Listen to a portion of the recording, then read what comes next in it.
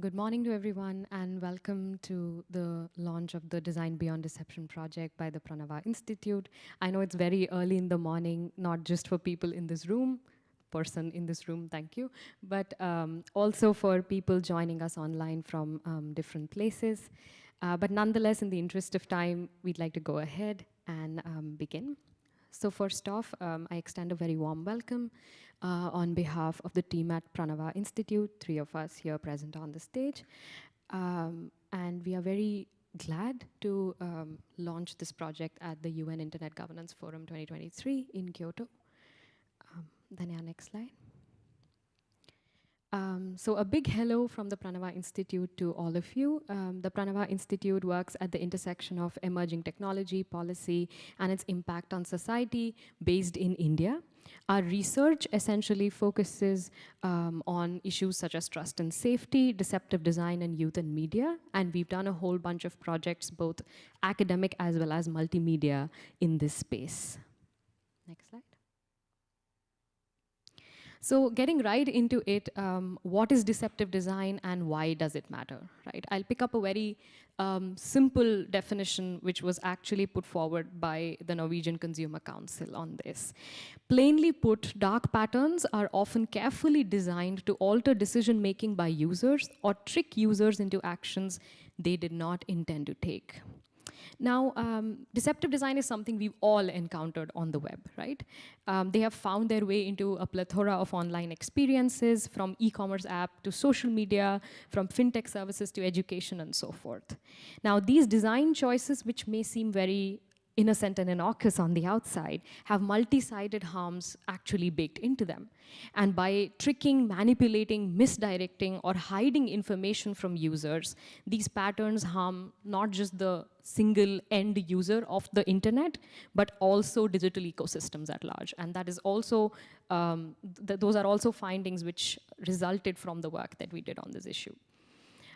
This project called Design Beyond Deception sought to understand the harmful impacts of deceptive design, specifically in understudied contexts, because a lot of the academic work so far on deceptive design was limited to the United States and European Union, and we wanted to look at what it looks like in other countries, right, where the nature of digitalization itself is different.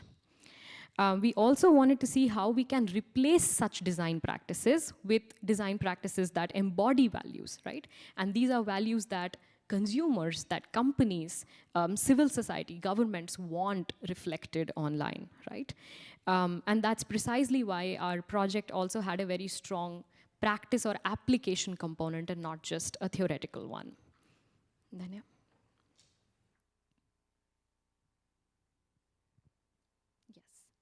Now moving on to what are the harms caused by these deceptive design patterns, right? And there are two ways in which we categorize these harms, right? One is the personal consumer detriment, which is focused on harms which you and I as people can identify we have undergone, right? These include privacy harms, financial loss. A lot of financial loss has been documented in countries such as India.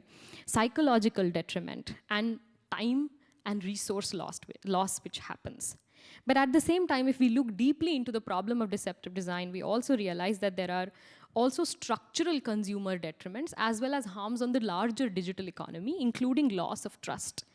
So a lot of research showed that when websites and apps used forced registration or price comparison prevention and so on, it weakens or distorts competition in a digital market. What that essentially means is that because of the use of these deceptive patterns, there is unfair trade practice being done in the digital economy. And this currently does not find any anchoring in our laws, but that's precisely why this topic has to be discussed at a platform such as this. Next, I want to talk about why we are talking about deceptive design, which seems like a more designer-centered issue at the UN IGF. And the simple reason is we are increasingly seeing regulators worldwide investigating deceptive practices in their specific contexts. These include the Federal Trade Commission in the United States. It includes the European Commission and the BUEC, which have been looking at this issue for a while and trying to understand how it can create a stronger European consumer protection law. And it's also found mentioned in the DSA. and consumer councils in countries such as the Netherlands, Norway, Australia, and very recently India also issued guidelines and working papers and have been trying to push policy on deceptive design. Finally, data protection authorities have been at the forefront in several jurisdictions to talk about the privacy and data harms which result from deceptive practices. Now, regulators are investigating the consumer harms, privacy and data harms, and competition harms which result from these patterns. And this is precisely where I want to move into a little bit about what our project was about. So the Design Beyond Deception project was an 18-month-long project which sought to bridge the gap between the theory and the practice. We held more than 4 large group-focused consultations, engaged with over 50 global experts in various domains, and held 20+ in-depth interviews on this issue. We also issued a research series, which is also being launched today by authors from across the world who focused on understudied areas. And this research was very generously supported by the University of Notre Dame and IBM's Tech Ethics Lab in the United States. Now, very quickly going over the project process, we started out with, of course, a review of academic literature, given the multidisciplinary and cross-sectional nature of the issue itself. Second, to tap into the in-depth expertise from multiple stakeholders placed across fields of theory and practice. We did scoping interviews with experts, which helped us give shape to the rest of the project. Third, we thought that creating a new body of work which contextualizes deceptive design specifically will help deepen the conversation significantly on the issue. And that led to focus groups and workshops with stakeholders, which led us to our final goal, which is the creation of a manual for design practitioners who otherwise would not have as a part of their curriculum or training as designers, an understanding of deceptive practices and how it may harm their end users. So the stakeholders we engaged with for this particular project were academics and researchers, design practitioners, startups, civil society and policy folk, and of course industry, which included a whole bunch of people from top to bottom who are involved in different decision-making processes, which very much so impact design decisions in a company. While our manual themes span what is deceptive design for a designer and not for a researcher, we also look at rethinking the user, designing with values, design for privacy. We touch upon culturally responsible design, and finally look at how regulation meets design, wherein we also probe the design practitioner to look at designing our collective future from a different standpoint. And since this manual has been made for practitioners, it is full of frameworks, activities, and teamwork, things that perhaps a product team can sit together and do on their own, right? Very quickly, talking about the research series, which also we are launching today. It focused essentially on understudied areas and understudied harms, including how, for example, crafting a definition for deceptive design is harder than it may seem. And for those of you who are lawyers in this room, you would completely understand why this is a huge challenge. We also talk about how identifying anti-competitive harms in deceptive design discourse is crucial. Also, how deceptive design plays in voice interfaces, and further such research pieces which were contributed from people across the world. So without further ado, I would request you to explore this project online or pick up a copy of the manual and research series here from the table in the first row for you to peruse. And without taking much of the time, I would very quickly now want to invite the speakers who have graciously joined us online. We have 2 speakers, Chandani Gupta and Maitreya Shah, who have joined us online, and I hope they can hear me. We also have videos from 2 speakers who, because of time zone issues, could not join us online, but have been very generous. So to quickly introduce the speakers, Chandani is currently the Deputy CEO and Digital Policy Director at the Consumer Policy Research Centre, which is Australia's only dedicated consumer policy think tank. She has previously worked at the Australian Competition and Consumer Commission, the OECD, and the United Nations. She has over 15 years of experience in consumer policy domestically as well as internationally. And her research focuses on exploring consumer shift from the analog towards the digital economy. Her work was extremely crucial in the sense that it was the first study in Australia, which, oh, I'm sorry, just, yeah. It was the first study in Australia which essentially led to policy change and consumer action on deceptive design. Maitreya, who's also joining us online today. Maitreya Shah is a blind lawyer and researcher. His work lies in the intersection of ethics and governance of emerging technologies and disability rights. He was most recently at Regulatory Genome, a spin out of the University of Cambridge, and was previously a LAMP to Member of Parliament Fellow in India. He has extensively worked in areas of digital accessibility, AI governance, regulatory technologies, and disability law. Currently, he is a fellow at the Berkman Klein Center for Internet and Society at Howard University, where he will be examining AI fairness frameworks from the standpoint of disability justice. We also have two recordings from Carolyn Sinders and Professor Christiana Santos. Carolyn Sinders is an award-winning critical designer, researcher, and artist. They're founder of a human rights and design lab called Convocation Research Plus Design, and she's also currently at the Information Commissioner's Office, which is the UK's data protection and privacy regulator. Finally, Professor Christiana Santos is an assistant professor in privacy and data protection law at Utrecht University in the Netherlands. She's also an expert of the Data Protection Unit Council of Europe and expert for the implementation of the EDPB support pool of experts amongst her many varied accomplishments. Without further ado, I would request Dhaneshri to play the video by Carolyn Sinders, who will touch upon deceptive design from a design practitioner's standpoint.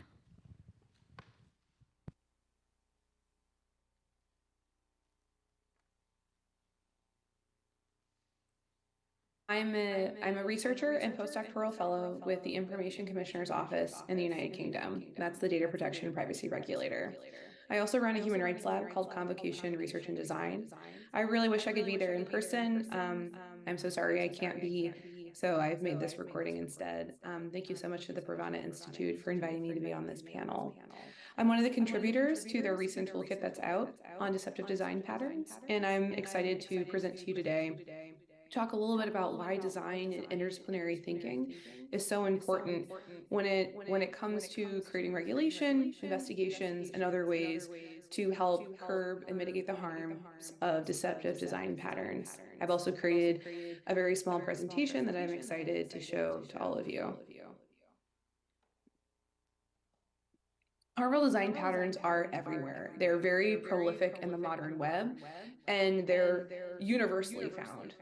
I have not, in all of my extensive research, ever come across a country or region that does not have harmful design patterns. They are, in fact, a global phenomenon and a global menace is the way to think about it. My article for the Pravana Institute's toolkit focuses on what do we do with emergent spaces, let's say like the metaverse or IoT or voice activation, when design patterns are not standardized yet for users, meaning users have not engaged with voice activation enough to understand what all of the design patterns are within that space. Or in the case of something like the metaverse, where there's not a lot of people using that and it's a really emergent space, what are the healthy design patterns within that? We haven't really come to that space yet. A lot of current design patterns are because we've existed in this kind of flattened modern web for quite a few years. And so there's been many years of research to figure out what could healthy or trustworthy or pro-user design look like. And it's that subversion where harmful design patterns exist. This kind of research is so important because it will impact how users create safety, it will impact forms of regulation. And this kind of work does really require an interdisciplinary lens. And so what does policy need to help combat harmful design patterns? Again, it's this understanding that design is an expertise. And as I was saying earlier, this integral part of the web. What we need is to sort of broaden our idea of what let's say, a researcher looks like or what knowledge looks like. One of the things that's been exciting in the many years that I've been researching harmful design patterns is the ability to work with all different kinds of legal experts who recognize that design is an expertise. What this means is when we're investigating things like harmful design patterns, is actually having a knowledge of what are design patterns, what are different kinds of standardized design patterns, how to run different kinds of evaluations, like a heuristic evaluation or a usability evaluation or an accessibility evaluation. These are things that actually there are many different ways to do them, but there are agreed upon tests in a way, or a series of different kinds of tests people can conduct. But these are the ways in which you can sort of look at, let's say, like the health of a product or how well or not well that product is designed. Often when investigating harmful design patterns, what you need to find or sort of look at or help surface is where does the confusion or manipulation or exploitation lie? So where is the harmful design pattern actually subverting this expected design pattern, the expected design pattern the user thinks that they're engaging with, right? Because that's what's being subverted unintentionally, let's say, or intentionally. And this is where having a background in UX design is really, really important to be able to recognize that. A paper done by the European Privacy Board actually found that they were testing with a few thousand users. They found those that were less susceptible to harmful design patterns were ones that had heard of UX design or knew what UX design was, right? And this is really important to kind of highlight. This means we're creating an unequal and unequitable web if the only way for people to try to avoid harmful design patterns is to have a design background. So conversely, I think to help investigate more, this kind of interdisciplinary knowledge is needed. Understanding how products are made, how they're tested, and again, being able to conduct different kinds of analysis, let's say on the interface itself. Inconsistent design, and we see these a lot in different kinds of harmful design patterns, can confuse users. They can overwhelm. So if there's too many features or too many choices, let's say, misunderstanding a core audience can also lead to poor or unhelpful design decisions. But we'll see this in an example I'm going to show. So inconsistent design can be a product name changing choices or changing name. Choices are not illustrated the same way. The name doesn't match up with what the user thinks they're doing. All of these things can confuse users. This also means sometimes if you're engaging or calling something too technical, then a user might understand what it is. Thank you so much for having me here. I'm so sorry that this is a short talk, but one thing I wanted to sort of really emphasize again is design can be an equalizing action that distills code and policy into understandable interfaces. What we need more is more research, more collaborative and interdisciplinary research between policymakers, regulators, policy analysis, and designers. Thanks, Carolyn. And now moving on to Chandni, who's joined us online. I would request Dhanashree to put up the slides. And over to you, Chandni. Welcome and thank you for being here. Thank you so much. I just want to confirm that you can hear me and you can see my slides. Yes. All good. Okay. Excellent. So thank you so much for the introduction earlier, and thank you so much for having me.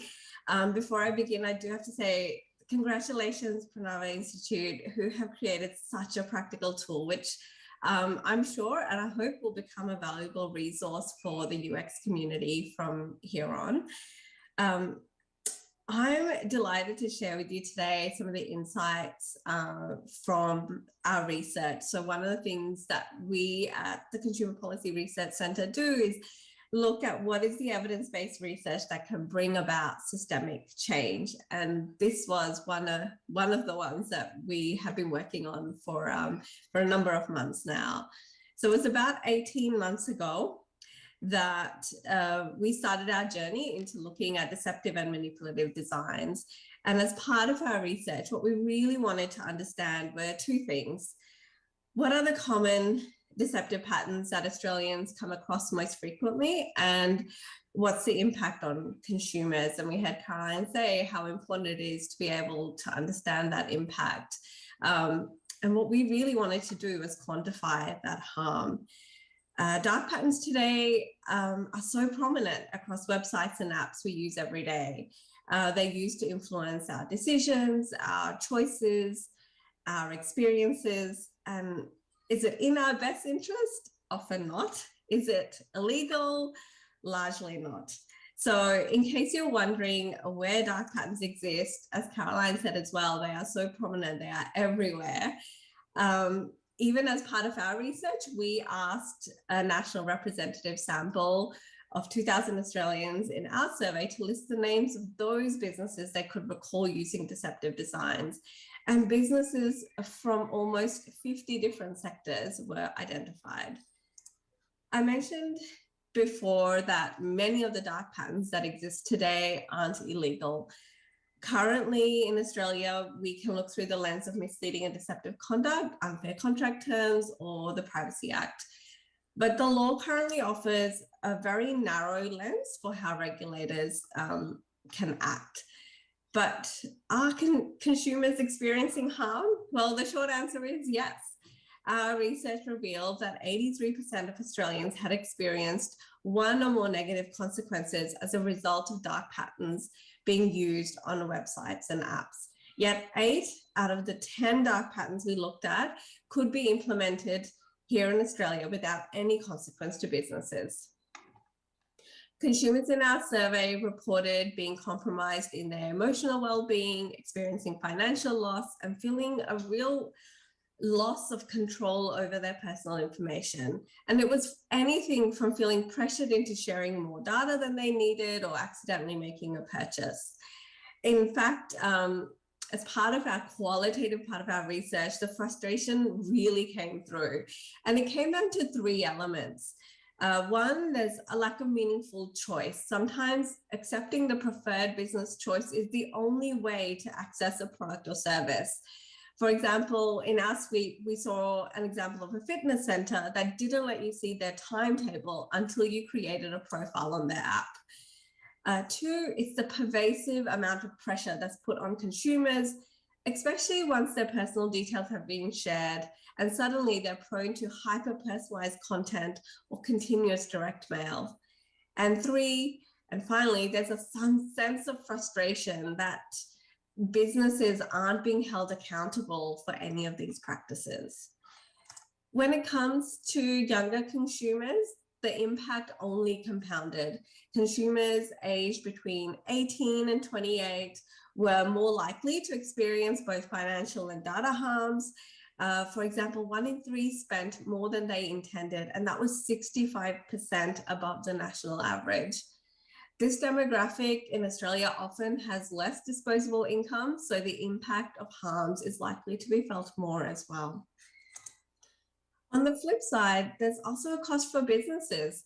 Almost 1 in 3 of the consumers we surveyed stopped using the website altogether. Almost 1 in 6 felt their trust in the organization had been undermined, and more than 1 in 4 thought negatively about the organization. So while in the short term, dark patterns may lead to financial and data gains, in the long run, they will deteriorate consumer trust and loyalty. So our research has highlighted is that everyone in the digital ecosystem has a role to play, and Diksha mentioned this earlier as well. There's definitely a role for governments and regulators, and we've been really pleased to see some of the changes that are coming about, such as government currently considering here introducing an unfair trading prohibition and dark patterns being included as part of that legislation. And the Privacy Act is finally getting reviewed, which currently is from the 1980s. So it not only predates dark patterns, it predates the internet. However, it's actually businesses who are in the best position right now to make changes today and lead by example, whether it's auditing their online presence or testing with consumers' best interests in mind. Even small businesses can be really mindful about the off-the-shelf e-commerce products they're choosing and which features they're turning on and off. Now, from what I've heard from UX designers that have reached out to me during conferences and events, is that it's often not in their hands. And much of this is a business decision that happens in another part of the company. But one of the things that they can do is share this type of research, resources such as the Pranava's handbook and other work that's happening in this space with their colleagues to show the impact better online patterns can actually have, not only on consumers, but also on their business.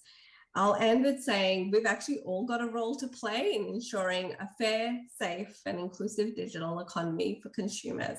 Thank you so much.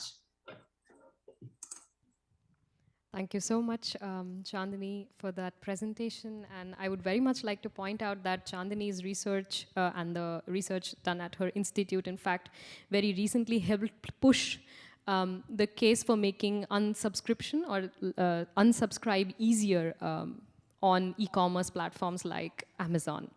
And that's a big move, right, coming from regulators. So more power to you, and thank you so much for joining us today. I would now like to request Dhaneshri to play a recorded video we have from Professor Christiana Santos, who will talk about deceptive design from a legal standpoint and share some of her work.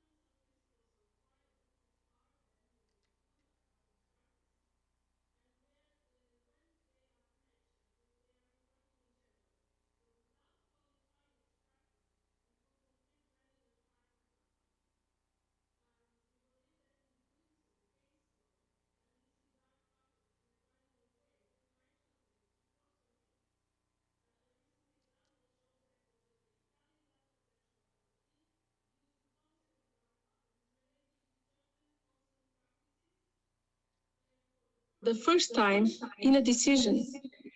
We suggest that along with this DPA, other enforcers name and publicize violations as dark patterns in their decisions. This way, we believe that organizations can factor the risk of sanctions into their business calculations. And also policymakers can be aware of the true extent of these practices, right? And naming dark patterns is now more important than ever, especially since the DSA and the DMA codify dark patterns explicitly. So it's a legal term. We also found that the dark patterns are used both by big tech, but also by small and public organizations.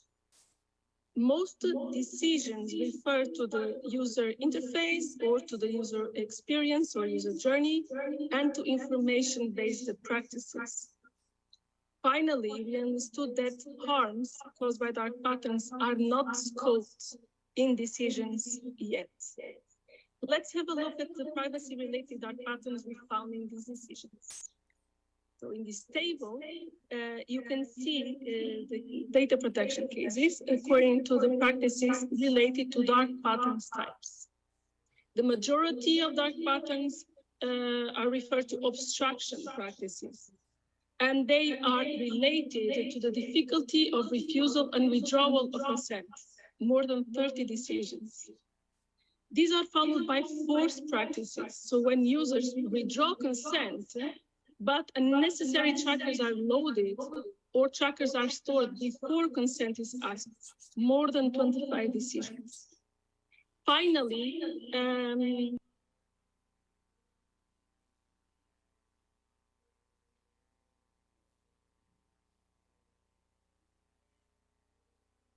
policy to use a service at the same time and in bulk, for example. So we understand that enforcement cases are a way for a general deterrence of dark patterns. And we showcase these dark patterns decisions in this website, deceptive design/cases. And this website is being updated daily with new decisions. So let's talk about the harms caused by dark patterns. There is a growing body of evidence from human-computer interaction studies, from computer science studies referring to dark patterns that actually might elicit or lead to potential or actual harm. But there are also harms related to dark patterns in privacy. Several studies focused on consent interactions, and they show several harms caused by dark patterns. Labor and cognitive harms, loss of control, privacy concerns and fatigue, negative emotional responses, regretting privacy choices, and all these harms provide evidence of severity of harms. And for a concrete example, scholarly works find that the pre-selected purposes, pre-selected options for processing data, or even accept all purposes option at the first layer of a consent banner can or may use users' personal data or even very sensitive data, depending on the website in question, and these can share this personal data by default with hundreds of third-party advertisers. And this might provide evidence of a potential severity and impacts regarding dark patterns harms. However, consent claims, at least the scoped ones, for non-material damages are not being used within the redressed system, even though there are so many decisions related to dark patterns and related to violations of consent interactions. Finally, we know that dark patterns occur in different domains, not only in privacy, right? And there are several data protection regulators and policymakers that show interest in contributing to this space of dark patterns. And we find at least 5 reports from the EU, from the UK and US bodies published in 2022 alone. But these sources often lack the citation provenance trails for typologies and definitions, making it difficult to trace where new specific types of dark patterns emerge and under which conditions. On the other hand, academic literature has grown rapidly since Brignall released his original typology in 2010. In the years since, foundational work by Bosch, Gray, Matur, Buguri, Strahilecit have added many new dark patterns. These typologies have had some overlaps and also some misalignments. We analyzed those academic and regulatory taxonomies and counted 245 dark patterns. Yes. Many of these dark patterns indeed either overlap or misalign with other types of dark patterns coming from all these different sources. And so we constructed an ontology of dark patterns knowledge. We aggregated existing patterns, identified their provenance through direct citations and inferences. We clustered similar patterns. So we created this high level, meso middle level, and low level patterns. And this ontology of dark patterns enable a shared vocabulary for regulators and dark pattern scholars, enabling more alignment in user studies, in mapping to decisions and discussions of harms, and for scholars also to help to trace the presence and types of dark patterns over time. Regulators could anticipate the presence of existing patterns in new contexts or domains and to guide automated detection. Thank you for your time. And if you have any question and any suggestion, please consider to send me an email. Thank you so much. Thank you to Professor Santos for that presentation and for showing us very clearly how deceptive designs now are a part of the legal discourse increasingly as different countries across the world look at it closer and make it a part of their case law. I would now finally like to invite Maitreya Shah to share his comments with us. And thank you so much, Maitreya, for your patience. And thank you so much for being with us. Hi, Titiksha. Thank you so much for having me here. I hope you can see my presentation. Yes, Maitreya, you're all set. Thank you so much. And congratulations for launching this at one of the best platforms possible in the world to talk about this. So yeah, hello everyone. I'm Maitreya Shah, and thank you so much, Titiksha and Pranava, for that generous introduction. So, my fellow speakers have already touched upon, many forms of deceptive designs and how they, interact with consumers, how they pose harm to people, and what are the dark patterns that exist on the internet and elsewhere today. Um, you know, Dark patterns, deceptive designs are quite multidisciplinary with the rise of AI and emerging technologies. I intend to talk about two things very briefly. The first is the piece that I wrote for the research series that Pranava is launching today, which deals with accessibility overlays and their harms on people with disabilities. The other is briefly to my work, because a lot of my work is on AI, bias, fairness, and ethics. And I tend to, briefly touch upon the deceptive design dark patterns that are emerging through AI and emerging technologies and the new models that we see in the world today. So to start with, deceptive design practices in accessibility overlay tools. So I wrote an analytical piece for the research series, the ethical design research series of Pranava. And I evaluated what are called accessibility overlay tools. So before I delve into what accessibility overlay tools are and what their deceptive design practices are, I'll give you a brief on accessibility. So accessibility is the idea to make websites and applications usable for people with disabilities. It is a legal right and a legal obligation through various instruments, international and domestic. I've given here a few examples.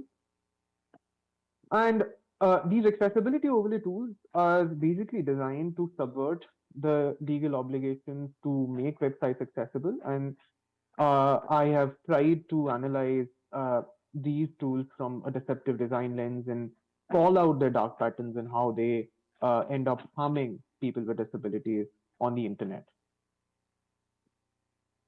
So a generic overlay, as a lot of you who come from the design side of things know, is usually on the UI or UX side of websites or web applications. It is, in the forms of pop-ups or these, JavaScript boxes that usually come up, and they tend to deviate or obstruct the attention of users on websites and shift their focus to something different, like sign up boxes or advertisements and so on. An accessibility overlay tool is exactly like this. However, what it claims to do is it claims to make the website accessible for people with disabilities. Now, in line with a lot of international standards and regulations, the Worldwide Consortium has come out with a web accessibility guidelines and standards that are guiding developers and designers to make websites accessible. And these standards require a lot of manual labor and a lot of manual design input right from the source code. Uh, so these accessibility overlay tools do not end up making any changes in the source code. They only make changes to the user interface side of things. They only basically change the font, color, contrast, or size, or maybe add some image descriptions on the website, which are things that are already built in the assistive technology of people with disabilities. So accessibility overlay tools are not doing anything new. Assistive technology like screen readers that people with blindness, for example, use, already have a lot of these features built in. So what are the harms? So these companies that sell these accessibility overlay tools claim that they are making the website accessible. And what ends up happening is whenever there is an accessibility overlay tool in a website, there is a toolbar and an announcement on the top of the website on its landing page that says that the website is accessible and the person visiting the website can utilize this feature to get an accessible um, experience and an interaction on the website. So people with disabilities, they are, their trust gets kindled. They tend to use the website with the anticipation that the website would be accessible. And what ends up happening is that they are deceived and manipulated to choices that they do not intend to make, which is inherently the idea of deceptive design. This is done to, as I earlier said, subvert the legal obligation to make websites accessible. Companies, they employ designers that don't incorporate accessibility features from the very inception of a website building process. And then they are afraid of lawsuits and paying hefty compensations. So they resort to these sort of contrivances and these sort of shortcuts to make their websites accessible. Uh, So there are many issues. Before I come to the strategies of countering these tools, there are many issues that end up happening with people with disabilities when these overlay tools are deployed in a website or a web interface. So firstly, many screen readers that blind people especially use get obstructed by these overlay tools. These overlay tools also tend to impede the privacy of people with disabilities because they detect assistive technology that is being used by these users. And there are many other issues like false and inaccurate image descriptions that might lure or manipulate people into purchasing things that they do not want to. Uh, in line with the idea of today's discussion, I have given here a few points around strategies that would move us from theory to practice. How do we, counter these accessibility overlay tools? How do we see that there are, companies don't use these tools and that they don't harm people with disabilities? So these are a few examples that I have personally researched and I've gathered from across the globe that are somehow effective strategies to counter the deceptive practices of these tools, including regulatory actions, community advocacy, tools that could counter these accessibility overlays, and educating and sensitizing designers and web developers uh, to start with. So this was possible through Pranava's collaboration and consultation that I could have with them to think about how these accessibility issues could be manifest in deceptive design language and how they harm people with disabilities, to understand this issue that is quite marginalized and very less talked about. Uh, I'll quickly move to artificial intelligence technologies. There is a lot of hype and a lot of discussion around ChatGPT and generative AI tools today.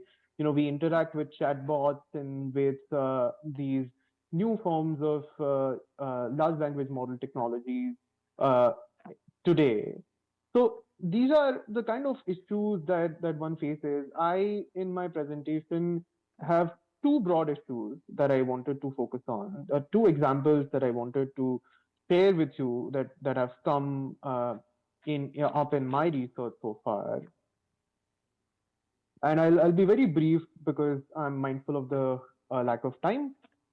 So a lot of regulators are, they are talking about and they are making people aware about the deceptive design practices to anthropomorphism, which is basically human characteristics that are carried by non-human identities. So, for example, chatbots and generative AI models that take on human characteristics and blur those boundaries between humans and tech, and that tend to manipulate users, that tend to subvert users' autonomy and their privacy.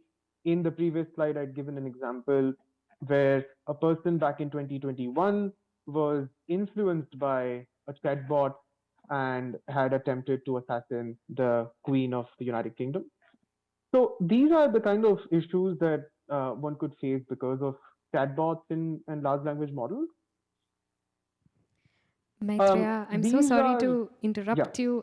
Could you just very quickly wrap up? We're 1 minute over time, and I would just, I'll do that. yeah, thank you. Sure, thank you. This is very briefly again an example from data mining practices and how they intend to violate the privacy of users. I'll quickly move to, and these are a few examples again to move from theory to practice, how regulators are trying to shape the discussion around AI and emerging tech and deceptive design practices, and how you or I, as lawyers, designers, or community advocates, can influence the work on this. Yeah, that's it. Thank you so much. And sorry for running over time.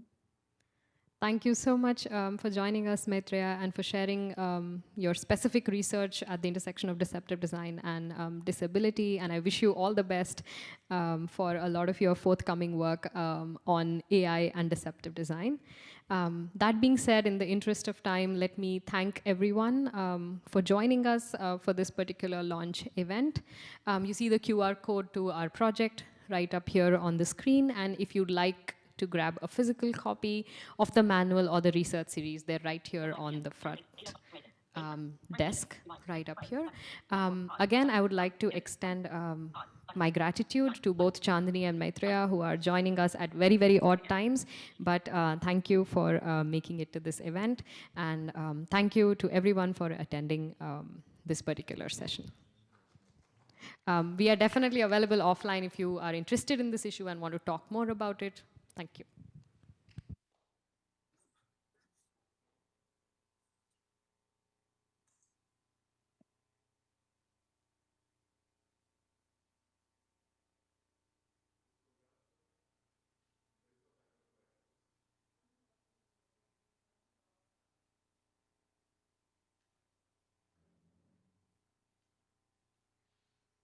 Deceptive by design.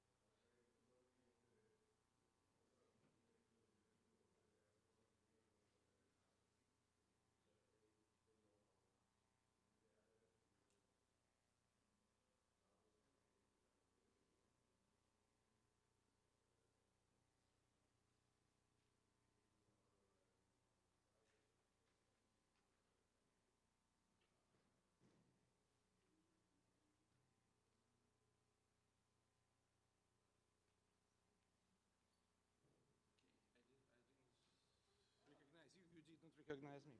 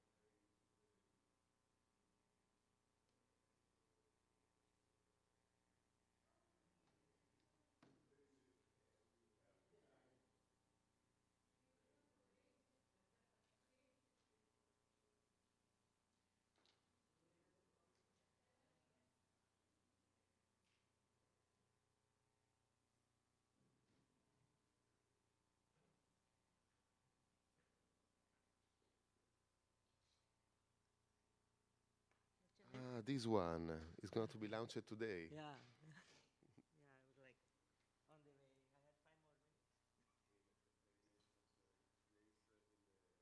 Really? Really? Oh, undergrad. Oh, yeah, that's right. Yeah, great, great. So can you?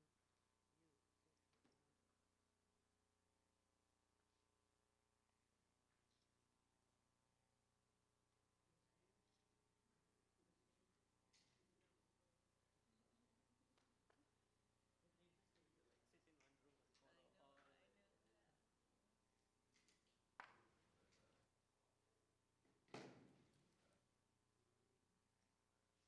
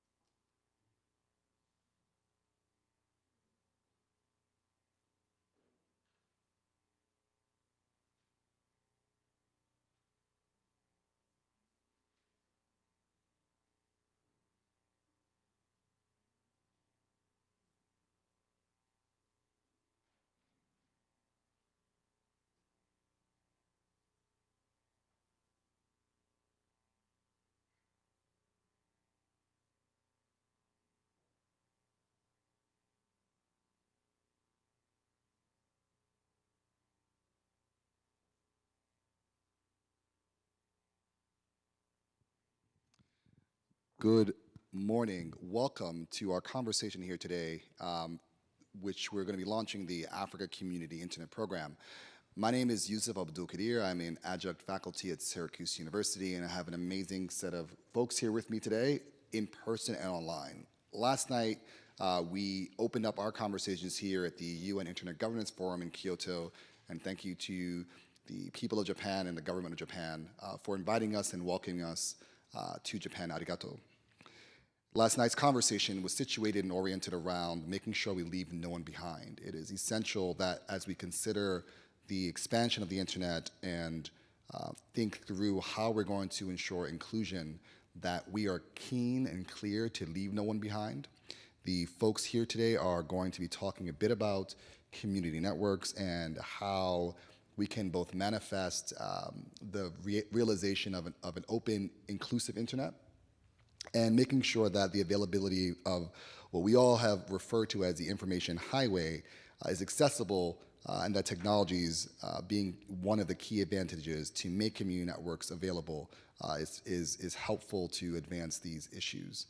We've got a number of folks in the room and online, so we're going to begin today in multi-approaches. First, we're going to have some presentations and case studies from Dr. Lee McKnight and graduate student, doctoral student, Jane Apio-Ochere. And then we'll have a discussion with folks here and online. We're going to begin with Dr. McKnight. Thank you, Yusuf. Thank you to Japan, our hosts, and all of you here in the room and online for joining us for this important discussion. The Africa Community Internet Program was introduced in 2022 at the Addis Ababa IGF in Ethiopia last year, and we have made progress with our partners. I am a professor at Syracuse University, as is my colleague, Professor Smith there, and we have been working with the Africa Open Data and Internet Research Foundation to launch the Africa Community Internet Program. Next slide, please.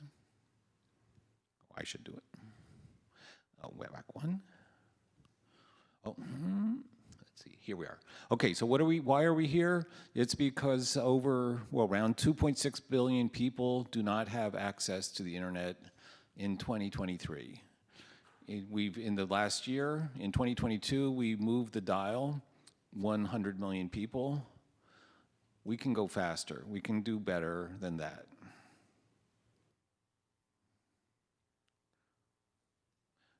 Go back. Okay, I'm sorry. We can do that.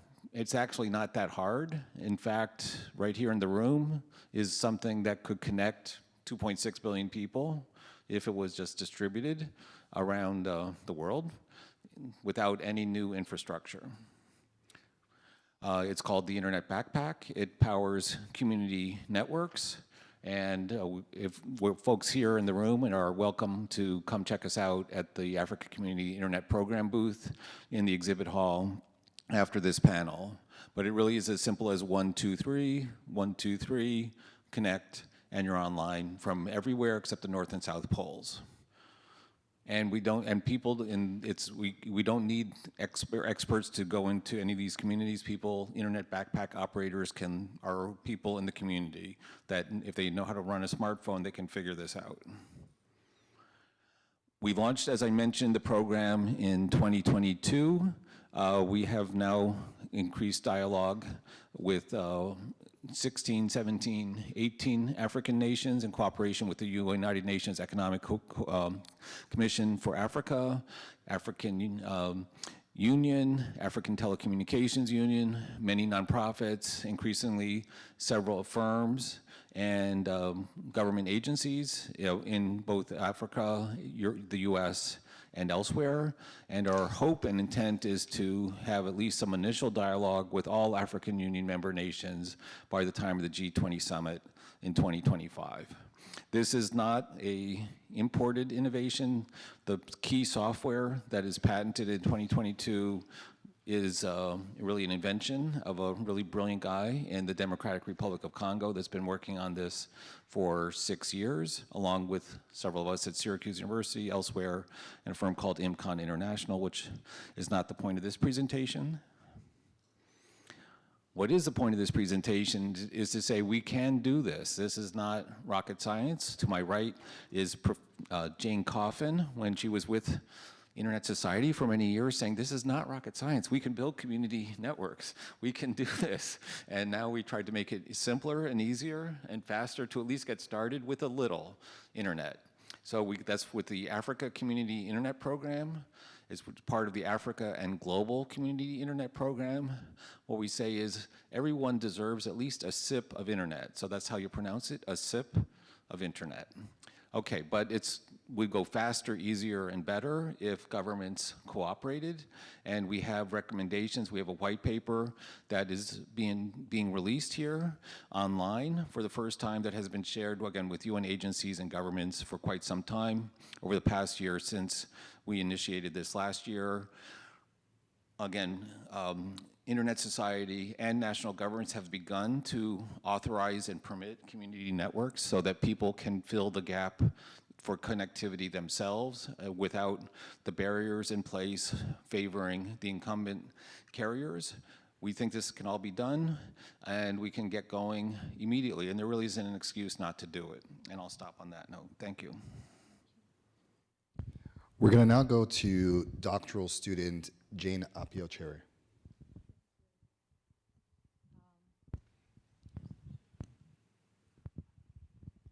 Thank you. Yeah, so it's always good to think about what legacy we, the older adults, are leaving behind for the younger generation behind us, especially the ones in rural areas. Kids born in rural areas did not decide to be born over there, but they are born over there, and there's nothing we can do about it. All we can do is to help them to be able to grow up and become citizens that can produce, citizens that can help. And so my research that I'm doing is about providing internet connectivity in rural areas, and it's in Ghana. We first train teachers so that the teachers can train the kids. And when we did the research, we had teachers come to a library where, as Dr. McKnight said, we have the internet backpack that you see over there. We put it in that rural area where they don't have any internet connectivity. We turned it on, set it up, and there was internet access for the teacher professional development that we did. We trained the teachers, and now, for about 4 months, a year from now, last year, the teachers have been using the internet, and guess what? The numbers that we have is now the children are the one coming to the library. Now, if the internet backpack was not provided, was not there to provide internet access, yes, the kids will come to the library to read books, but they would not be able to research and find other resources online. Some of the teachers were very happy because they are able to download videos because their classrooms, they don't have electricity, not alone internet. And so they download videos, take it to their classrooms and show it to the kids. And then give the kids assignments, and the kids will come to the library, do the research, and present whatever they've learned. And they're seeing amazing improvement in the children's education. We also looked at, I also looked at the gender aspect of it. When the internet backpack or internet access was provided, we saw that a lot of girls were using the internet as it's supposed to be, and not that the boys were not, but the girls were really there. But as time progresses, we saw that the girls were not always there, but the boys were using the internet, which is something that we hope to investigate more and find out what is preventing our girls from using the internet. Another aspect that we saw was the social connection of having the internet in the centralized location in the community. The community had 5 schools.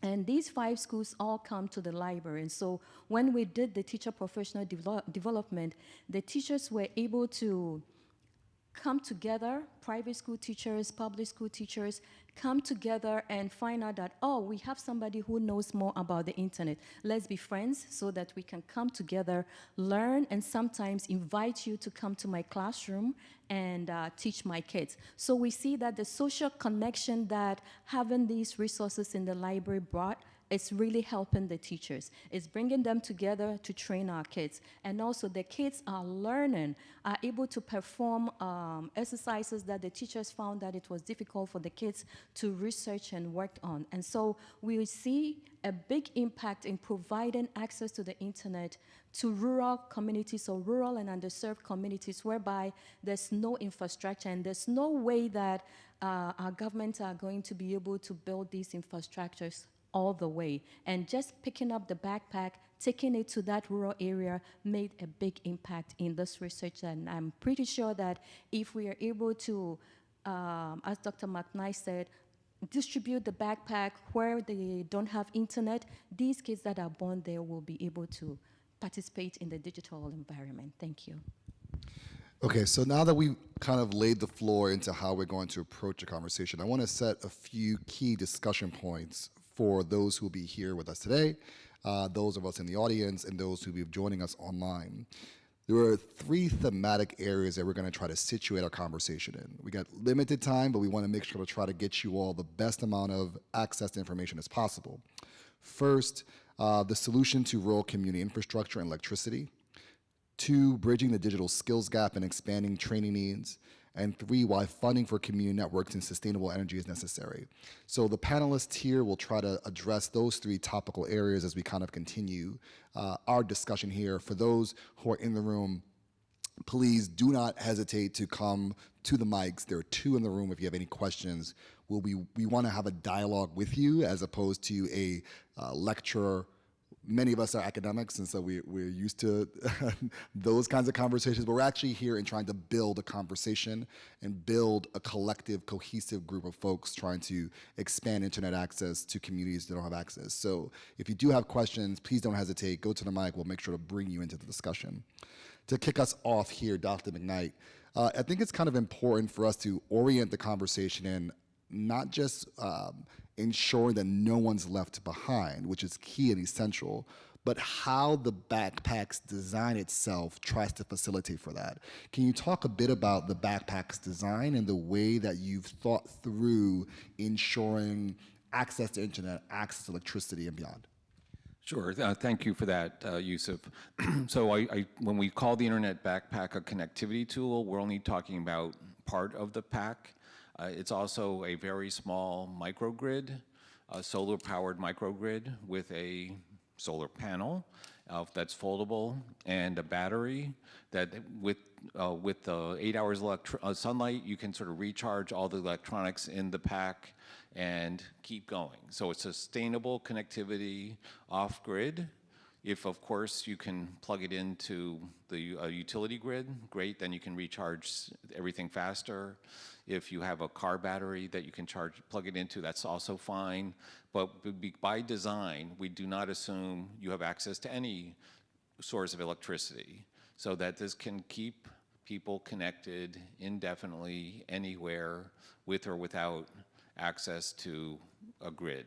Obviously, it'd be better if you did have access to reliable electricity from another source, but this is by design does not make that assumption. It assumes maybe you need it, maybe you don't. Another aspect is, how do you connect? You could connect by Wi-Fi. That would be nice, right? We like Wi-Fi, we all do. It's cheap, fast, unlicensed spectrum, pretty good service. You're all on it right now.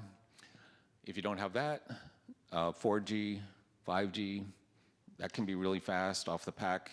And that we have designed so that we're sort of by design, we're assuming up to about 25 people, up to 250 devices can be connected off one pack. We're not guaranteeing that they can all get recharged. We can recharge what comes with the pack overnight. But still, 25 people, simultaneous users. So this is simultaneous, not like total. Jane's numbers exceed the professor's guidelines, but that's actually, that shows it, and it not with still decent performance. So again, this is a sip of internet. This is not a gigabit per person guaranteed from a fiber, but you get some internet from it. So to summarize, it's a microgrid, it's a connectivity tool. Oh, I forgot to mention satellite. In case you can't connect to 4G or 5G and you can't connect to Wi-Fi, there's a satellite internet capacity built in. Currently, we're using BGAN. That will be swapped out to another solution in the next upgrade, I understand, from the manufacturer. Oh, and if you can't do any of that, and you really want to connect, we have like a mesh networking for sending emergency communication signals to somebody within the next 2, 4, 5, or 10 kilometers away. So in sum, the whole design is like one way or another you have energy, one way or another you can connect, and everybody can connect everywhere with that one little pack, except the North and South Pole, just because of Inmarsat satellites. So anyway, so that's the design. It's a complex, complete little system with a careful energy balance to make it sustainable indefinitely with or without access to the energy grid.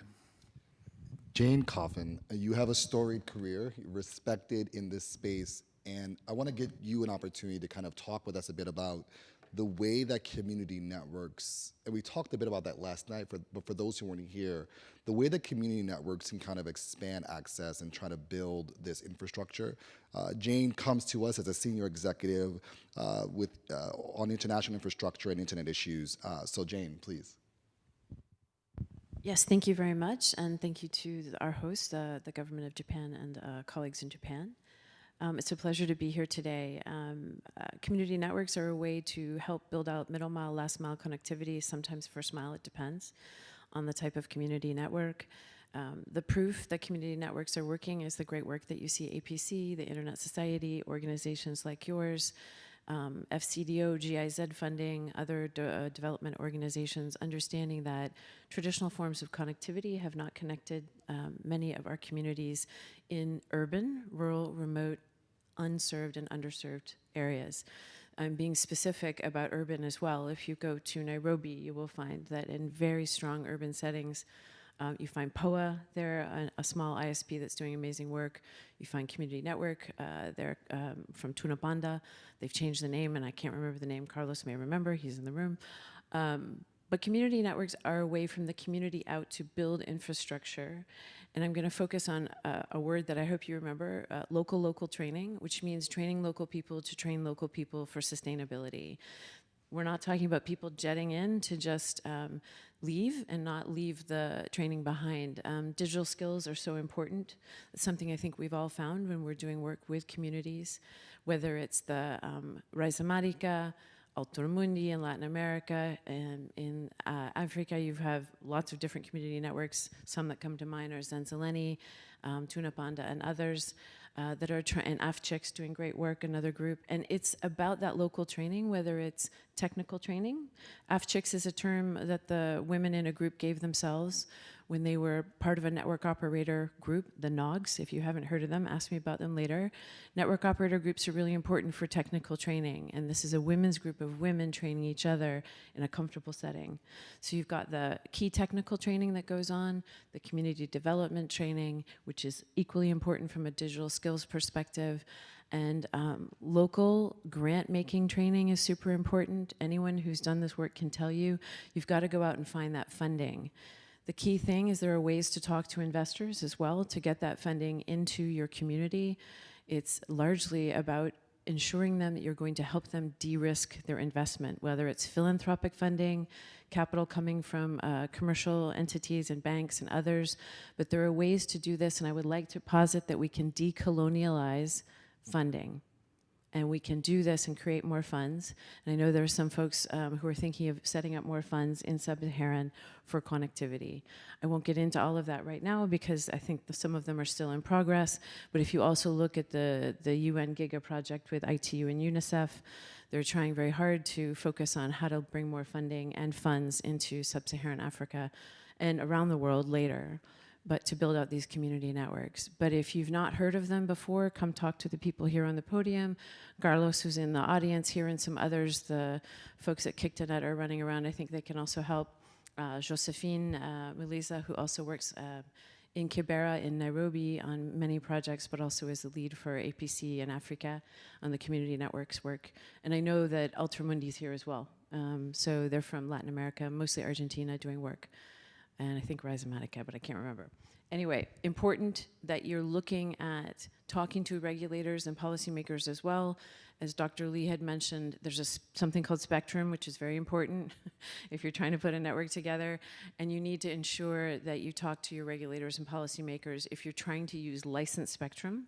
But the Wi-Fi networks are generally using that unlicensed spectrum in 2.45, sometimes 6 gigahertz, which those are geeky things that you don't have to remember. Just know that if that's not unlicensed in the country that you're working in, you need to figure out how to talk to the regulators about using that spectrum. But in many countries, it's unlicensed. You do need to know some of the people who know more about this from the technical perspective, and there are many of them out there. Again, I've mentioned some earlier. I'll stop talking and turn it back to you. No, that was amazing, Jane. I think it helps to kind of transition perfectly to a colleague of ours, Kwaku Antwi, who's the Director of Programs and Outreach for the Africa Open Data and Internet Research Foundation, AODIRF. Kwaku, are you here with us online? I believe you are. I'm right here, Yusuf. Hello, everybody. It's as if the voice of God has come to us in the room. It's always great hearing you, Kwaku. Kwaku, if you could please talk a bit about the way that AODIRF is trying to both engage regulators, members of parliament, and communities. I think oftentimes we talk about digitalizing the grassroots. It's the name of our white paper. But why is it key to try to build this part of the internet from the grassroots up? Thank you. And thank you, everybody. Jane, great to have you on board. Such a big steps to follow. But anyway, thank you so much. So basically, it's important that we empower the people with the skill set to be able to set up, just like the backpack was easy to set up, but most importantly, to engage the policymakers who make the laws, who are able to authorize the use of the equipment according to the regulations, according to the set rules, and most importantly also to engage the policymakers from the parliament to be able to transition their thinking and also aligning with the lawmaking so that it's easier to transition our technologies. Community networks are something which are kind of a new phenomenon, but it's quite easy to understand the concept. I think Jane Coffin just broke it down a bit for us, but we're empowering the people to be able to be empowered to be more sustainable. Okay, so once we have the networks in place, we believe that the skill sets, the innovation needs to stay in the community. If the innovation stays in the community, we need to have laws or regulators who also understand that this is a bit different from the big telecommunications networks or the ISPs who operate on a higher level, who require big capital. Most of our communities that we are looking to digitalize, these are the grassroots communities, also have needs to be able to connect it. And I believe Jane Apiotri's research and other deployed parts in Costa Rica and across the world where the community and the backpack has been deployed shows us that, one, the people themselves in the rural communities need to be skilled enough. Our regulators need to be able to do, and that's what African Open Data and Internet Research Foundation we are doing across Africa. We have our network of regional regulators as well as policymakers and in the IGF space, the NRIs, and also our network of other internet connecting organizations that we strengthen ourselves, meet regularly, and also share our experience where we're able to improve the network and make sure that our grassroots communities are digitalized, skilled, and also knowledgeable about the policies and regulations, who are able to improve it for their own benefits from the bottom up. Thank you. Awesome. So we are really excited about the opportunity to both engage in conversation and dialogue, but to do something special here today. Last year, we introduced the world to this concept of the Internet Backpack. Actually, Dr. Smith, if you would be as kind as to raise your hand, Dr. Smith is here in the audience. You'll see the Internet Backpack to the left of her, so if folks in the room are interested in coming, you can take a seat, you can see it, you can engage with it, you can touch it, you can feel it. But we're this year going to try to launch another opportunity to connect with our website. So as Dr. McKnight mentioned, the website is a SIP, but just for those of us who may not be able to spell that, is agcip.org. And please take a moment to go to the website. For those of us joining from around the world online and those in person, you can check out the website, and we'll be happy to put it on the screen in a moment or two. For the last few moments that we have, I want to make sure that there are any questions in the audience. And if there aren't, I want to try to round us out with a few key points about the importance of both engaging in discussion. We have a lovely person here in the audience who has a question.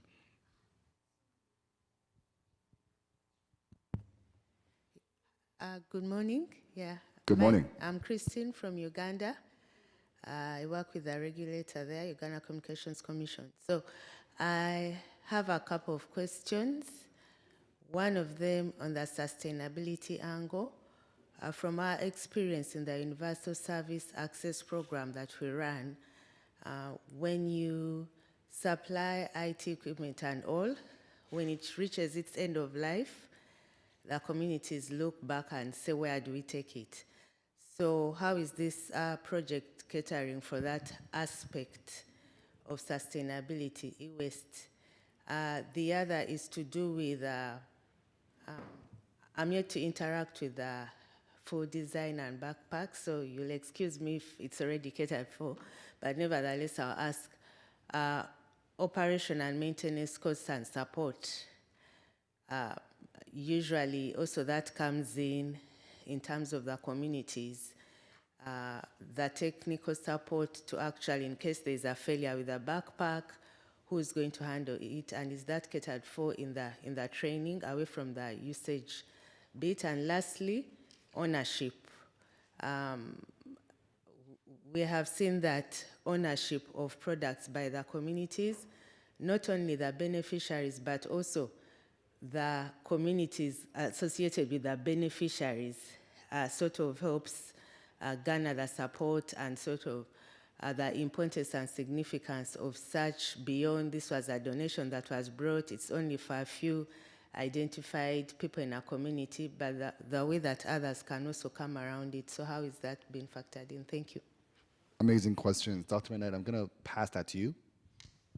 Thanks, and those are all excellent questions, and we don't pretend to have firm answers to them all at this moment, but we'll sort of take them in part. So first on sustainability, there's a very large firm, which I cannot name yet, that we're in discussion with around issues of e-waste, recycling, and life cycle management of the pack and beyond, because there's the pack, and once you have the pack, you might also want to have some laptops or other phones. So again, that's under discussion, but not something that I can say, I can pretend we have a solution to right now, but we recognize that's important going forward. Second part is, well, actually, the first part for the pack itself, from last year's discussions in Addis Ababa, there was strong support for having the pack come with a full warranty. So essentially, there's always, if it's a warranty, you can just sort of send it back, right, to the manufacturer, and then they have the, under US law, they would have the e-waste responsibilities for it. That was one. What was internet backpack operator? Like who's actually managing this and how much training is needed? Well, I showed one slide with like 1, 2, 3, 1, 2, 3. We also have, and we have 5 like 2-minute videos in English and Spanish. That is really all you need to do to train an internet backpack operator. And that internet backpack operator is some member of the community who is either, well, we went into Costa Rica, so we recognize like somebody has to own this and take responsibility for it for the community. So they don't actually, you know, they don't technically own it, but from a technical point of view, who's responsible for it, who's trying to make sure it's safe and secure, and who's the best skilled at operating it. So when Professor Smith and I went into a rural community in Costa Rica, I think now 2 years ago, I was very curious, like how did they decide who was the internet backpack operator? You know, what was special about him? Well, he was, and the answer was he lived next to the school. Okay, so he's like, skip the spillover from the Wi-Fi signal, covered the school, give it to him, and he was a member of like the local community board of some sort, but he didn't have any special skills. So again, literally, if you can operate a smartphone, you can operate the internet backpack, you can learn more and do more. Offering further training and support for higher levels of management beyond just being like the local internet backpack operator. This is really a cloud to edge solution. So you're managing multiple different cloud services and designating things. That gets more complicated. True. We have been working closely with the Internet Society. Jane was too modest to admit, like really it's her nudges along the way. Before there was even one internet backpack, we were talking, Jane and I, before the first one was ever deployed to Democratic Republic of Congo. Since then, every step of the way, we've been interacting with Internet Society, local communities per country. So we would expect the Internet Society in that country to be part of like the backstopping technical support. Similarly, ICANN, similarly NRIs, and then there's of course, local, so essentially, anyway, so we don't have a magic solution per country. It would be something where the Uganda ISOC community would have to sort of step up a little bit to help provide solutions. Remote support, Syracuse University students are really good and have been helping, literally you don't need anybody in the country. This is why I'm saying this is so simple. This deployed into 20 countries where there aren't anybody from the manufacturer. There's nobody from Syracuse University there. We get access on the internet, we coach them, we debug it. So it's designed to be that easy that you do not need that level of expertise unless you're trying to do these higher level things. Now, if I'm trying to remember, there probably were a couple more questions there, but that's what I should probably stop rambling. Hello, my name is Niels Brock from DW Academy in Rhizomatica. I have a question. It sounds like a really great solution, like one fits for all. And taking it a look from another side, when we talk about co-creation and community-centered design, and where you sit together with persons and you would design solutions, maybe you would come up with more than one backpack, so to speak, and they could look different, and they could be also owned by the community. So my question is a bit, manufacturing, is this also like, is it a decentralized approach behind it? Because as I understand, like shipping devices can make up to 80% of the cost in some cases, and then there's also the question if some component is broken. In some countries, they might not be available, and it would be maybe better to build up the technical solution also like locally in this sense, to see what are local manufacturers or fab labs or who could be involved. So yeah, this kind of thinking. Thank you. Super question. I'm going to take my moderator hat off for a moment and put on the participant hat and then put it back on and go to Dr. McKnight. The intention has always been for this not to be oriented by what people in the West kind of coming onto the continent and saying, you need better, here you go. We're really not oriented around that. To be extremely explicit, this was designed by a brilliant person from the Democratic Republic of Congo. It was innovated by a person from Haiti. So at its core, this has been a Pan-African movement of sorts that has been collaborative across multiple communities. The vision has always been to try to bring the backpack, the technology, to the continent to help communities start themselves up to be the manufacturers, the distributors, et cetera. We're not really interested in trying to export and do it in that way. We're really interested in trying to build an ecosystem where communities can be self-sufficient and sustaining. Because there were two questions that our colleague from Uganda asked with respect to sustainability.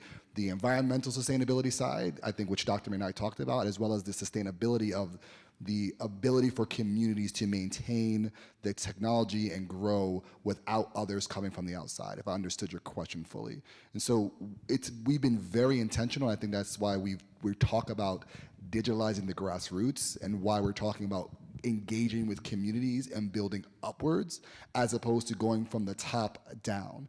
We're being extremely prudent in making sure that we are being cognizant of the need, even though there can be opportunities to launch this in 55 countries tomorrow, we want to be very keen on not losing sight of that. Dr. Minai, if you want to add anything that I may have missed.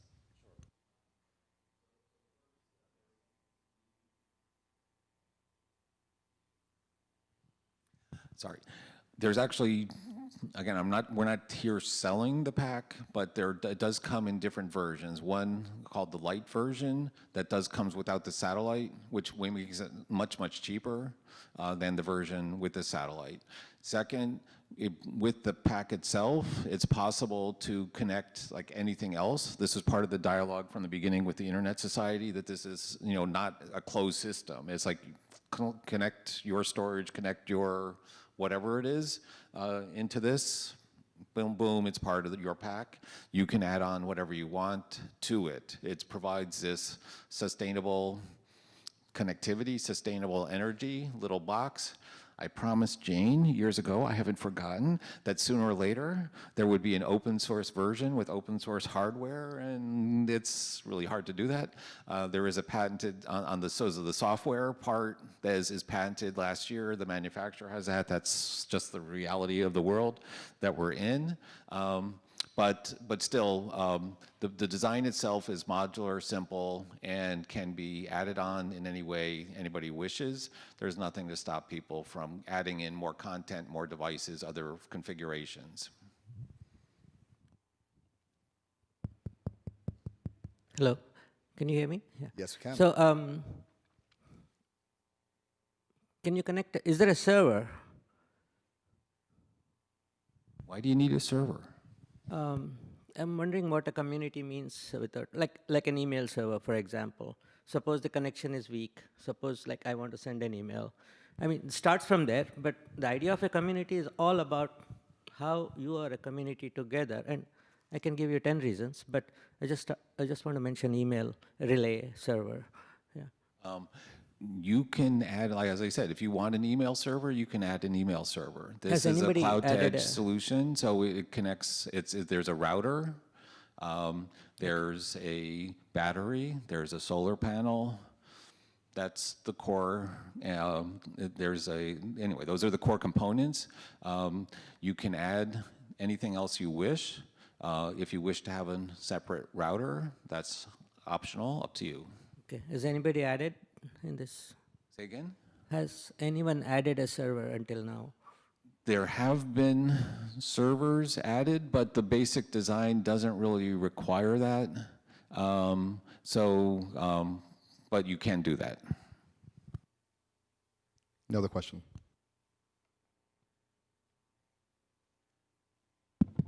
Hi, thank you.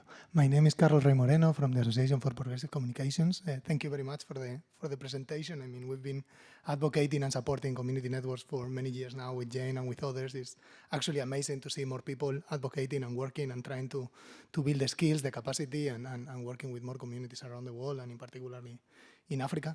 I think while listening to you, there are some ideas that are coming to my mind, especially in relation to the funding or the financing of these initiatives that are related to, at the end of the day, the economic sustainability. I mean, we've been talking about the social sustainability, the technical sustainability, the environmental sustainability, which are all important, but in relation to, for instance, unlocking universal service funds, as I think Jane has a session tomorrow on that, or on Wednesday. I've lost track of which days today, I'm sorry. The financial sustainability is important to unlock funding. You need to have some sort of a business model, an organization behind it, so there is some sort of a compliance and whatnot behind it in order to unpack either USF or finance from, impact investors that might be interested in doing that. And I'm one of the biggest. I really like the solution, and I'm looking forward to spend more time with you during these days, understanding the entire setup. Because there is an entire rebirth of community centers that require connectivity, that are owned by the community, kind of not the telecenter model that the governments were kind of topping down into the community, like more top-down approaches that are not working, and a rebirth of that movement, and internet, like internet connectivity solutions like that one could work. But then there is the issue of the cap of the OPEX I mean, at the end of the day, for the entire thing that I just mentioned, and then you would require a license to be able to sell internet. So, it has like many elements, and but then the OpEx in itself is very complicated. I mean, we've been working for the last year or so in Nigeria with some of our colleagues there, and the element, even though they have the community centers from the government, there is no internet service provider whatsoever where costs are affordable for the community to maintain it and to pay, a recurring cost of the OpEx, no?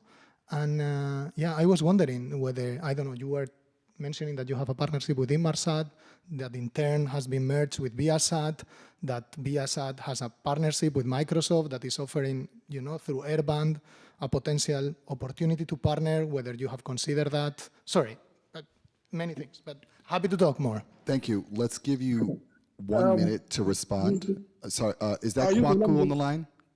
Yes. Yes, thank you. Nice seeing you, Carlos. Kwaku here.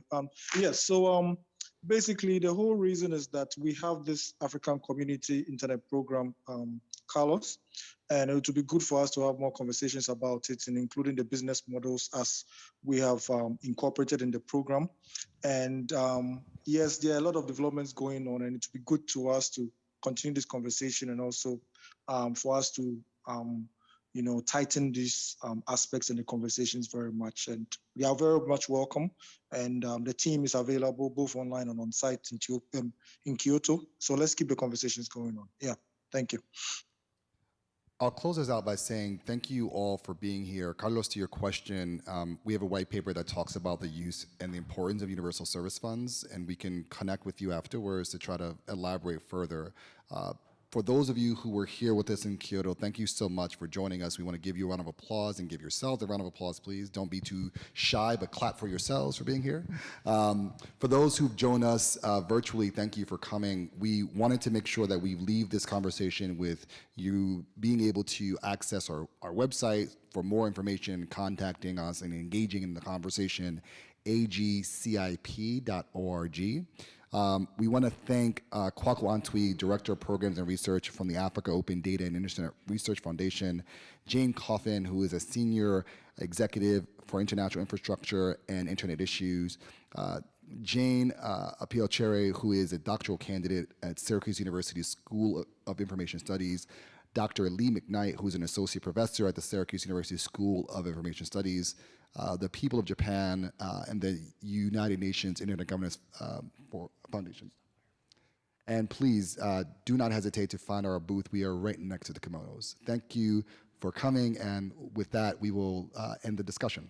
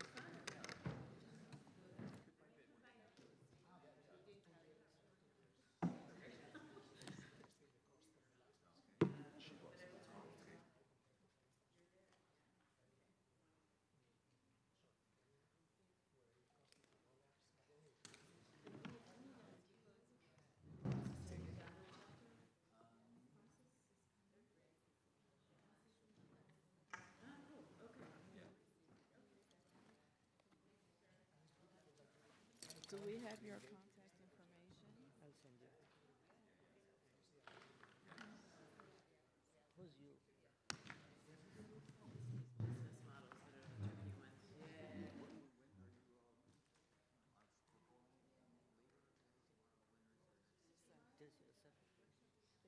Thank you. I send it to Lee. All right. Him to broadcast. That's Lee? Yes. Okay. Fine. They're all from Syracuse? Yes, except Jane on the other side. Not from Syracuse?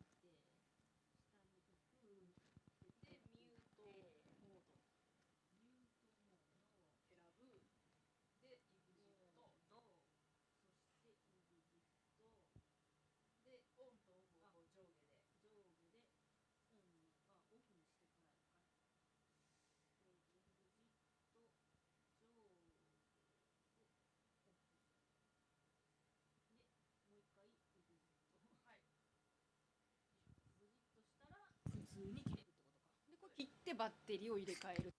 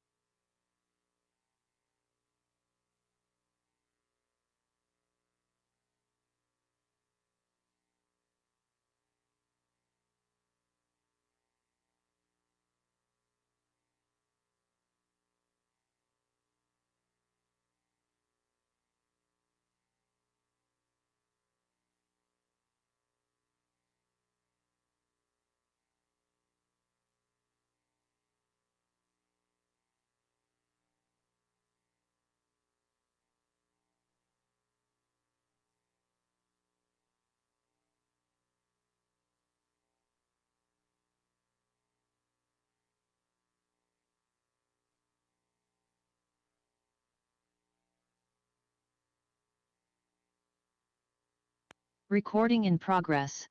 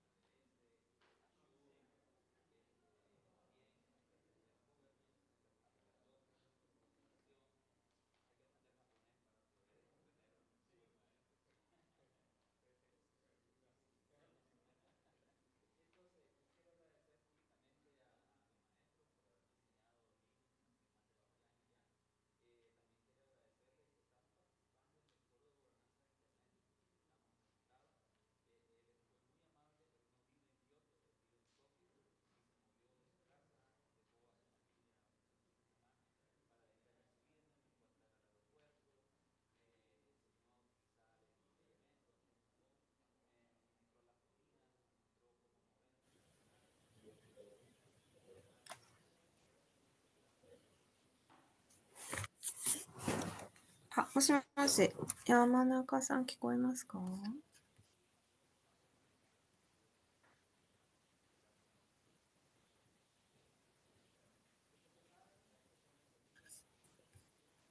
山中さん。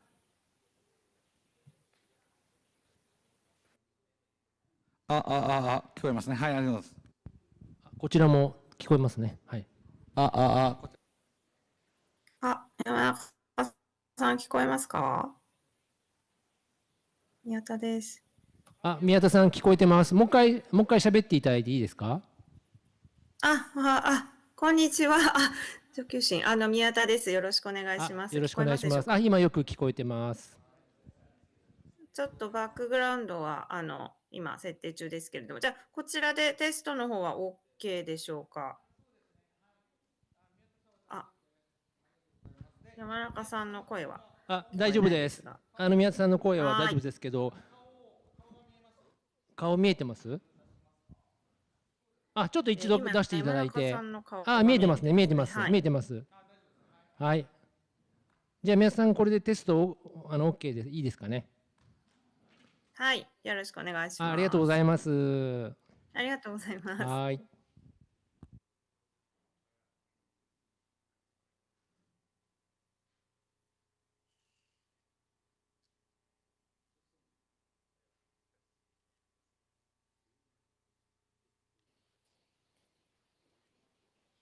山中さん、画面表示どうします？いただけますか？ごめんなさい。聞こえない。宮田さんの部分は宮田さんがやっていただけますか？わかりました。プレゼンの方、はい、宮田さんだけなので、はい、お願いいたします。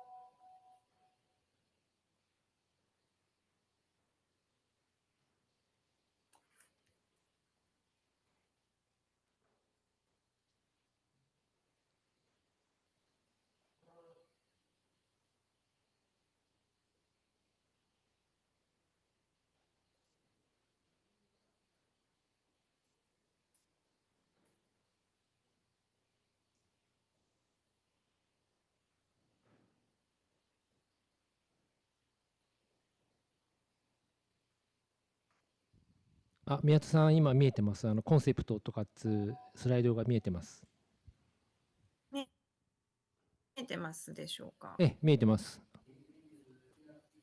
見えてますかね？見えてます。はい。じゃあ、これで。はい。お疲れ様です。できるように、はい。はい、お疲れ様です。お疲れ様です。ありがとうございます。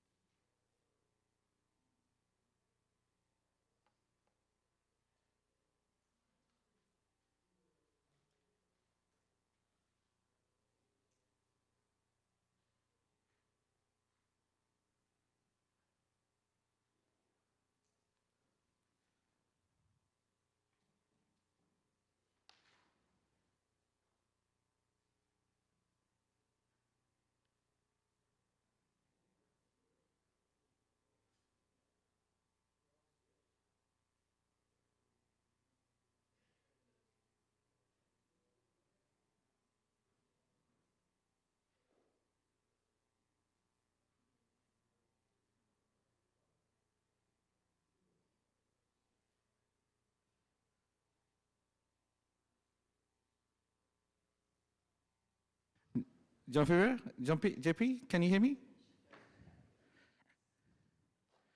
Yes, I can hear you. Yes, how are you, my friend?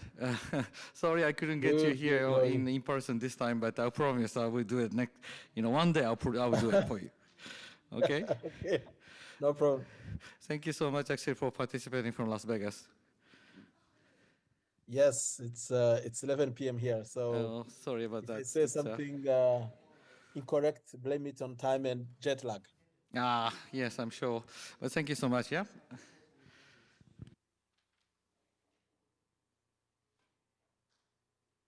Chrissy, are you there?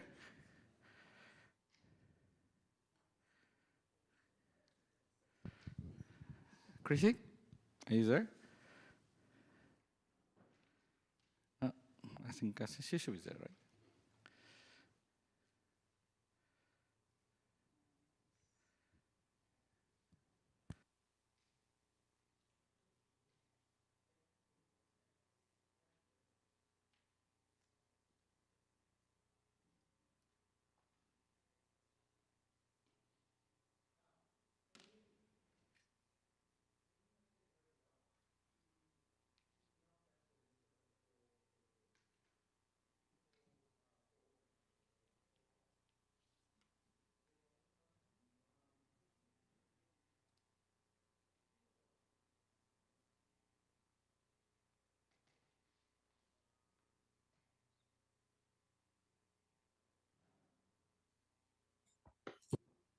Hello.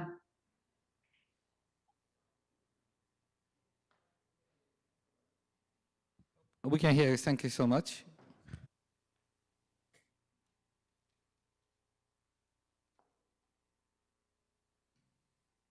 Chrissy, can you see the video cameras?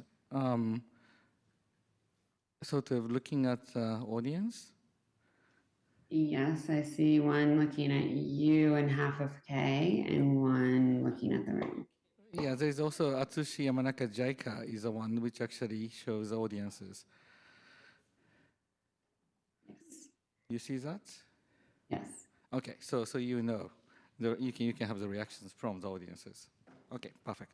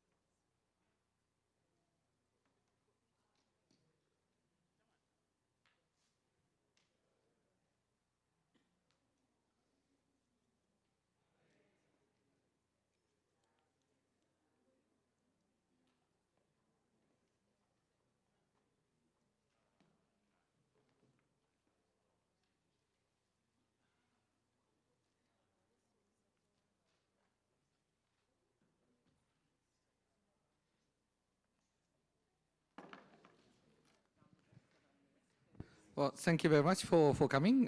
I know this is the first session this afternoon. Can you wait for a minute or so? We're still waiting for one more expert to join in person. So thank you so much for your patience, and we shall actually start in a minute or so.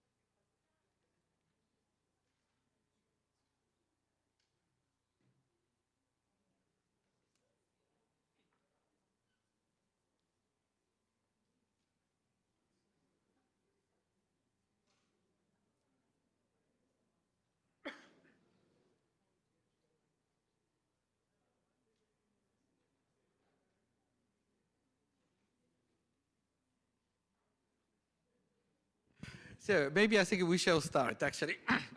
We have one more expert, actually, who is going to join in person, but he's trying to find his way here. He just informed me that he's somewhere. Ah, here he is. Yes. Yay, yes.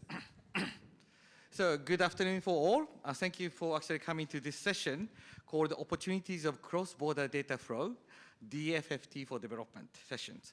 My name is Atsushi Yamanaka. I'm a senior advisor on digital transformation at JICA, who is actually privileged to be a moderator for this particular session. We actually have a very distinct experts here from the government of developing countries, and also the private sectors, international organizations, umbrella organizations for the development partners. So we could have a very interesting discussions, and we urge you actually to think about critical questions so we can throw at them. The sequence of the event is going to be, we're going to have an opening remark from Mr. Tojima Hitoshi. He's a CDO of Japan International Cooperation Agencies, JICA, which is actually Japanese cooperation agencies for helping the developing countries. And basically, he's my boss, basically. So he's going to have an opening sessions, followed by different speakers who is going to give a lightning talk of the contextualizing what it means for DFFT for development or data transactions for development. And then we're going to go into the Q&A sessions, moderated Q&A sessions that I'm going to actually throw them a few questions. But after that, we're going to open the floor to you. And we also urge basically active participation from the online participants. So we actually have the online facilitator, Chrissy. She's going to facilitate the process online. So please actually send questions to Chrissy in the chat box so that she could actually moderate the session online. So let's start. And may I actually pass it to Mr. Tojima Hitoshi, Chief Digital Officer of Japan International Corporation, for his opening remark. Tojima-san, please. Thank you, Atsushi. Good afternoon, konnichiwa, ladies and gentlemen. Welcome to this roundtable session on opportunities of cross-border data flow, DFFT for development. As Atsushi introduced me, I'm Tojima Hitoshi, Chief Digital Officer of JICA, Japan International Cooperation Agency, a bilateral institution committed to advancing the socio-economic development of emerging nations through Japanese ODA, Official Development Assistance.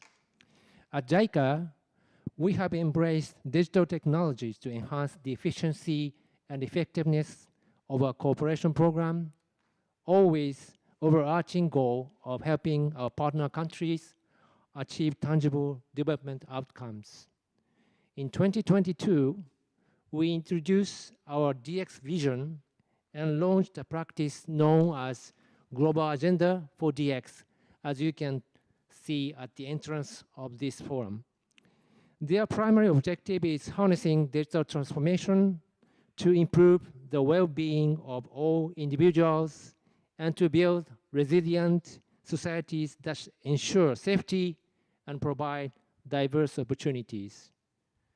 However, to fully unlock the potential of DX, we acknowledge that data, often referred to as the new gold, must flow freely, securely, and with trust. Since 2019, the government of Japan has been at the forefront of promoting the concept of data free flow with trust, DFFT, emphasizing the transformative role of data in what late Prime Minister Abe aptly termed Society 5.0. We firmly believe that data is a critical asset for the development of nations, a powerful tool that can accelerate progress toward the SDGs. Yet, data alone is insufficient.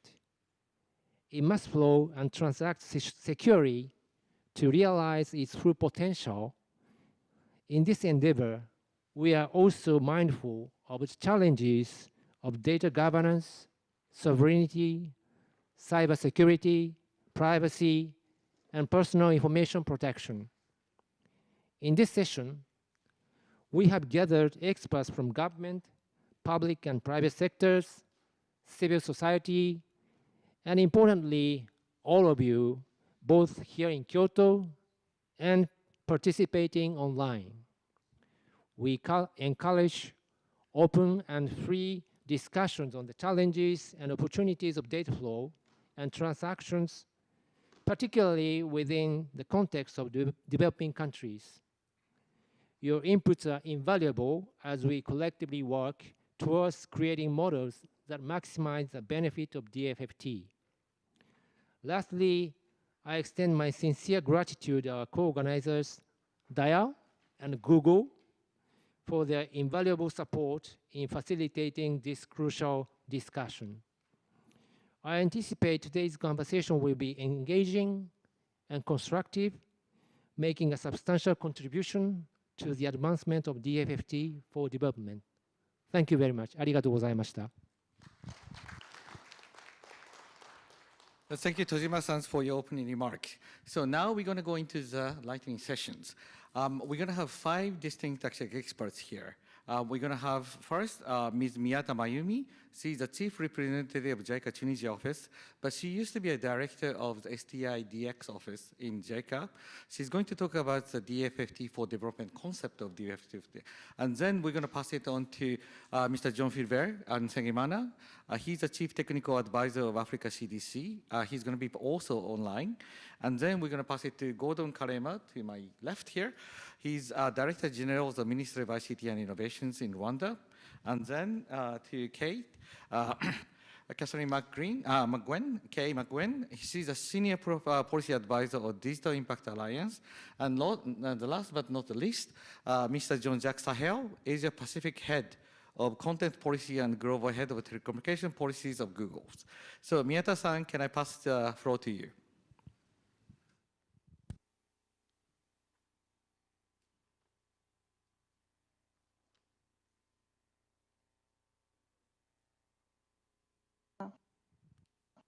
Miyata-san, maybe your mic is muted?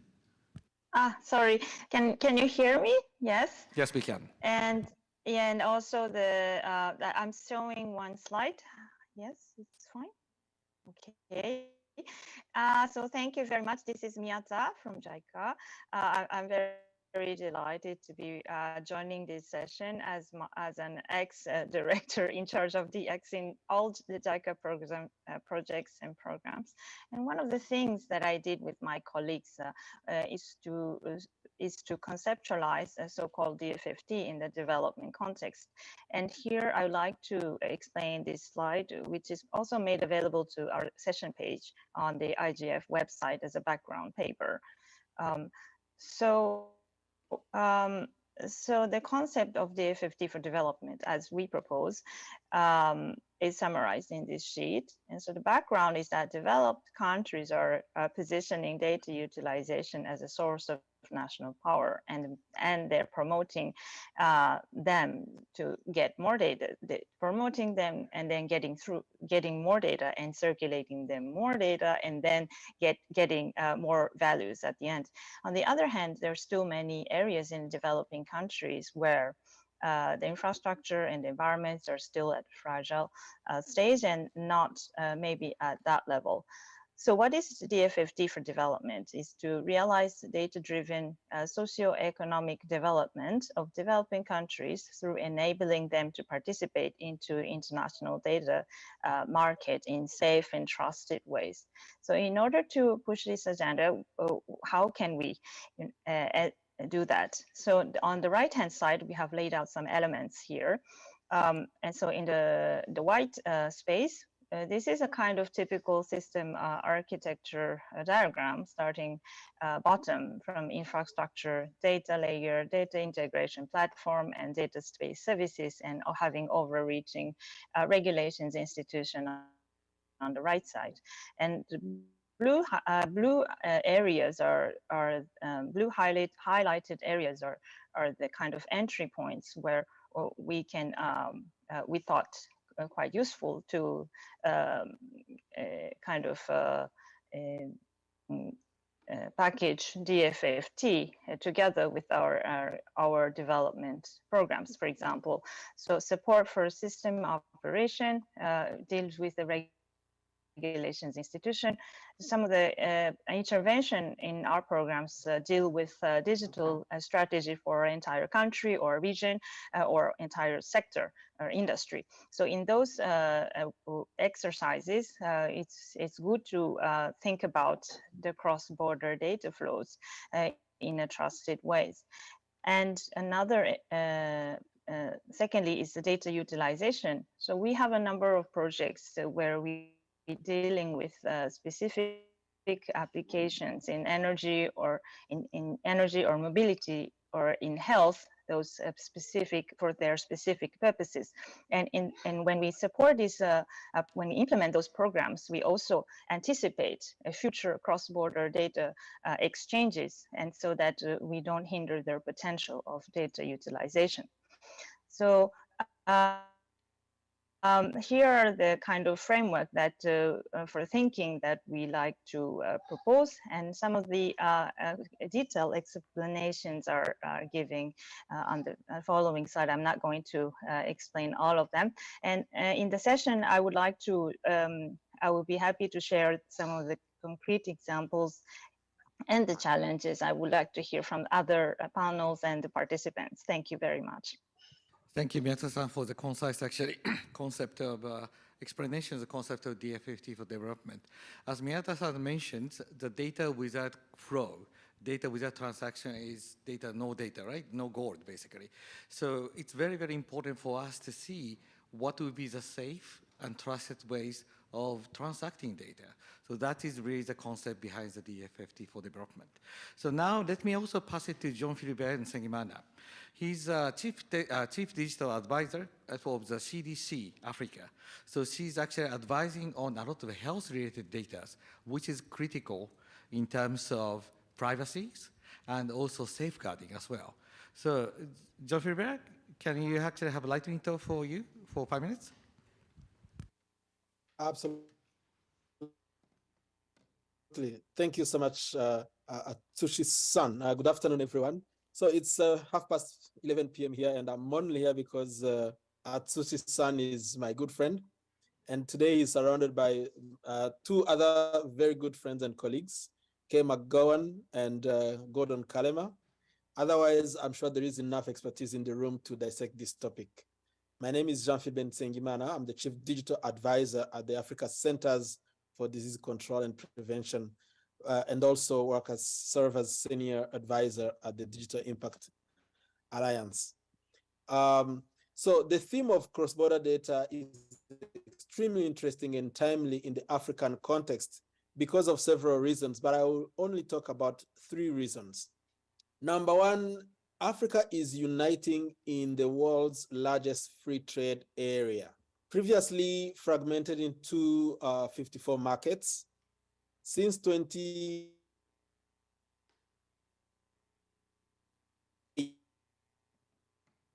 a historic shift is happening consumers. And while most of the other types of cross-border infrastructure, such as roads and railways, are lagging behind, digital infrastructure powered by wireless networks, satellite that are border agnostic, constitute the only means to meaningfully interconnect the continent in the immediate term. So there is no question that cross-border free flow of data will benefit Africa's vision to unite into a digital single market. Number two, I want to address the issue of openness and sovereignty and protection of data. Openness is good. It's the only thing that will allow us to really harness the benefit of data. But we are extremely conscious also that there are many forces, state and non-state backed forces, as my previous predecessor speaker talked about, that seek to exploit the data as the new oil coming from Africa. So African regulators and policymakers must balance openness while protecting not just the sovereignty, but also the privacy, the security, and the digital rights of the users. And the only way to do that is through collaboration with between different stakeholders who can enable appropriate data flows while safeguarding sensitive information. And this is particularly important when it comes to health data. People, as they move across borders, they need continuity of care, but at the same time, they can also transmit pathogens and propagate outbreaks leading to pandemics. So that control, that balances protection and openness is very important, and it's a challenge, not just an African challenge, but a global challenge to be able to handle. Number three, IGF is there to enable a global digital data governance. And I'm happy to see that this year the African voices are there, but this needs to be increased and be strengthened. Africans must lead in governing cross-border data to meet the continent's needs, first and foremost, while enabling the global interconnected economy. By working together, we can build consensus on solutions such as localized health data storage, increased internet exchange points, and harmonized regional data regulations. So those are the 3 points I wanted to submit, and really looking forward to a great conversation and a great IGF. Thanks so much. Over to you. Thank you, John. Thank you, John Philbert. And he actually had a great insight into the balance between the openness and also protecting the privacies, but also about sovereignties of the countries as well. But he also mentioned about how the Africa is moving forward with one digital market. So if we are lagging behind other countries in the world, actually, if we are lagging behind, I think Africa, as in many of the innovations such as like M-Pesa or mobile monies, I think they may actually have the best example of it. So what do you think, Mr. Gordon Kaleba? He's a DG of Ministry of ICT. Oh. All right. Good afternoon, everyone. Great to be here on this conference. I want to, first of all, thank the organizers of the session. I think it sits at the right timing, at a time where we are discussing the internet we want. I think it is equally critical that we start discussing the kind of data ecosystem we want. Greetings from Rwanda, and I want to give my remarks from the perspective of a policymaker. I come from the Ministry of ICT Innovation. We do policies, we put in place frameworks, and as my my predecessor speakers mentioned, as the global economies attempt to move into data value, creating processes, creating frameworks, it all starts with the role of respective countries. What is it that you do as a country, and what is it that you do as an individual in contribution to this ideal data ecosystem?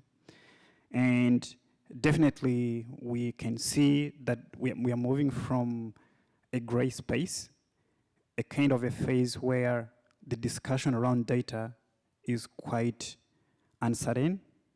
It's something that people have been shy away from talking about. And increasingly, we are seeing now countries and organizations and individuals being more open. So how do we encourage that? As a policymaker, and I want to use some examples of our own experience back home, we put in place a data protection and privacy law 2 years ago. And we realized that before we get into the actual implementation, we needed to give an ample time for people to be comfortable and understand the topic. So we gave a sort of a grace period of 2 years. And I'm glad to mention that today, on 15th, this month of October, we are celebrating the Cybersecurity Month. And on 15th, that's when we are going to be having our cutoff date. So now with that, I wanted to highlight the role of having policies in place. So we need to be able to have policies, laws, and institutions strengthened. But then, importantly, we need also to realize that we are working with people. We are working with humans. Before the balance between going with what the policy says, what the law says, and also allowing people to be comfortable with the topic and take ownership is very key. So the transition we've had has taught us a lot of lessons that I'll be able to share maybe in the next opportunity. But for us, it was a highlight. People first before policies. Thank you. Thank you, Gordon. So it's very, very important actually to see the perspective of the people first. I think a lot of IGF is based on the human rights issues. So it's really important that how can you actually ensure the people first policies in terms of the effective for development is also be entertained on that. So may I pass it to the dial, Ms. Kay. She's actually Senior Policy Advisor on Digital Impact Alliance. Basically, Digital Impact Alliance is an umbrella organization for the development partners in the area of digital technology or digital support. So, Kay, can you actually give perspectives on the DFA? Yes, of course. Good afternoon, everyone. First off, I'd like to thank my friends at JICA for organizing this session and the partnership with DIAL and framing this important conversation. As Atsushi-san just mentioned, the Digital Impact Alliance, or DIAL, as we're better known, is a platform for public and private development funders to work together to improve investments in digital technology in order to accelerate socioeconomic development and ensure that digital policies and systems are grounded in the rights and aspirations of people. So I too am really happy to hear the theme here. So it's wonderful to have an excuse to visit this beautiful country, beautiful city, but this is also a hugely important topic. Data-free flows with trust are often associated in policy circles with international trade and commerce, in particular among and between the world's largest economies. And while this is, of course, true, it's also an incomplete way to think about data-free flows with trust, right? This idea of establishing the rules and mechanisms to enable safe cross-border data sharing also has tremendous potential to advance socioeconomic development for everyone. And that includes all countries, but it's, I think, especially relevant right now to countries and communities that are working to close gaps, such as access to formal financial services, quality education, universal health care.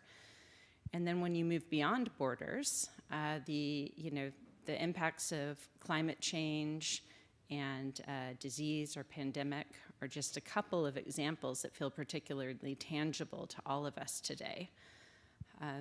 So all to say, the opportunities for digital free flows with trust to solve global challenges, I would say, are limited.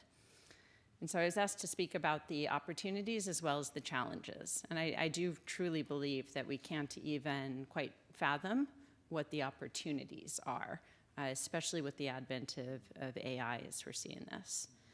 Fortunately, I think the challenges, while they are real and they're formidable, they are not limitless. At least I hope not. I'm not naive. We've already heard people talk about the fact that there are going to be data sets that countries will not share, or at least they will not share broadly, due to national security concerns or to protect economic interests. And yet we also know that there are vast amounts of digital data that could be safely shared for the benefit of humanity and people while respecting these security issues and sovereignty. So economists like to talk about stranded assets, right? Resources whose value are not fully realized.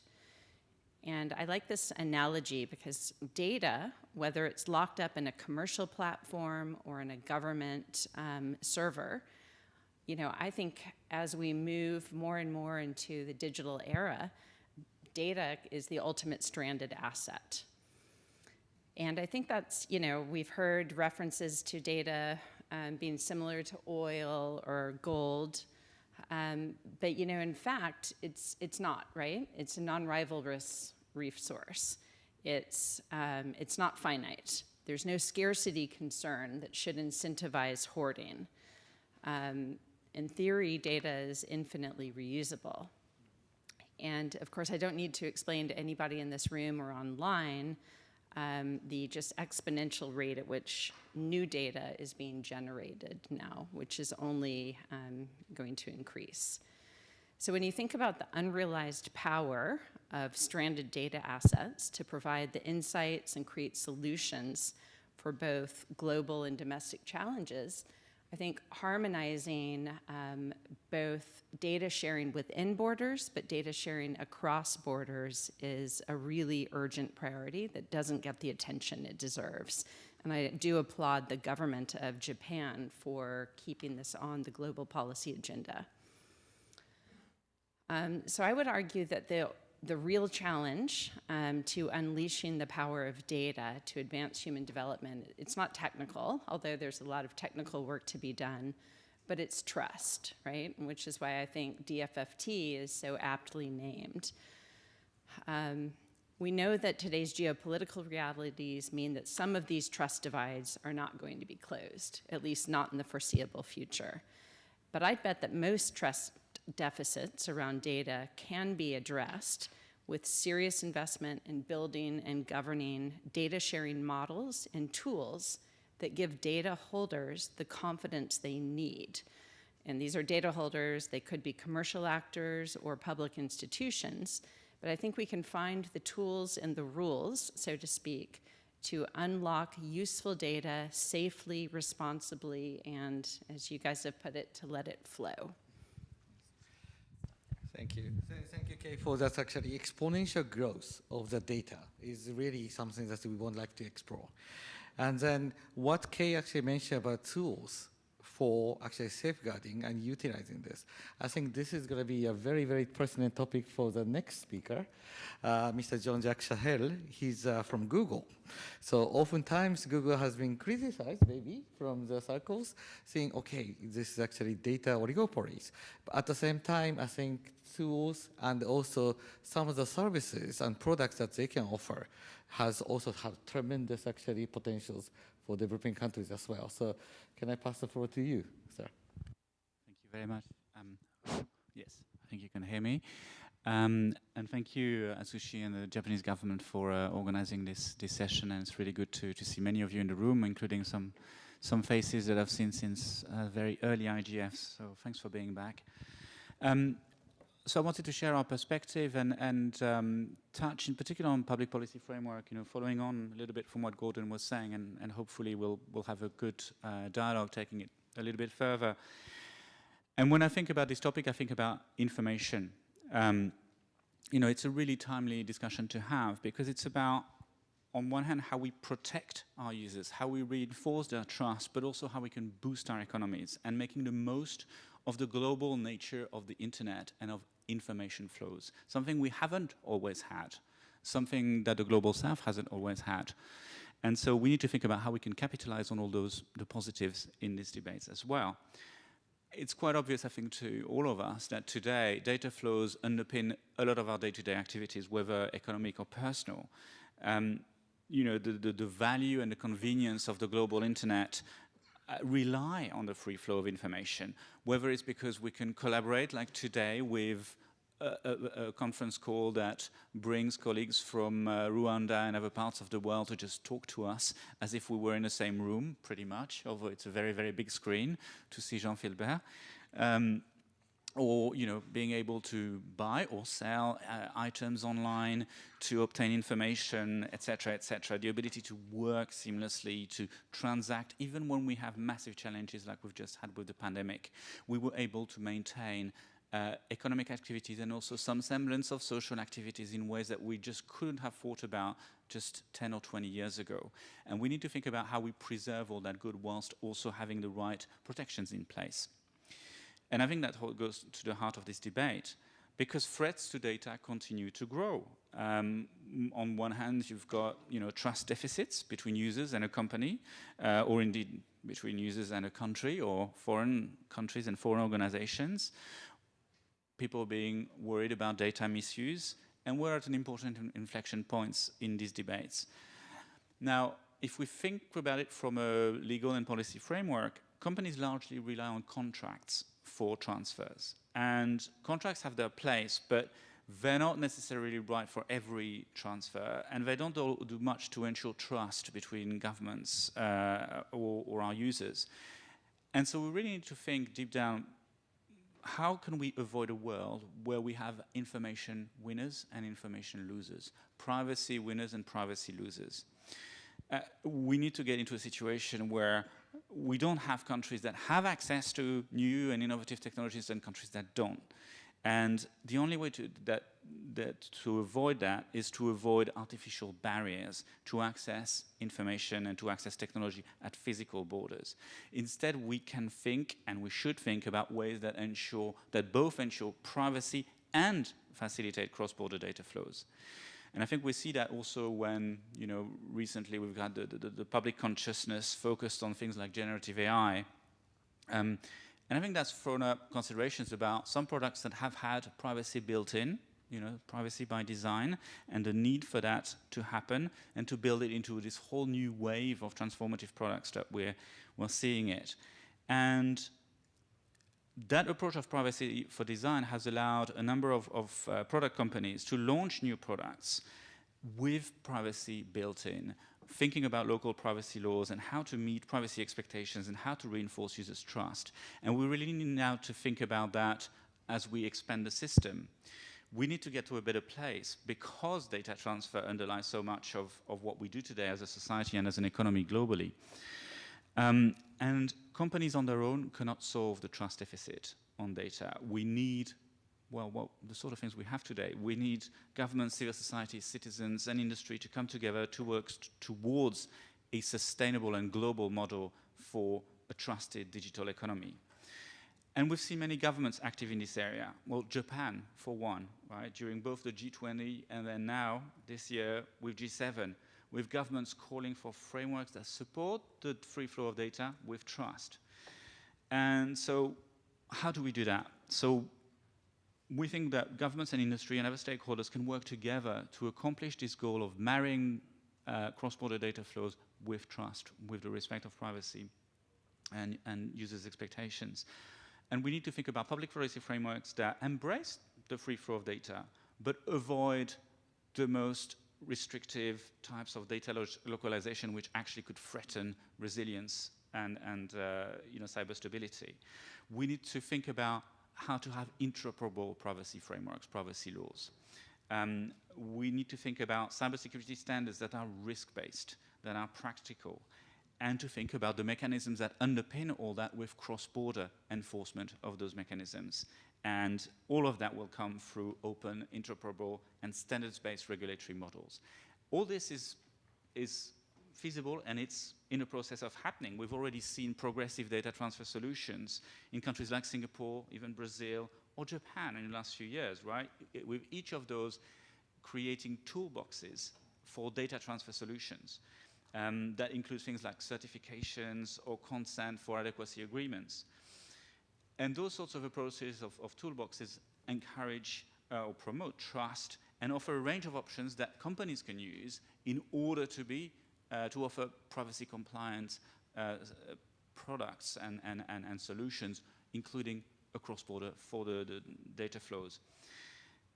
We've seen, and now we need to think about a sort of multi-country, multilateral approach to all this. And so there's a number of initiatives that we can consider. For instance, the global cross-border privacy rules, CBPR system that's emerged recently, which is one of the important steps towards enabling a continued and trusted set of data flows between participating jurisdictions, where we have interoperable frameworks and protections that are valid across those borders. And you know, if we do this right with these new initiatives, these new collaborations, we can end up with increased confidence from users, from customers, from business partners. That's how we look at it as well. But if we also do it right, importantly, for all sorts of organizations, big and small, that work in this space, we can end up with reduced compliance costs because you have interoperable frameworks across jurisdictions. We can have consistency of enforcement, which again is important for companies of all sizes.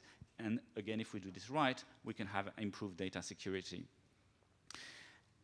And with all that, let me try and conclude with a focus. I mean, to me, it's all obvious that it should serve for development and the Global South, but we need to make sure that the Global South has the right voice. So we need, as we have those discussions at the international level about creating or fostering and taking on interoperable regulatory and standards frameworks, we need to make sure we have voices from developing countries, from the Global South present.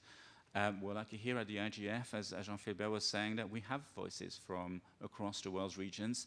We need to have more of that in some of those fora where the global frameworks for cross-border data transfers are being discussed. Countries from all over the world need to take their space. And that needs to translate then into, well, small and medium-sized companies or companies of all sizes in all countries of the world. I think the beauty of having interoperable standards and certification systems is that if they're done well, with the right voices involved in developing them, they can be applied in any company, potentially anywhere in the world, and those companies can then trade and exchange data with anywhere else in the world. That's a real promise. I think we've already seen it in the past few years, but we need to reinforce it now in a system that's trust-based and that various jurisdictions can be comfortable with. So let me try and finish. I think there's a bit of work to do, but we've made a lot of progress in the last few years in trying to figure out what might be the right regulatory frameworks, what might be the detail of those data protections and trust-building initiatives that we can bake into companies' practices through things like certifications. And now we just need to really broaden that model, deepen it, raise awareness of it, and make sure that the right voices are involved in taking it forward. So much more I'd love to discuss, and hopefully we can move into that in the dialogue. Thank you again for having us. Thank you, Jack. Actually, he mentioned a lot of points, but I want to point out, especially the compliance cost. I think like interoperability frameworks, where everyone actually can abide by it, would actually reduce the compliance cost. And another thing I would like to actually point out is, I think the importance of the voices from the developing countries to be part of the process. Because oftentimes when you think about this data flow, digital technologies, their voice is not yet, I think, has been heard enough. But when you actually create that kind of framework, international framework, with the best examples, they are really the next futures, basically. So their voices and their inputs must be part of the process, as well as the frameworks that we're going to create. So thank you so much for actually framing the discussions. Next, I'm privileged actually, since I'm a moderator, I could ask questions first. Since John Philibert, unfortunately, he's in Las Vegas right now, but not for gambling, but he has a very important conference on the health conference, but it's already almost 12 o'clock, 12 something for him. So let me actually ask him questions first so he could actually go to sleep. So John Philibert, health sector is one of the key sectors where privacy, as you mentioned, is utmost concern, right? However, in order to expand the health services, especially in developing countries where the needs are the most, it is critical to have this secure and safe data exchange. And you mentioned about, the health across the borders. Wherever you go, you should actually have a healthy environment. Do you think the developing countries who need these services the most lead the establishment of such a regime? JP, can you hear me? Oh, maybe he went to sleep. Joe Philibert, are you there? He's I do not see him online any longer, so. Oh, he's gone? Yes. Oh, that's very unfortunate because we wanted to actually hear the perspective of the health perspective, but okay. All right, so let's actually move on. Maybe we can ask him questions later on online, as I can basically, put it into the report when you actually compile the report. So maybe I can ask Jean-Jacques, maybe with JJ and JP, how can we ensure free flow of trusted data without compromising privacy and national securities? You mentioned that a lot about it. What should the roles of private sector like Google's, where they as a big data keeper, I wouldn't say holder, but the keeper, and also the support of the transactions, what the role should be? It's a tough question, by the way. Yeah, I mean, I think it can go into a lot of directions. I would say the way I look at it as a starting point is one of the reasons I like to work for Google is that it sees itself as an information company. So through a lot of the products that we have, we allow people to access information that's relevant to them. Right? It's the basic mission of the company is to try and help people or make the information universally accessible and relevant to what users want. And deep down, that's what I care about is being able to allow people to access that information. As I said earlier, this is not something that we've always had. I grew up in a world that didn't have the internet. I think for some of us, that sounds weird. When we didn't have the internet, we had very limited access to information, and this was especially true in developing countries. The way that the internet has enabled us anywhere in the world to have access to tremendous amounts of information, but also some of the underlying technological aspects is just tremendous, and we should always keep that in mind. So then we get into, so that's a role of some of us in industry where we can help through our various tools and products for people to access information, which I think is an important dimension of the topic. Then what can we do in terms of trusted data flows? Of course, we can respect the privacy principles, okay? And that's the gist of what I was saying. I think we're in a situation where there's a lot of understanding now of some of the key elements that should feature in good practice privacy, and I think there's ways to encapsulate that in good practice standards and certification requirements, and that's in process. But then there's the next step. The next step is, I was trying to allude to this, is we need to mainstream those protections. We need to help companies be aware of those basic protections, and so we need to work with especially small and medium-sized businesses and everywhere in the world. So we've put in a bit of money, for instance, as a company to help to fund some advisors that can help the companies in understanding better the certification requirements, for instance, and how they can put it in place. And generally speaking, we're trying to use our various activities to engage with developers and sort of companies that are active online to share those practices with a wider community.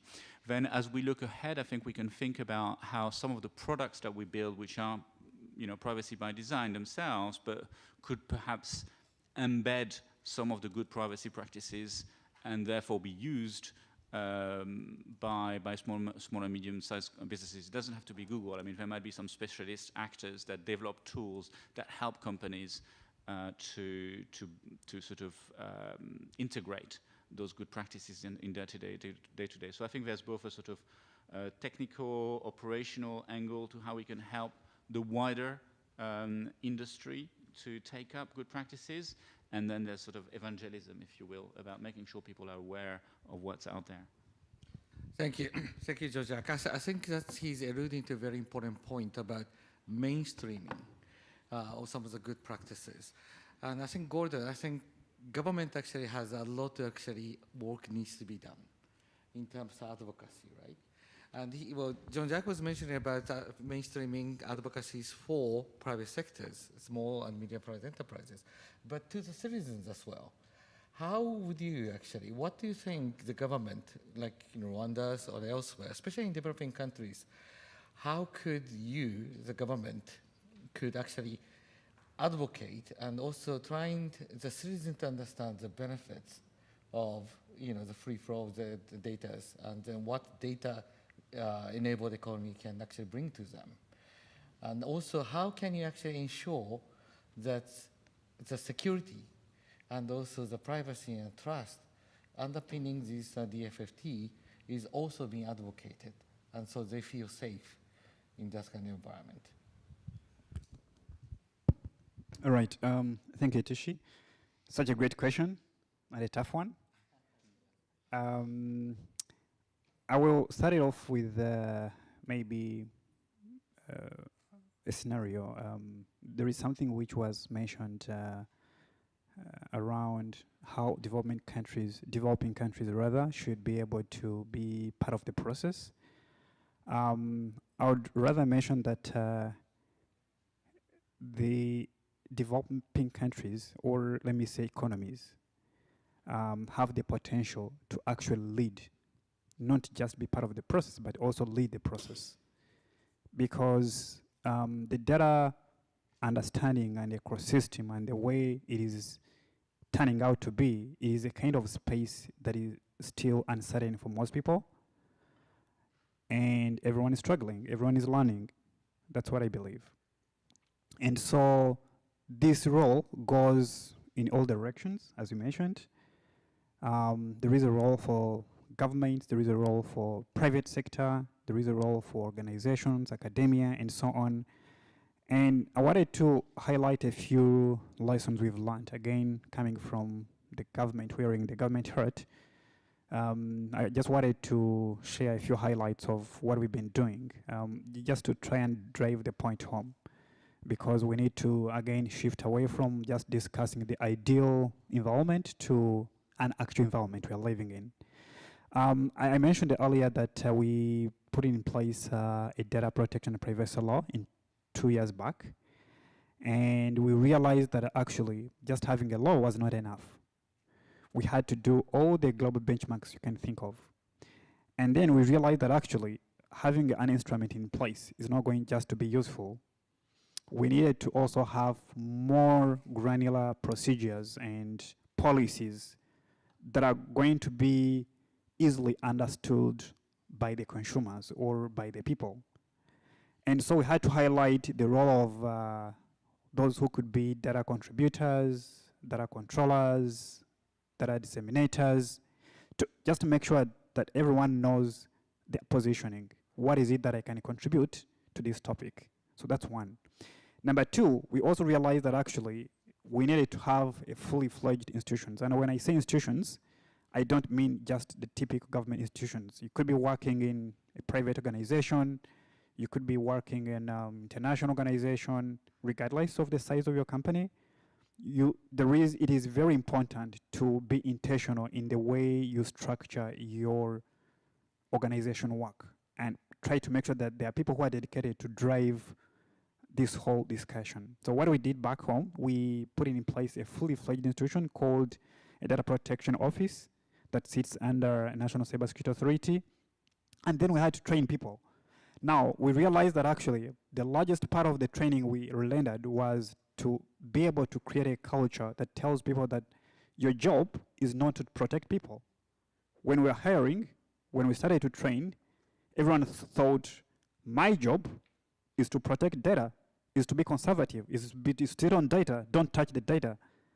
And people felt like we need to have a group of army and police officers around the data office. And it took to be intentional to tell people that actually their job is not to protect data, is rather to allow data to flow and protect privacy in the process. And it's different. So that's pretty much what we did. And then also that came along with awareness, as I mentioned, people first. You can have right policies in place. You can have institutions in place. You can have all these things. You can do awareness. But it is very important to be patient for people to be aware of this. We realized that the only sustainable way to drive this whole conversation is when people are taking their own ownership.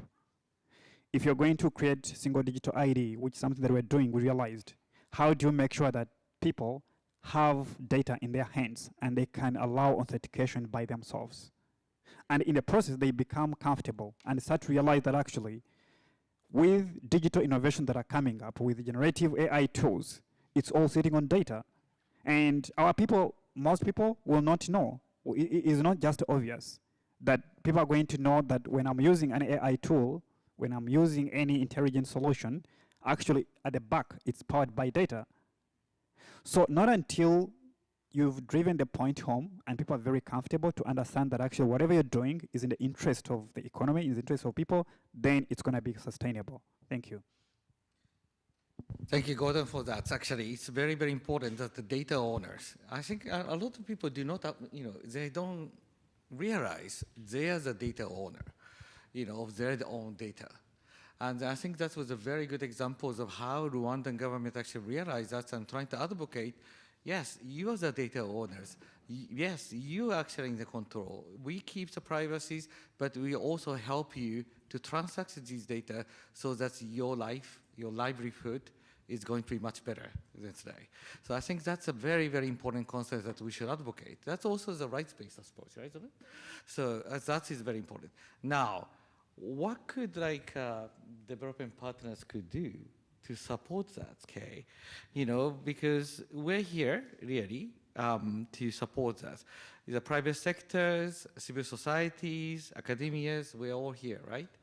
But at the same time, we're here so that we could, we could actually support developing countries in this, created these conducive mechanisms to take advantage of this. What do you think we could do to support them?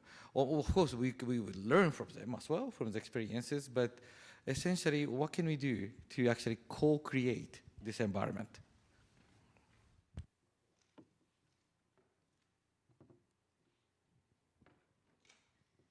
Yeah, so great question.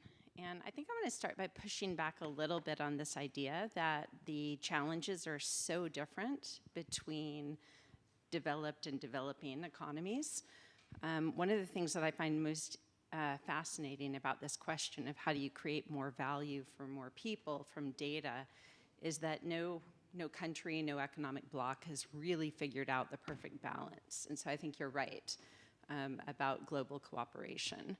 I mean, if you look at my country, I work for a global organization, but I come from the US, and we still don't have a federal data protection law, much less a coherent approach to ensure that the value of data is fairly shared, right? And as Jean-Jacques well aware, if you look at the case that the US government is making right now against Google, it is all about access to and control of data. So this fundamental question of how do you balance those rights is, I think, something that nobody's figured out, and that is a collective challenge that requires a huge amount of collaboration, both within policymakers, so multilateral institutions, but also bringing in all of the other data stakeholders, including civil society and, of course, the private sector. I will just add one caveat to this, that I do think there's one issue that does play a little differently for people from developing economies, and that's this sense that data that is produced by people in their country is being monetized elsewhere without benefiting the local economy fairly. And so, where we think about this tendency towards locking down data and data localization, we like to kind of easily tag that as a poor choice to national security concerns. But I think there is a real sense of exploitation that's fair and needs to be addressed, right? All the more reason to ensure that the benefits of data flow both ways, right? But to your question, I do think there's been very little investment in trying to find the right governance models and mechanism, those rules and tools that I referred to earlier, that will give decision makers the confidence to enable cross-border data flows, right? There's been some good work to set up data trusts and data stewardship models, but they're really limited. As Jean-Jacques said, we're either operating in a commercial contract area or in academia or research, you're finding these bilateral kind of one-off agreements. And so I think the time has come for us to settle on a few different broadly accepted, well-governed mechanisms that make data sharing the rule rather than exception, right? But to do that, you have to have all stakeholders at the table, which I think is the role of funders of multilateral organizations, and ensure that these conversations are not just multilateral between governments, but also multi-stakeholder, right? Because everybody has vested interests here. Thank you, Kay. Yes, you're completely right in the sense that I think it is really, multi-stakeholders approach is necessary, because conducive mechanisms we cannot create, like one entity cannot create conducive mechanisms.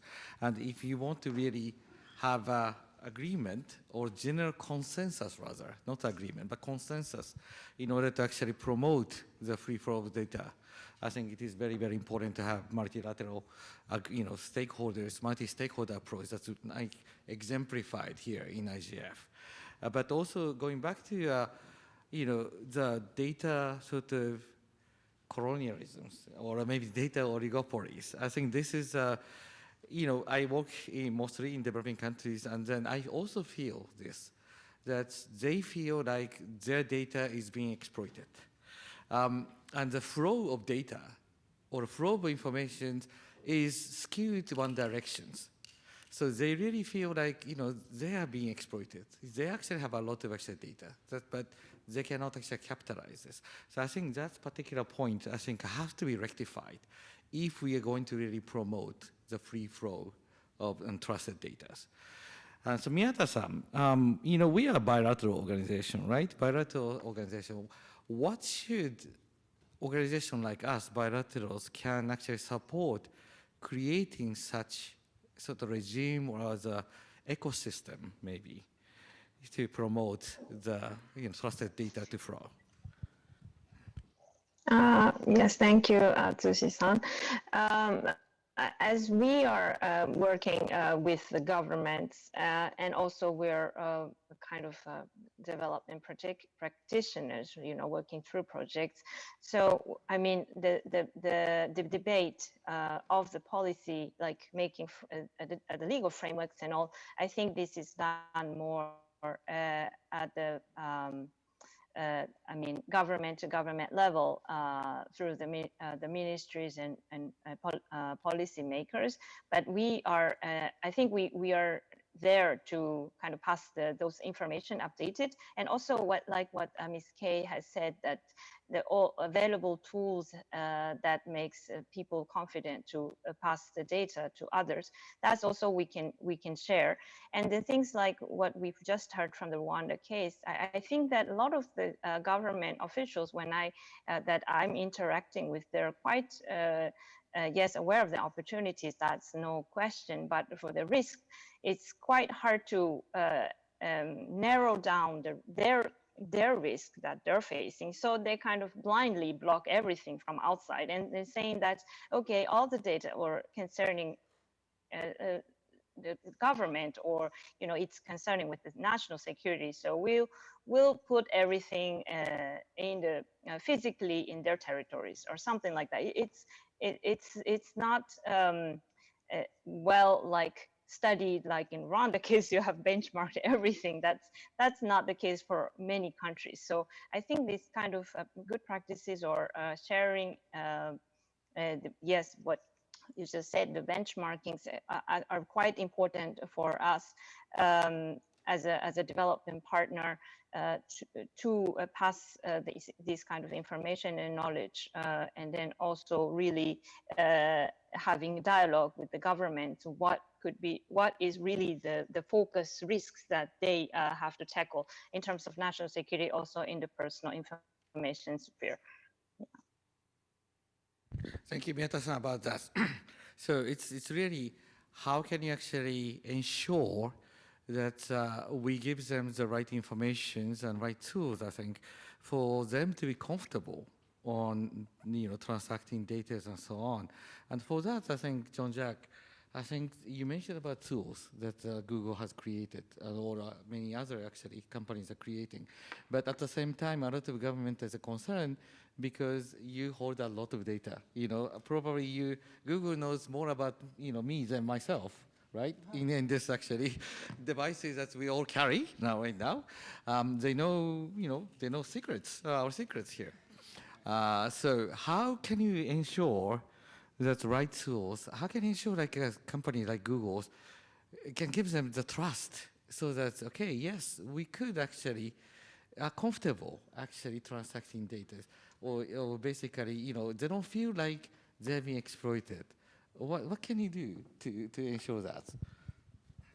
Thanks, Atsushi. How many hours have we got? Look, so I was mentioning before, I think we have, over the years, I think we've got to a certain experience and understanding of what are some of the key foundational elements, if you will, in terms of good practices in both privacy and security. So I think we need to embody that, to reflect that in both how we build our products and then in the ensuing sort of exchanges and transactions. So that's an ongoing process. Sorry, there's just so many facets of the question. I'm trying to think what would be most helpful. I think in terms of,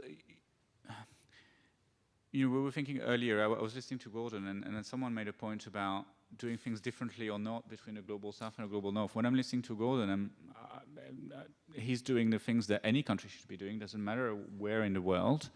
And so I think I wouldn't particularly distinguish between different regions in that sense. I think although at some level privacy is a cultural connotation, so you might have some slight differences between certain cultures, there are those foundational elements that I think we can share generally, and I think we need to reflect that in cross-border mechanisms. So things that companies can build in their products and in their transactions, and that governments around the world are happy with because they're mirrored or interoperable frameworks across jurisdictions. So you have a baseline of protection and therefore of trust.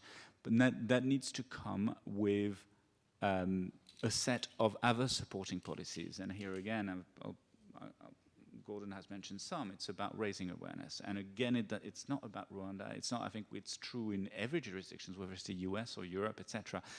We need to build that understanding amongst users as well as in the business community about those principles and why they reinforce trust and how. So there's quite a lot of work which is about policy initiatives beside the regulation.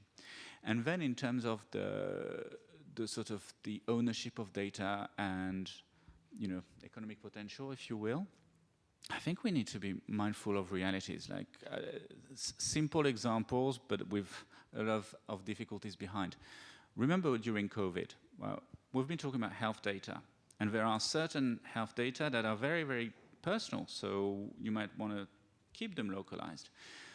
But then think about COVID. We had to be able to analyze data in order to come up with analysis of the trends of the pandemic and then come up with solutions to it. And that's true in most areas of medical research. So I think that's where the complexity goes. We need to not have, it's not a Manichaean choice between yes, you should localize data or no, you should not localize data. It's about which kind of data, what can be helpful, how can you exchange it, what makes sense. And again, I think there's a lot of evidence already about how you do that, but we need to have that conversation and build this understanding. And then you move on to the next step in terms of empowering certain regions. It's not, again, just a choice of, yes, we should keep our data here or not. It's about what you're going to do with that data. So Jean-Philbert, for instance, mentioned IXPs, right? If you think about data flows, a lot of the internet traffic that is going in and out of Africa actually transit via other regions of the world. That doesn't have to be the case, right? And it's not because the Europeans are somehow dictating where that traffic goes. It's just the way that it's worked historically for the past 20 years. It doesn't have to happen. You can build internet exchange points. You can have the data routed locally. That doesn't cost a lot of money, and actually then it saves a lot of money, and it can, if it goes well, and it needs to be accompanied with public policy initiatives, it can reinforce local content creation, it can reinforce local economies, etc. So I think that's where you need to think about it as a strategy, not as a regulatory approach, but as an overall public policy strategy within which there's regulation and within which there's cross-border cooperation. Sorry, that's a lot of... go on for a while. Sorry. Well, I know that I'm actually giving a hardball question. So that's the beauty of actually inviting a company like yours, Google, to actually be part of these discussions. But a lot of I want to actually go into the discussions about infrastructures, but before I go into it, a lot of data discussions, data transaction discussions is actually, even today, I think it's more about the economy, and then, let's agree, like health and so on. But there are actually beyond that, some of the data flows, I think is beyond that, such as like climate data, that we all need to share all these data. Or like some other, for example, forest data, data about waters and so on. That actually is global public goods, isn't it? So that's also some of the elements that we need to think about it. Not only the data, transaction for the economy, but can you do actually data transaction for global goods? So Miyata-san, you were actually mentioning about Thoria before we did discussions, briefing sessions. Do you think you can give us an example of such, the data transactions or sharing of data which goes beyond just simple economies or simple social benefits, the global benefits? Yes, maybe as earlier speakers have mentioned, COVID was one good example. And with our experience, we had a telemedicine project during the COVID-19 with 12 countries. And maybe this could be one area that I can share. So this project connected medical staff working for ICUs in top hospitals in each country. And we had a number of ICU specialists to advise other ICU doctors and nurses on particular patients that hospitals were dealing. And in this project, we had a kind of a legal boundaries because, like for example, in Indonesia, the hospitals could not take any of their data outside their hospitals, not even their frontier. So we had to make a legal agreement that we don't touch on their data. And then, so like as earlier speaker said, some of the information we had system to connect directly to their electrical medical record system, but we couldn't because of this legal limitation. And then, so I think maybe there are certain ways, of course, technically to tackle that. We don't draw the personal information and then just important elements that is needed in the doctor's diagnosis, or maybe have a statistical data for the global trend. But if I think that yes, it's if we could.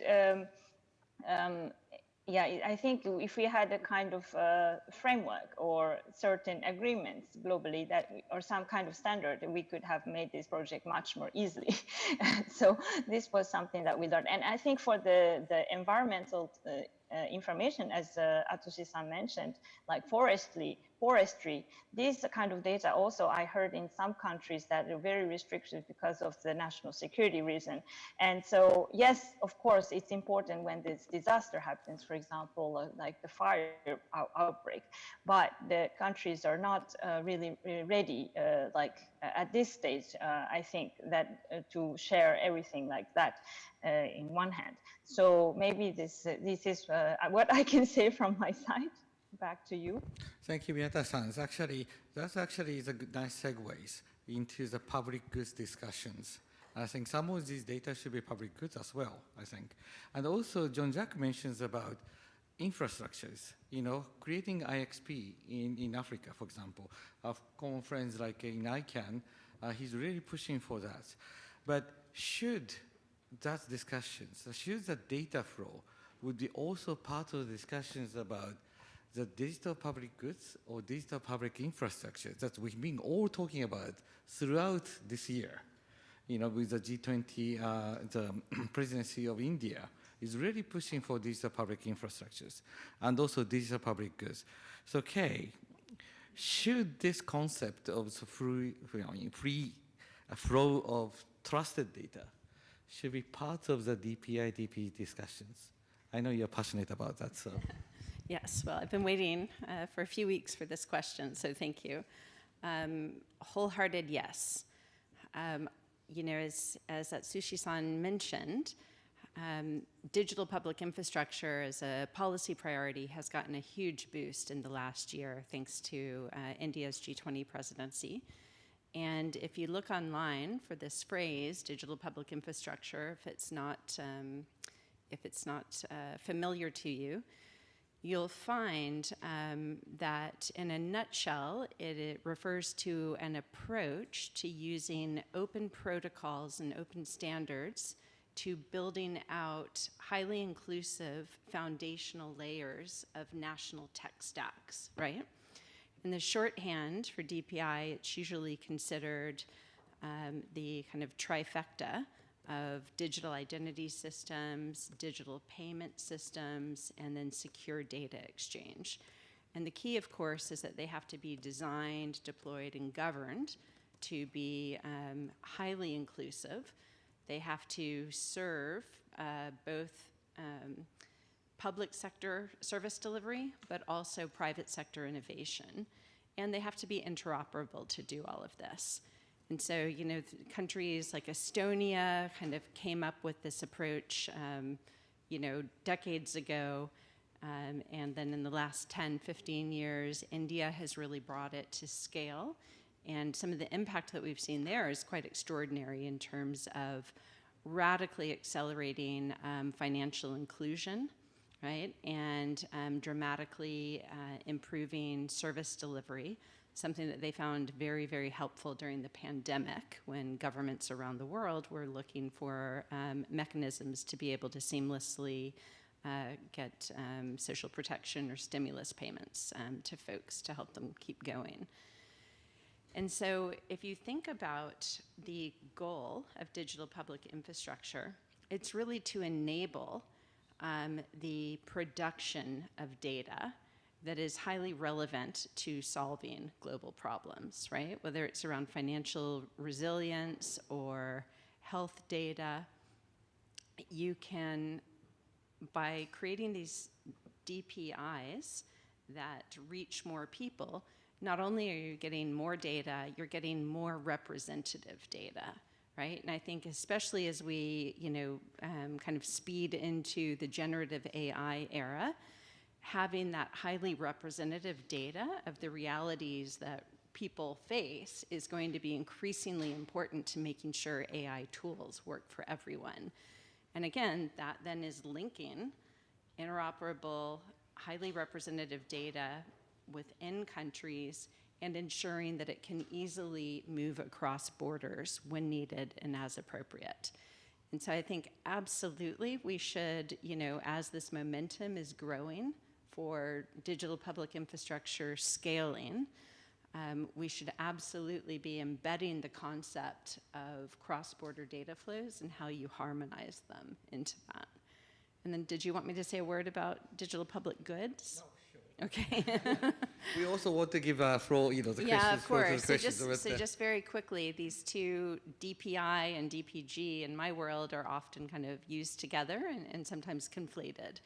And a digital public good is really an open solution that can be reused and improved by different countries. And it's improving an increasingly popular way to build digital public infrastructure. And it's interoperable and designed, you know, with privacy in mind. So it's got some challenges, but a lot of upside. Thank you so much. I think the benefits of actually DFFT and DPI and DPG, I think we all agree on that. But how can you, Gordon, how can you actually, you know, like developing countries could put together voices together so that they could really shape the discussions and have a meaningful input which would, you know, which would benefit actually developing countries? How can you actually put these voices together? And then I promise you I'll open up the floor after him. Thank you, Ashish-san. I feel like at this stage I would love to hear more from the audience. But just to shed light on two things which crossed my mind with your question, you know, and then again in a way to summarize. Going continental, allowing data to flow across continents, across the globe, I think one of the ways is to leverage the support from countries, first of all, and then international organizations to put in place common protocols, tools, and processes, and frameworks or policies. That's very key. Every time you want to engage a country or an external organization that involves two countries, often the discussion around laws and policies comes on top. So as we think through how to build a strong data ecosystem that is going to be much more sustainable, we need to be intentional again in the way we create those policies that are going to make everyone comfortable, countries. And thankful we are here in a forum like this. We need more of these forums. We need more discussions. We need to see the role of private sector, which was my second point. In my earlier remarks, I dwelt much on what the government is doing, but I would love to, this time, pass the challenge to private sector. What is it that you can do? How can you help emerging economies to be strong in terms of tools, in terms of processes, in terms of policies?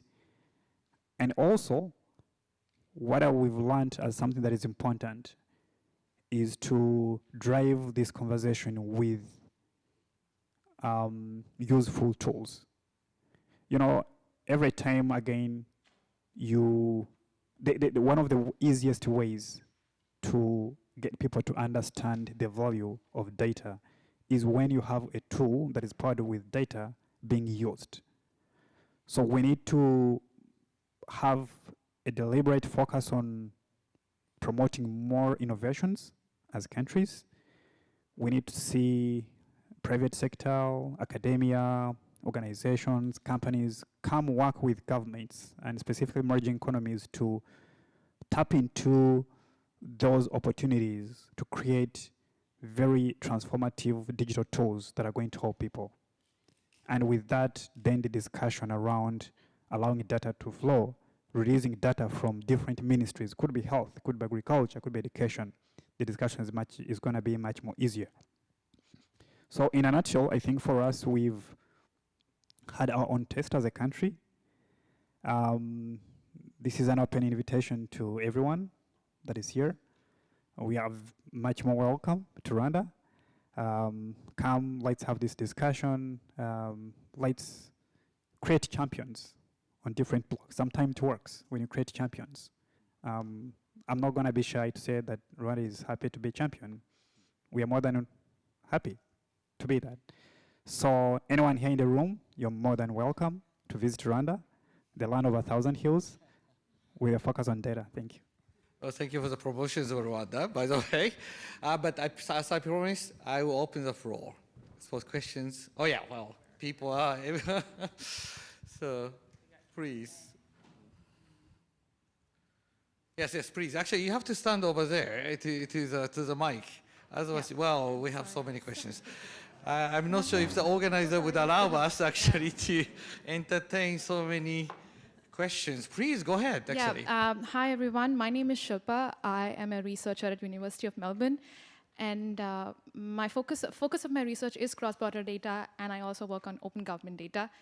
And I come from India. And I found really interesting your point that, you're talking about DPIs coming from India, especially India Stack and Aadhaar problem. I mean, Aadhaar, we started with like the UPI system, digital internet identity systems, etc.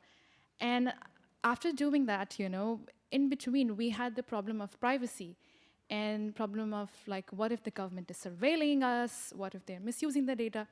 And then we had this one judgment which set up the privacy standards for us, because as far as people know that, India just came out with the Data Protection Act. Before that, we didn't have. We had like set total rules and policies, but then now we have a complete data. I mean, like before that, it was this judgment which basically laid down guidelines for us, and it limited the access of this data, right? It did not talk about like sharing of data even among the government organization. Forget about sharing with outside of India.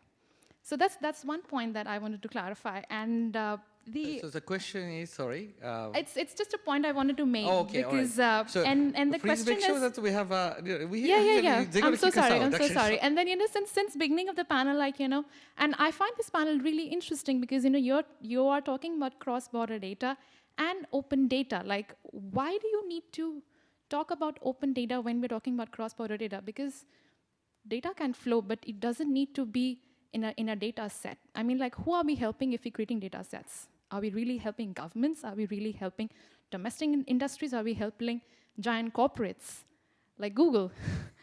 So I think the panel maybe got a little, I don't know, I was seeking some clarity, but I never got it. So I thought, like, I'll just give you this opportunity. The question is the clarity between the open data as well to the free flow of data. I think who do you want to actually ask the questions to refer to? I mean, anyone can reply, and then I just wanted to like give you this food for thought that I hope you know that we have this massive problem of privacy invasion and predictive advertising, which is about collecting as much as data as possible by corporates so that they can sell us more products and services even when we don't want it. So when we talk about like creating data sets and giving it outside the border, who are we really helping at this point? Yes. No, thank you so much, actually. So maybe we can actually have a few questions, because otherwise we'll never finish, and they're going to kick us out. So go ahead. Please, actually. So the question number one is the difference between the open data and the DFFT. And the question number two? Yes. Hello, everyone.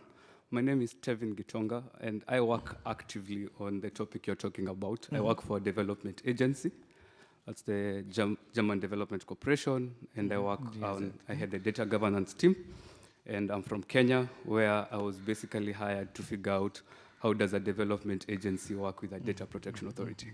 And that's what I've been doing for the last 2 years.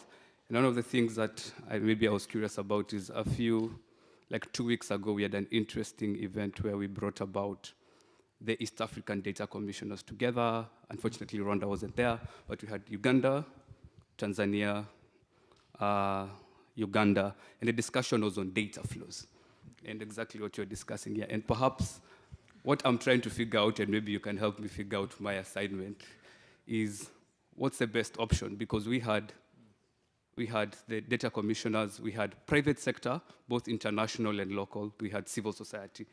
And we were all trying to discuss what's the best option for an emerging economy. Because what was clear was for the developed economies, there are different versions. There's a data free flow is trust, I think led by Japan and the EU.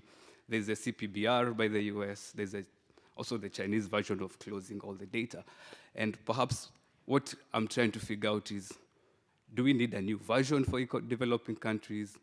Which version aligns best to economies that are at very different levels growing? There are laws that are very different levels from I'm talking about ground lessons of what I do on a daily basis here. Things are very different. We have, for example, in Africa, the AfCFTA that's coming up that has a whole clause on digital trade. And perhaps, so my question is, what is a suggested solution? So the question is, what should it be actually a new set of rules set for developing countries? Yes, that's for what the I'm FFT. Okay, so please, actually very concise. Like I will give you like 30 seconds for the asking questions. What do you think are the risks of taking a deductive global approach to global frameworks, global rules, global protocols? I see a tension between the way the abstract question is being framed about balancing protection against free flow with the kind of very specific needs and examples we're hearing from people like this gentleman. What that balance looks like will be different in every case, infinitely depending on which countries, what type of data, what the incentives are in the market for private companies, what the culture is, social trust, digital literacy, media access, all of this. And if we want, as you said in Rwanda, the solutions to be economically sustainable and driven by need, is it a mistake? Are there risks, either practical or normative, in pursuing global frameworks? Thanks. Thank you. So the question is the risk of deductive approach, protections versus free flow information, right? Go ahead. Thank you very much. My name is Taichiro Fujina. I'm a fellow here over the JPNEC, dealing with IP address in Japan. My question is about a mechanism for building trust in multilateral environment. In general, trust in security and safety will be achieved by a norm, standard, and importantly, a law enforcement. For instance, when Google leak my information, then I can accuse of Google, or maybe Google will pay fine to my government, so that's really easy. But on the other hand, in multilateral environment, we need to trust that the counterpart will delete or do something for me, right? So my question is, again, what is the mechanism for building trust in DFFT or multilateral environment? That's all. So the question is mechanism of creating trust in the DFT. Okay, perfect. And then? Okay, thank you very much. I'm Ibrahim Mohammed from Nigeria, a digital asset officer from National Information and Technology Development Agency, as a scholar, a JICA scholar as well. We have had, it is crucially important when it comes to data privacy, security, and but my concern is I have not had like transparency when it comes to processing the data. Because for you to earn trust, there is need for you to explain to us how you utilize our data, how it's being processed. So that's my concern. And okay, the question is, how can you ensure transparency in the data transfer? To earn trust, yes. Okay. Please. Hello, very interesting panel. Thank you so much. My name is Minako Morita Yega, University of Sussex in the UK. My question is, what kind of data governance is suitable to achieve DFFT, especially for development? The reason I said that is I observed that ignoring the different type of data governance existing in the world, is DFFT is not achievable. Let's say there are 3 types of data governance in the world now. The market-driven type, which the US is promoting, and then on the other hand, human rights-centric approach, which the EU is promoting, and then state-driven data governance, which China is promoting. And I observe so many developing countries is following China, the state-driven approach, where there so many, strictly measurement of the local requirement or the open source code requirement and so on. And without discussing it, I think DFFT is impossible. Thank you. So the question is, what kind of data governance models that should be available, yes, based on these 3? So 10 seconds. Hello, my name is Hassan Habib. I'm from Djibouti. I'm also a JICA scholar. So my question is about the youth, like how you want them be more included in such kind of process, how the opportunities that you perceive or like you saw for this kind of in the DPI and data public government. So thank you so much. Sorry, how are the opportunities of using DPI? Okay, yeah, in like include for the use. Yes. So what are the okay? Oh, sir, please. Yeah, hello, I'm Javier Ruiz from Consumers International. I have a very brief comment, which is that I hope that the next time we have a panel talking about consumers, we have more consumer organizations there, because I'd be like a panel on gender, not having any women would feel a bit weird, you know, so hopefully for the next one we'll get more representation from a broader constituency. My question is actually mainly for Jean-Jacques and Google. Because Google is supporting CBPR quite publicly. Your Privacy Council last year came out, but one question is like, are you certified? And with the previous APEC regime, and it's not like particularly the question is, I was looking at the reasons why companies sometimes don't certify, and there are costs, but also the fear of the audit, you know, that you actually have to open up your systems, you know. And that's, so it would be interesting, you know, from a very large company, how do you see private certification working, you know, as a scalable global thing, you know? If, as I understand, you haven't actually certified in the system that you are proposing. And then but more importantly, do you think that actually if the FTC and all the governments in the world are actually struggling to deal with Google, that a private certification agency in a small country will be able to actually handle any issues? And how can we solve that? The issue is basically how can you actually see the private certifications, especially in developing countries? Well, how can you deal with private certifications when the FTC is struggling to deal with Google? How can a small private certification agency? I mean, I think it's it's important because not in every country you have a good state infrastructure to make companies accountable, but for small private companies, you know, it may be hard to actually deal with a company like Google. Thank you. So yes, so Chrissy, I think I will also give like few. Can you actually summarize some of the questions so that we can throw out the panels here? Absolutely. We had a few questions on data localization, which I think were perhaps answered in the discussion, but I will say in between how do we have data localization without making fragmentation more serious? What is the role of the organization spearheaded by Japan called the Institutional Arrangement for Partnership, the IAP? Another question on how does the SWIFT system and the new financial transaction system spearheaded by the BRIC member nations going to fit in to all of this?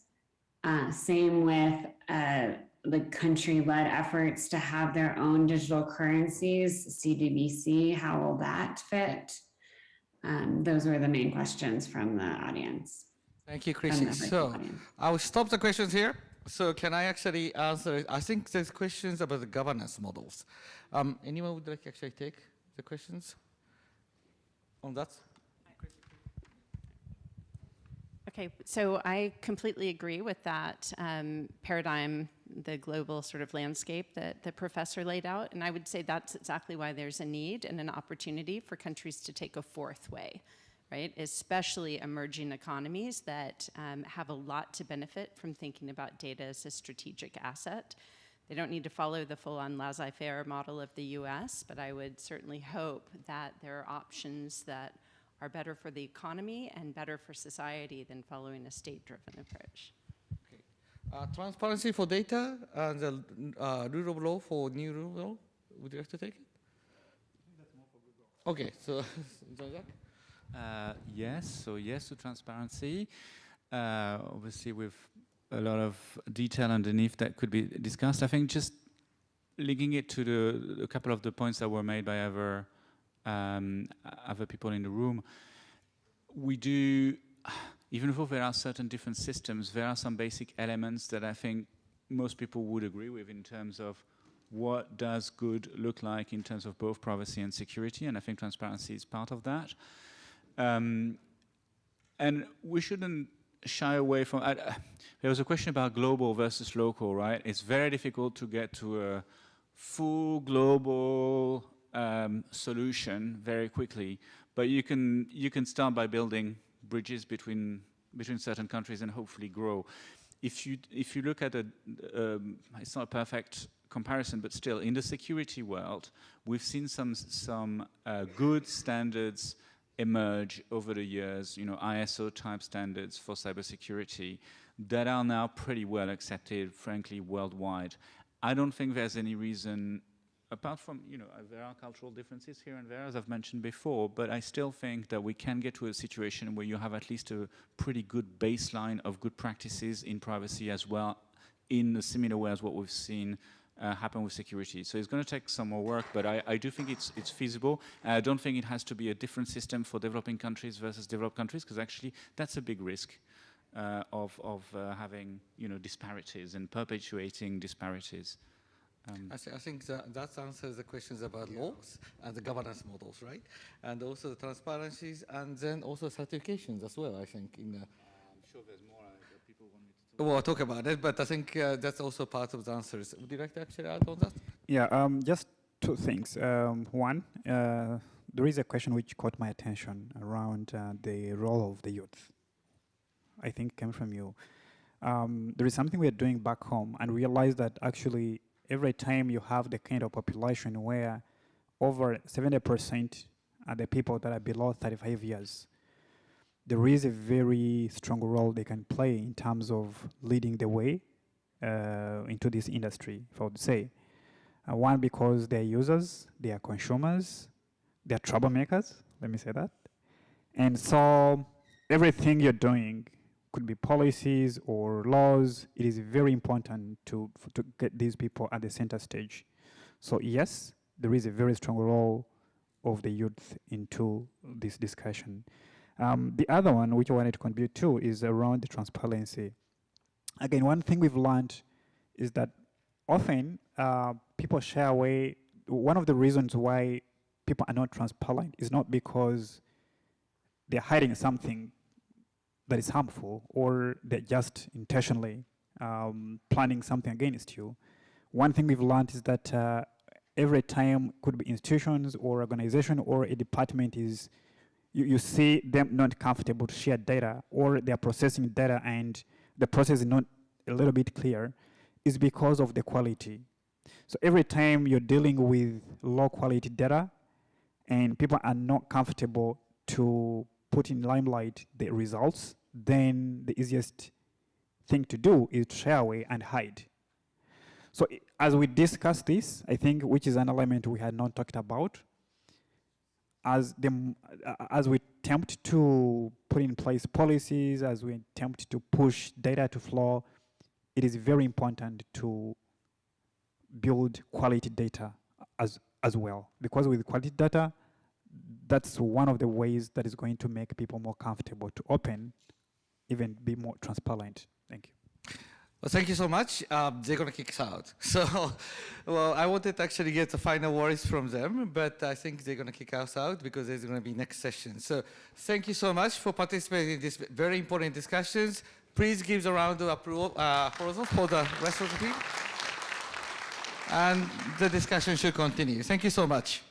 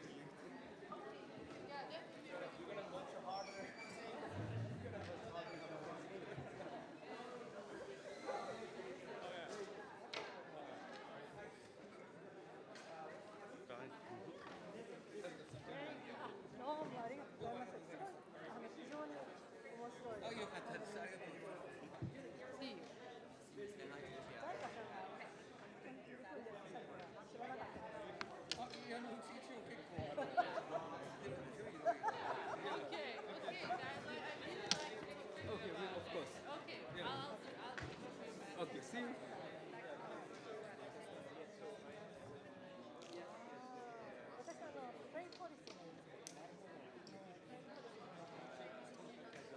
そうなんですよ。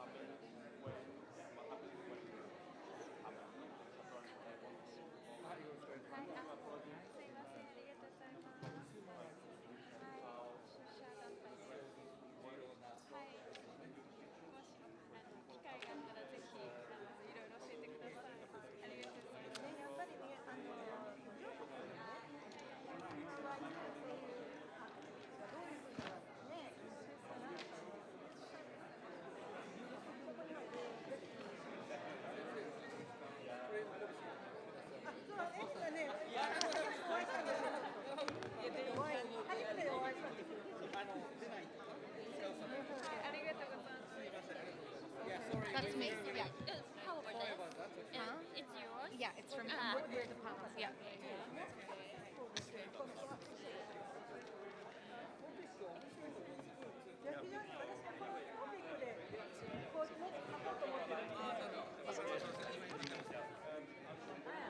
I really like your facilitation.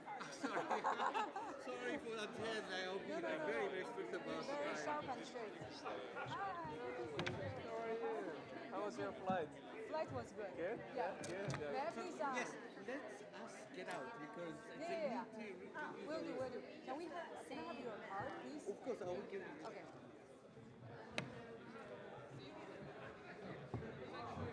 Same framing around the three models, which I talked about the opportunity to do it. It's based on, not yours. Nope. No, okay. That doesn't work very well for levels and the institutional capacity in Africa.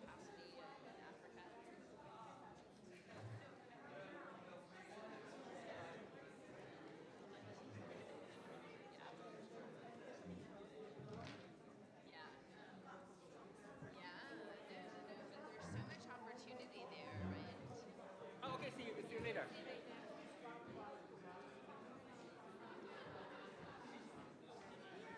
it's a challenge for sure, but it's a governance challenge, really, more than a technical challenge. So. Yeah, the digital impact index. Sorry, I'm on some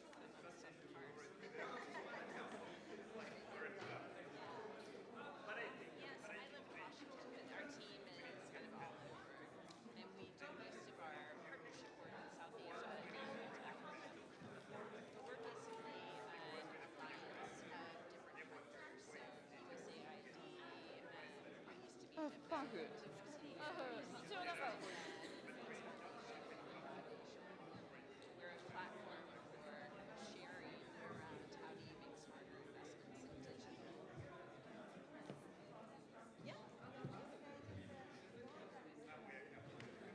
Yeah. We have several communities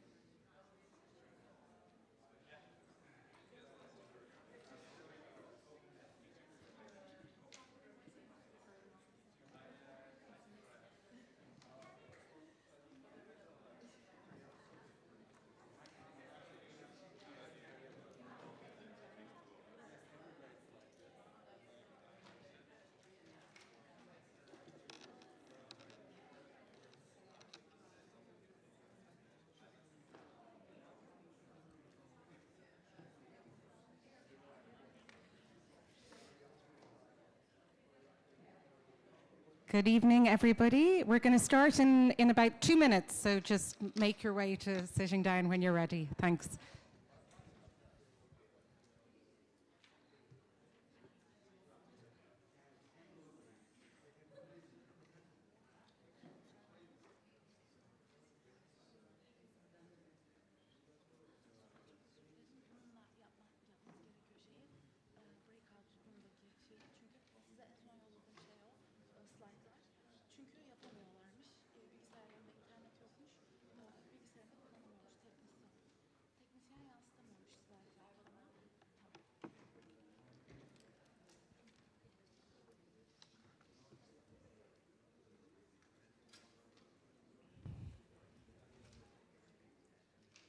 Okay.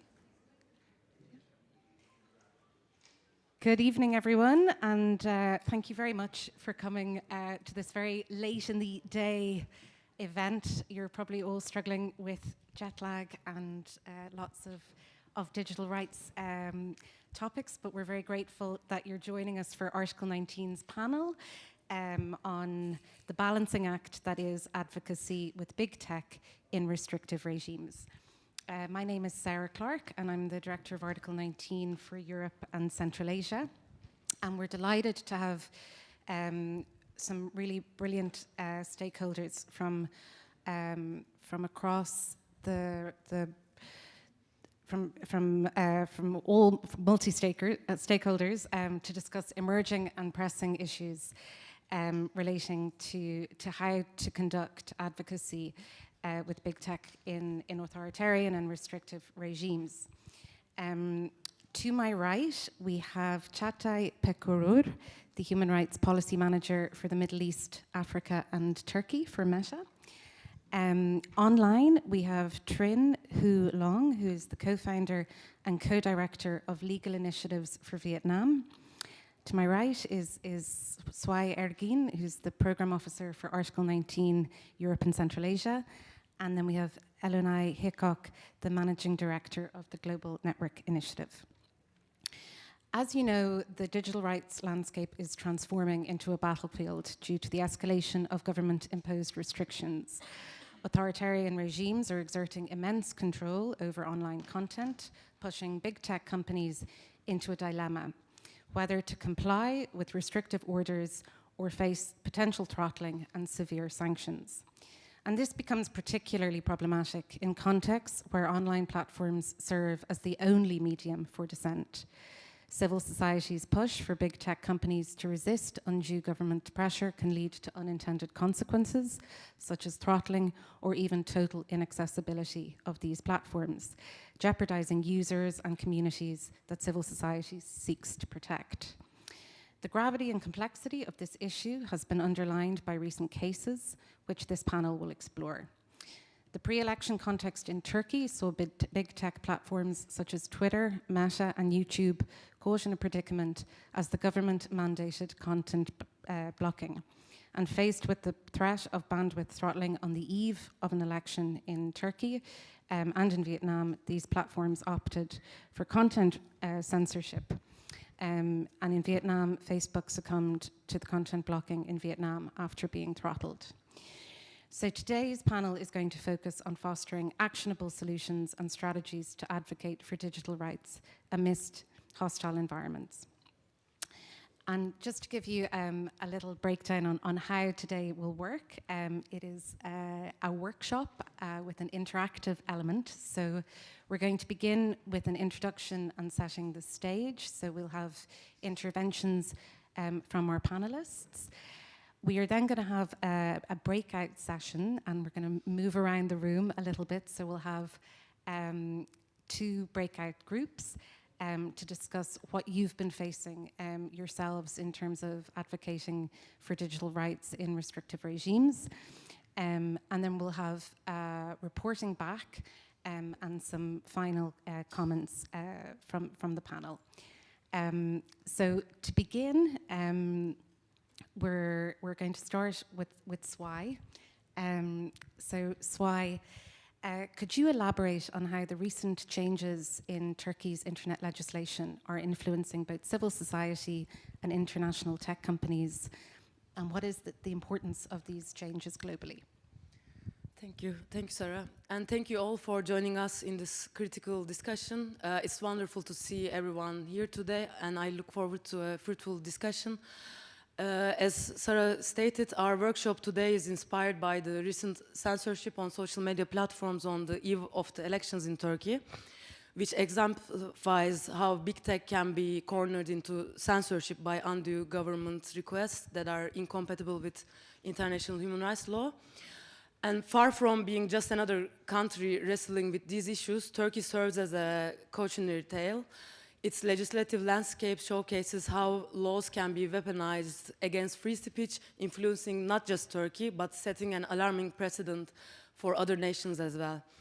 I won't delve into all the legal complexities, that would take us an hour alone, but to provide context, internet legislation in Turkey has gradually become more restrictive over years, and this can be seen as a response to the increasing importance of online platforms in the country, because the mainstream media become more and more under the control of pro-government groups, which is at 90% now, and so that online platforms have become the main source of news and an essential tool for independent journalism.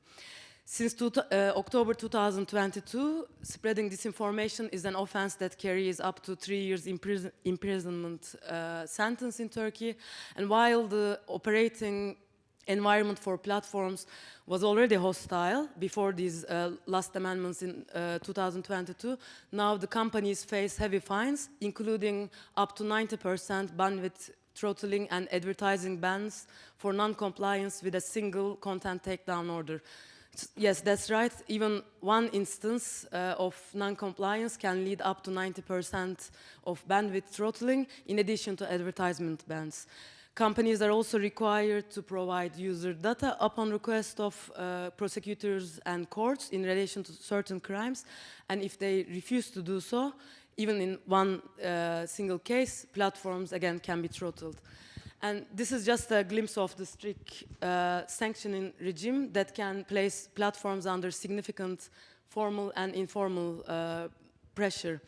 And the threats of throttling are not empty ones. It is a chilling reality that can and has impeded both free expression and access to vital information in Turkey. Twitter, for example, was throttled during the aftermath of devastating earthquakes in February, compromising rescue efforts, as people were mainly using this platform to coordinate rescue operations, as well as asking for help, and sometimes even under the rubble. Yet, hours after meeting with the government, and also after a huge public backlash, restrictions were lifted. So these threats are real, immediate, and carry dire consequences. And so laws have been tightened, fines have been raised, and threats of throttling are real ones. And it's a chilling reality that can and has become reality in Turkey. So before the 14 May elections, YouTube, Twitter, and Facebook restricted access to certain content to avoid being blocked on the day of the election. This was stated both by Twitter and Meta in their public statements.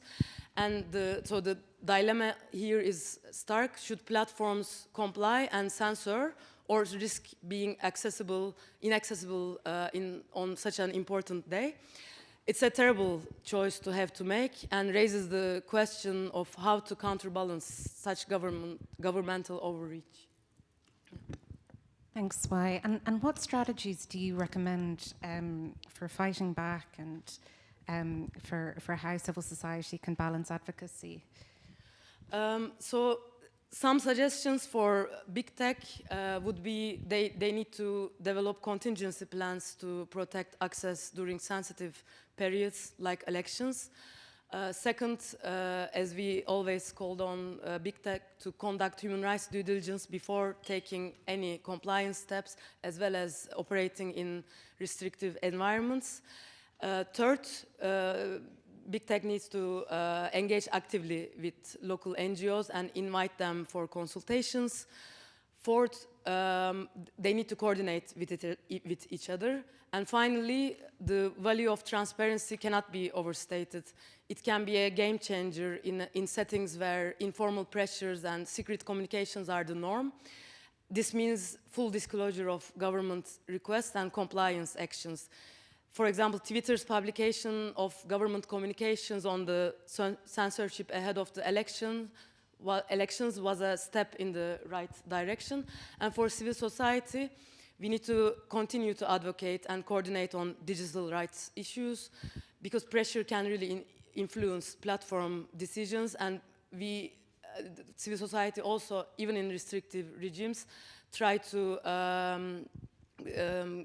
coordinate or communicate with the governments as well, to communicate their asks or to make the human rights case. And what else can be done? Public literacy on digital rights, bringing international attention to these critical issues. Forum like this one offer the opportunity to align strategies and coordinate our efforts. But even if all these strategies are implemented, can we say that access to internet will be ensured and everyone will enjoy their right to free expression online? No, because these are band-aids to symptoms. And we can brainstorm countless solutions for the symptoms, but any progress we make will be temporary and incomplete. To genuinely solve the issue, we need to address the core issues of lack of rule of law, lack of independent judiciary, a stifled civil society, and absent international accountability, which allow authoritarian states to act with impunity. So for states, your diplomatic efforts must extend to digital rights, ensuring governments are held to international human rights standards. Digital rights should be proviso in trade agreements. And last but not least, financial and logistical support for NGOs can go a long way in creating a robust civil society capable of fighting against repression. Çağatay. So, Çağatay, you're the Human Rights Policy Manager for the Middle East, Africa and Turkey for Meta. So in light of SWI's insights, can you share Meta's perspective and experiences in Turkey in particular during the recent election time? Of course, I'll try my best.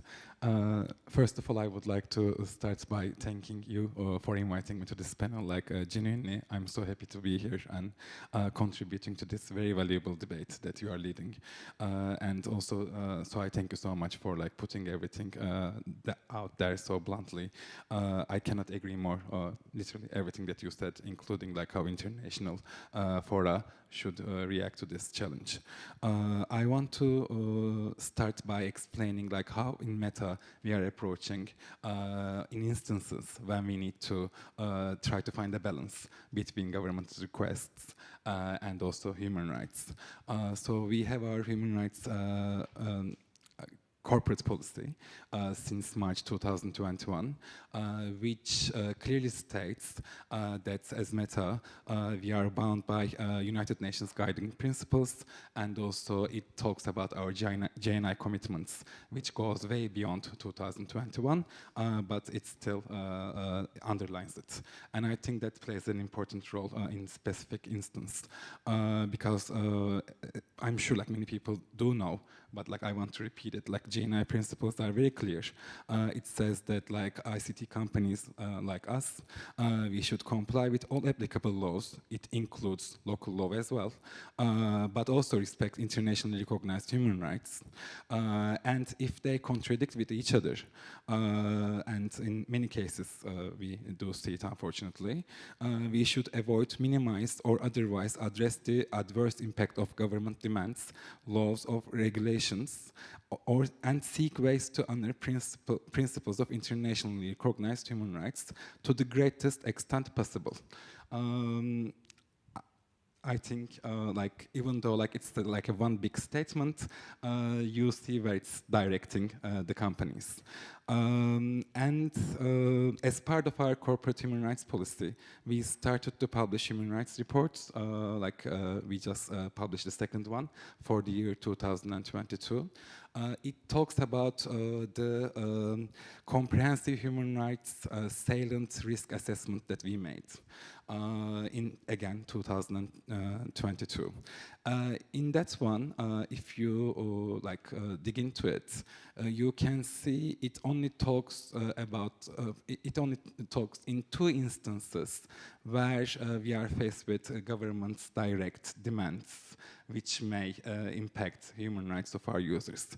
The first one is the overbroad government requests on takedown requests. And the second one is overbroad or unnecessary government demands for user data. The first one is very obvious, like it relates to freedom of opinion and expression. The second one, it's about right to privacy. But when we think about the way that governments are using this data, actually it's again related to the voice of our users, because they want to get user data if it's an overbroad or unnecessary demand, in some cases to silence political opposition.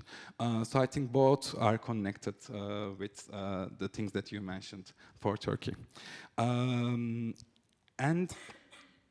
I want to give you some brief information about how we are dealing when we receive these requests from government, especially takedown requests.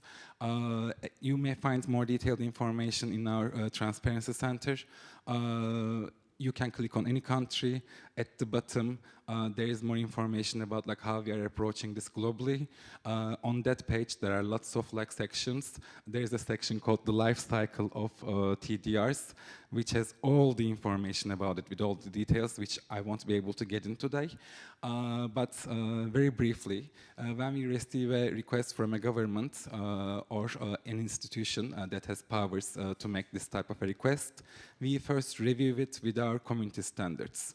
If the content is against our community standards, we remove it. If not, we continue in the process. We conduct a legal review. That legal review, it's independent, we are doing a legal review independently. It's not only about the procedural legality of the decision, but it also makes an assessment if it's legal in the local law, local legislation. At this stage, we may reject the request, actually. But if we haven't rejected, then we move to the human rights assessment that we conduct. And there we have another legality assessment, which also considers international human rights standards. Then we check legitimacy, necessity, proportionality. These are all the things that are part of the international human rights standards when we think about freedom of opinion and expression. But we also need to consider external risks. And I think that's the most important part in this debate, because when we talk about external risks, it may include several things, including our salient human rights risks, but also risk of blocking, throttling of Meta's technologies, penalties that we may face, regulatory actions, criminal proceedings that we may face, our employees' security and safety, and also offline harm that may risk to our users. So we need to take all these things into consideration before making a decision if we are going to comply or not. And as I explained, Turkish legislation, it's there since 2007. And it has been amended several times. With each amendment, both the scope of the legislation expanded, but also the sanctions became more and more severe. And at this stage where we are, if companies don't comply with one takedown request, we may face 90% blocking, throttling, just even for one piece of content. That the similar sanction goes for not sharing user data. In the previous version, it was just a monetary fine for the same non-compliance action. So these changes in the legislation as you may imagine, affecting the way how we are calculating the external risks as well. That's a brief like introduction that I can make, but I can be more specific about the Turkey issue if you want me to. Yes, we would love that. And we'd also love to know what you think are the opportunities for civil society to influence Meta's policies in authoritarian regimes. That's a very good question. I think like I'm looking to this, I'm gonna call it an ecosystem. Maybe it's the wrong wording, I'm sorry. But like in the most basic structure that we are in, there is the government, there is civil society. And in authoritarian regimes, most of the times, citizens have only social media to express their political opinions. In some, obviously, like, it's not just social media in many countries, but like in most of the authoritarian regimes, it is. And in that structure, actually, in my opinion, companies are almost in an intermediary position between the government's policies and our users' fundamental rights. Like that's what we are trying to intermediate, like trying to find a way in between there. And of course, in that structure, what civil society is doing is, you are the protectors of these people's rights. I think there are many things that you can do in this one. The most obvious one, I think, like I'm really going to state the obvious, you can work towards making us more accountable. But also, I think there are many other ways. The second one I can mention is you can work towards creating a more strong public opinion against these actions of the government to delegitimize it. I think the governments also do think about this, if their actions are legitimate in their country. So like they're also taking this into consideration. And as the third thing, what I can suggest, as you mentioned, having open dialogue with platforms, explaining what you are expecting from us, what are your red lines for us to understand, because like as we both mentioned, the regulatory framework is like getting stricter, and like we may not be able to do the same as we were because like this of the sanctions, increasing external risk, but it's still so valuable for us to understand what is most important, what is the most important thing for civil society.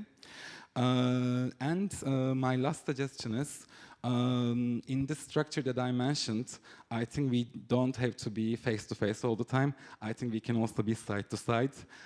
So like I think there's a room for like a lot more collaboration in many different areas around this, of course. Follow up with one final question there is could you share an instance where Meta has had to comply with or resist a government's request in Turkey? And what are the factors that you considered? Of course. I think I will expand twice example. One day before the election, we received a takedown request from the Turkish authorities. And we complied with it. And we actually made a live transparency reporting on our action. And in that one, like we explained like a number of the content that we are complying to geoblock, and also mentioned like who posted it, and also we provided a brief explanation on what the content was about. It was about corruption allegations about the government. And the reason that like we end up in this situation, reasoning that I can share with you, we also mentioned it in our transparency reporting. In the law, like if we don't comply within 4 hours, they may throttle us, as I mentioned, 90%. But like this is the risk on the paper. This is not how we evaluate the risk. We actually try to evaluate the real risk. if it's really going to happen or not. And the background story here, for Turkish elections, we were engaging with civil society for a long time. And because of what happened during the earthquake time, the throttling of Twitter and amendments to the internet law, there were concerns around throttling during the election periods. And we were also hearing from civil society that our products are most valuable on the election day specifically for the civil society who are working on election integrity related issues. So like we understood that it was a top priority. This content, even though it's related to democratic institutions, it was not directly related to civil society's efforts on election integrity. And it was one day before the election, as I mentioned. So we thought, what is more important there? And we concluded that the risk is real of throttling risk because it happened very recently. And we also thought the civil society will need us next day. But because the topic was had an importance for democratic institutions, as I mentioned, we did choose the way of doing a live transparency reporting rather than waiting for our biannual reporting. Fascinating, and I remember those days really well, and I remember the feeling the day before the election in Turkey that, you know, if we had a contested election result and a throttled web, you know how difficult that would have been. So I think we all remember how fraught that time was. We're now going to turn to Trinh Hu Long, who's the co-founder and co-director of Legal Initiatives for Vietnam. And Trinh is joining us online. Thank you. May I ask, can you hear me clearly? Yes, we can hear you. Welcome. That's great. Welcome, and we're delighted you can join us. And also a big welcome to everyone who's listening and watching online. So in Vietnam, you have a different set of challenges to Turkey when it comes to internet freedom. So Long, I wonder, could you shed light on the current state of digital rights in Vietnam and how they compare to the broader Southeast Asian context? Yeah, thank you very much for having me. I have a presentation. May I share my screen? Or yeah, I think so. Oh, great. Let me.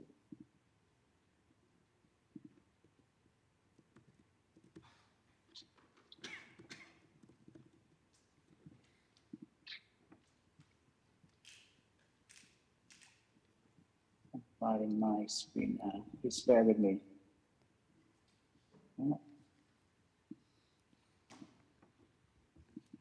Super. Yeah, we can see it now. Oh, right. Let me.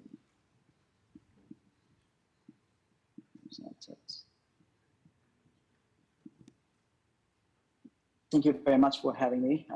I regret I'm not able to be there with everyone.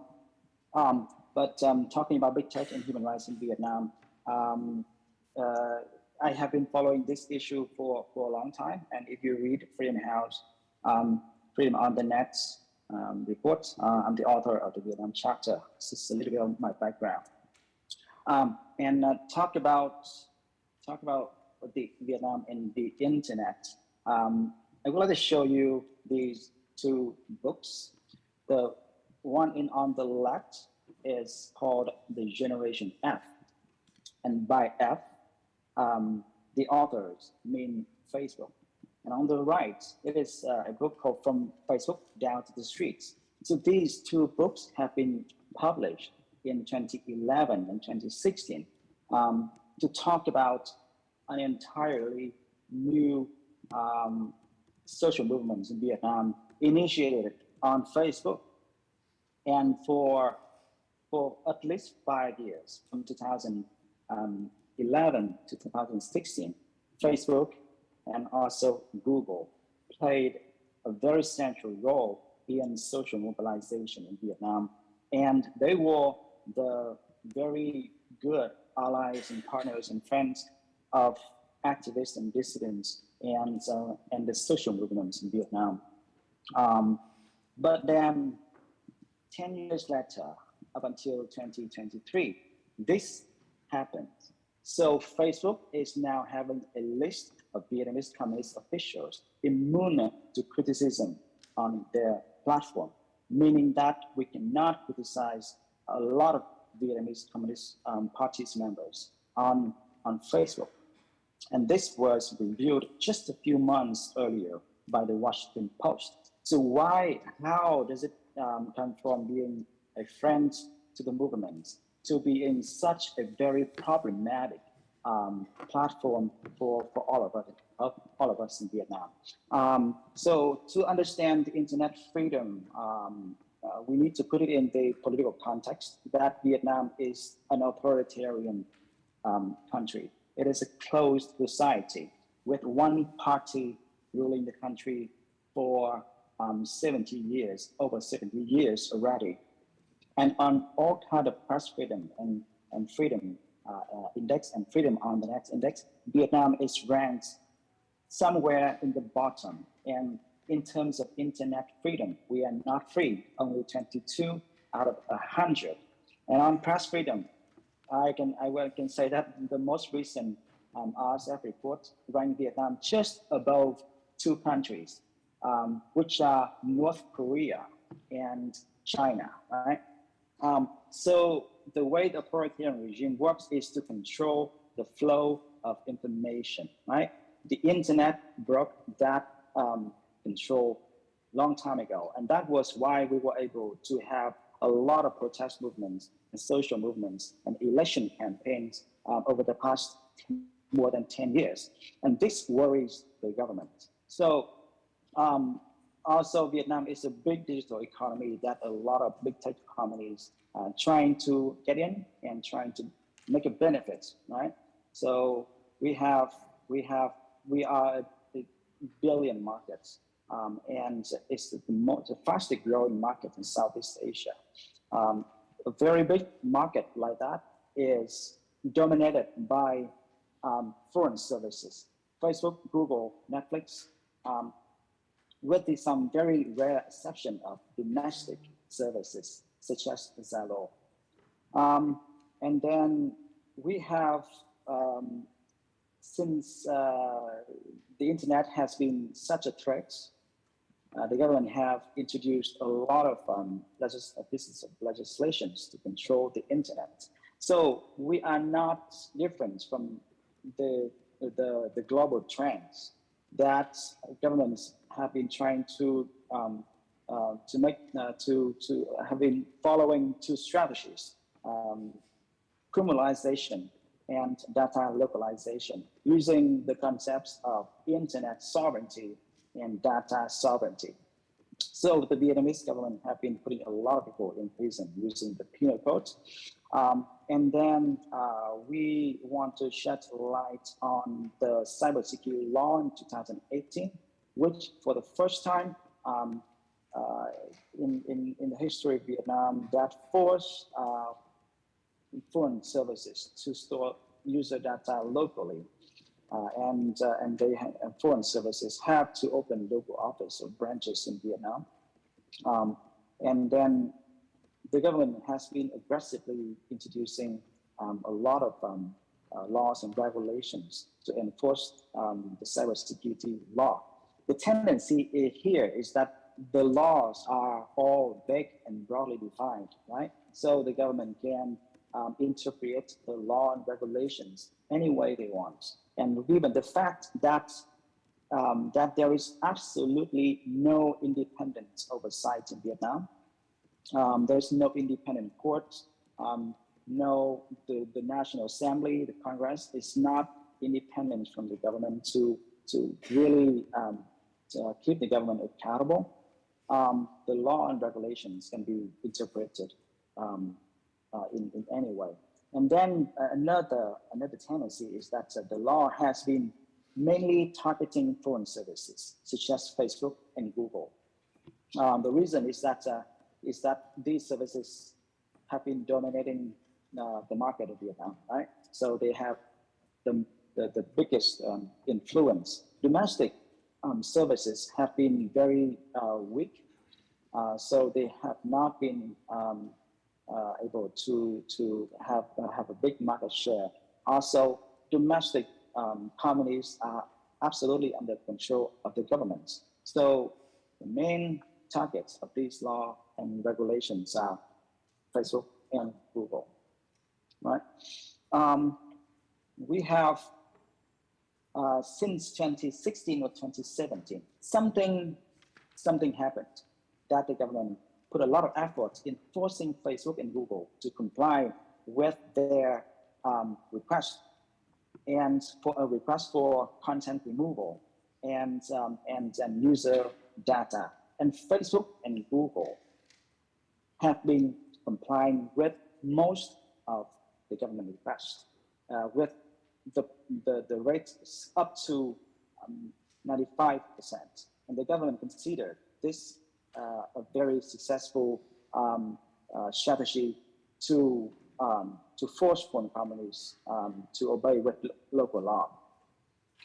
And you can see that among 95% of requests from Vietnam approved by Google, it's about government criticism, right?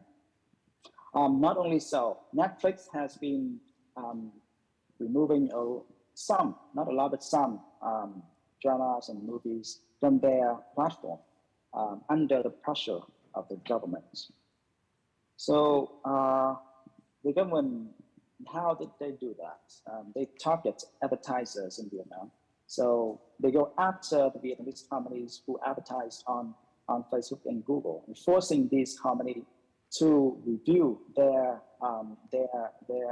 advertisements on Facebook and Google. And under this pressure, of course, Facebook and Google are losing revenue, and they have to do something for that to gain back their customers in Vietnam. And also, the government go after the hardware manufacturers. For example, Samsung or LG, forcing them to remove the YouTube and Netflix buttons from the remote control, right? And dramatically, Facebook agreed to censor posts from Vietnam after being mostly blocked in Vietnam for 4 months back in 2020. This was dramatic. And since then, we have seen a lot more political content on Facebook being removed or geo-blocked, right? And as I said, they have a list of Vietnamese government officials immune from criticism, right? And then Facebook and Google, they are having servers in Vietnam, but mostly public cage server, and they have complied with some of Vietnamese government's requests for user data.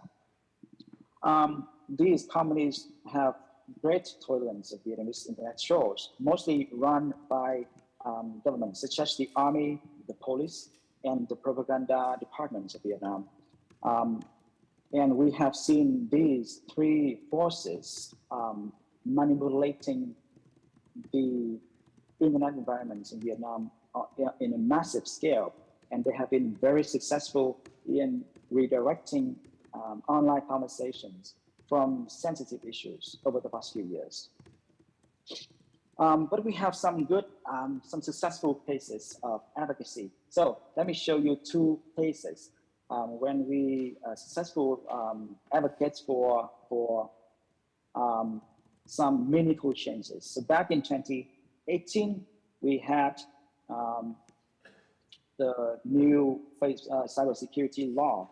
And back then, we petitioned Facebook and asking them if they store users' data in Vietnam, or if they would comply with the content removal request from the Vietnamese government. And then this happened about a year later, that Facebook and other tech companies actively lobbied the Vietnamese government to remove the data localization requirements from the cybersecurity law. And guess what? Last year, the government issued a decree effectively removed the hard requirement for storing data locally, meaning that foreign services are not required to store data locally anymore.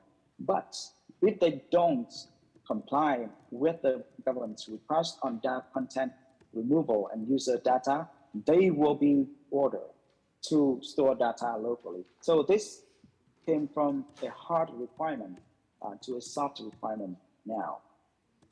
Case number 2, it was a very successful advocacy and investigation by a group of friends of mine, activist Mai Koi, and she's a singer as well, and a group of other advocates. So they investigated a government-funded cyber truth on Facebook called E47, and these groups targeting dissidents. And when the investigation got published on the Intercept in December 2020, Facebook quickly took action and removed these accounts from their platform. So these are 2 very successful cases, and we think that we can find common ground, common interest with technology companies, foreign technology companies, to make the internet fairer and better. And to be honest, I think that big tech companies, they don't need more lectures or advice that they have to be more friendly with all kinds of human rights standards. They all know these values. They all know the cost of upholding the human rights values in the face of authoritarian regimes around the world. They all know that they can make a lot more money if they comply with these authoritarian and repressive laws and regulations. They know everything. So I think it's time for them to take actions. It has been a long time that end users and civil societies sacrificing their digital rights. And Facebook and Google and other technology companies have been benefiting from that. It's time to change. And if these companies are serious about upholding human rights, they must do something different. They cannot just remain the same and keep asking civil society organizations to have a dialogue with them. What's the point of having a dialogue without taking any meaningful action eventually, right? So these are my recommendations for technology companies, and I look forward to more questions and discussions from the room. Thank you very much for your time. Thank you, Long. That was a fascinating presentation. Sorry, checking if this is on. There we are. Thank you, Long. That was, I think, particularly interesting to see just how many similarities there are between what's happening in reality in Vietnam and in Turkey, and a lot of your solutions and recommendations really mirror SWI's earlier in terms of what we're asking from the tech companies. So I'm going to ask you to stay with us as we continue on, and we're going to go now to Eleni Hickok, who's the Managing Director of the Global Network Initiative, of which Article 19 is a member, and we're delighted to be working with you. So Eleni, as the Managing Director of GNI, you have a bird's eye view of the global digital rights landscape. Are there common patterns or challenges that you're observing across countries when it comes to advocacy with big tech?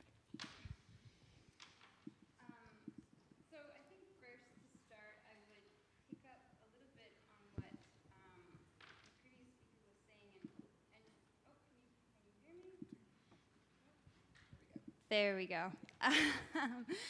And say, first there are multiple strategies for engaging with big tech, and we've heard some of them on the panel today. There's strategic litigation, there are petitions, there are investigations, there are rankings, there are organizations that help companies do human rights impact assessments in specific contexts. And maybe just to start out with a little bit of an explanation of G&I. We are a multi-stakeholder platform working towards responsible decision-making in the ICT sector with a focus on how companies are responding to government mandates for removal of content and access to user information. Core to the work that we do is an accountability mechanism. We bring together platforms, companies, civil society, academics, and investors, and all members have to commit to the G&I principles with respect to freedom of expression and privacy, and our company members go through an assessment process that looks at how they are implementing those principles in their policies, in their processes. And so this can take many different forms. An assessor comes in and they do an assessment report that looks at these policies, processes, as well as case studies. So how are they actually implementing them in practice? And then this assessment report is discussed by our multi-stakeholder board.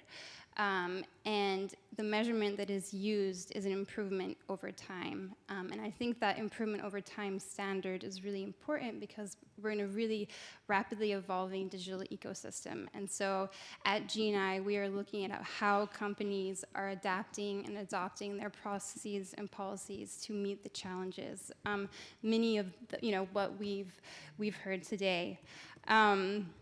And I think in addition to this accountability mechanism, which is not perfect, but it is a multi-stakeholder accountability mechanism that we do try to implement, we also do work around policy, so consensus-based policy advocacy, where we are responding to developments like in Turkey, like in Vietnam, like in Pakistan, and it's not just authoritarian regimes where we see concerning trends coming out, but also in democratic contexts, we see a number of concerning trends, such as, requirements for, tight timeframes for removal of content, requiring that there are local offices, so personnel are on the ground, proactive monitoring requirements, data localization, a broad scope of companies being brought under the ambit of different mandates and licensing regimes. And so all of these we respond to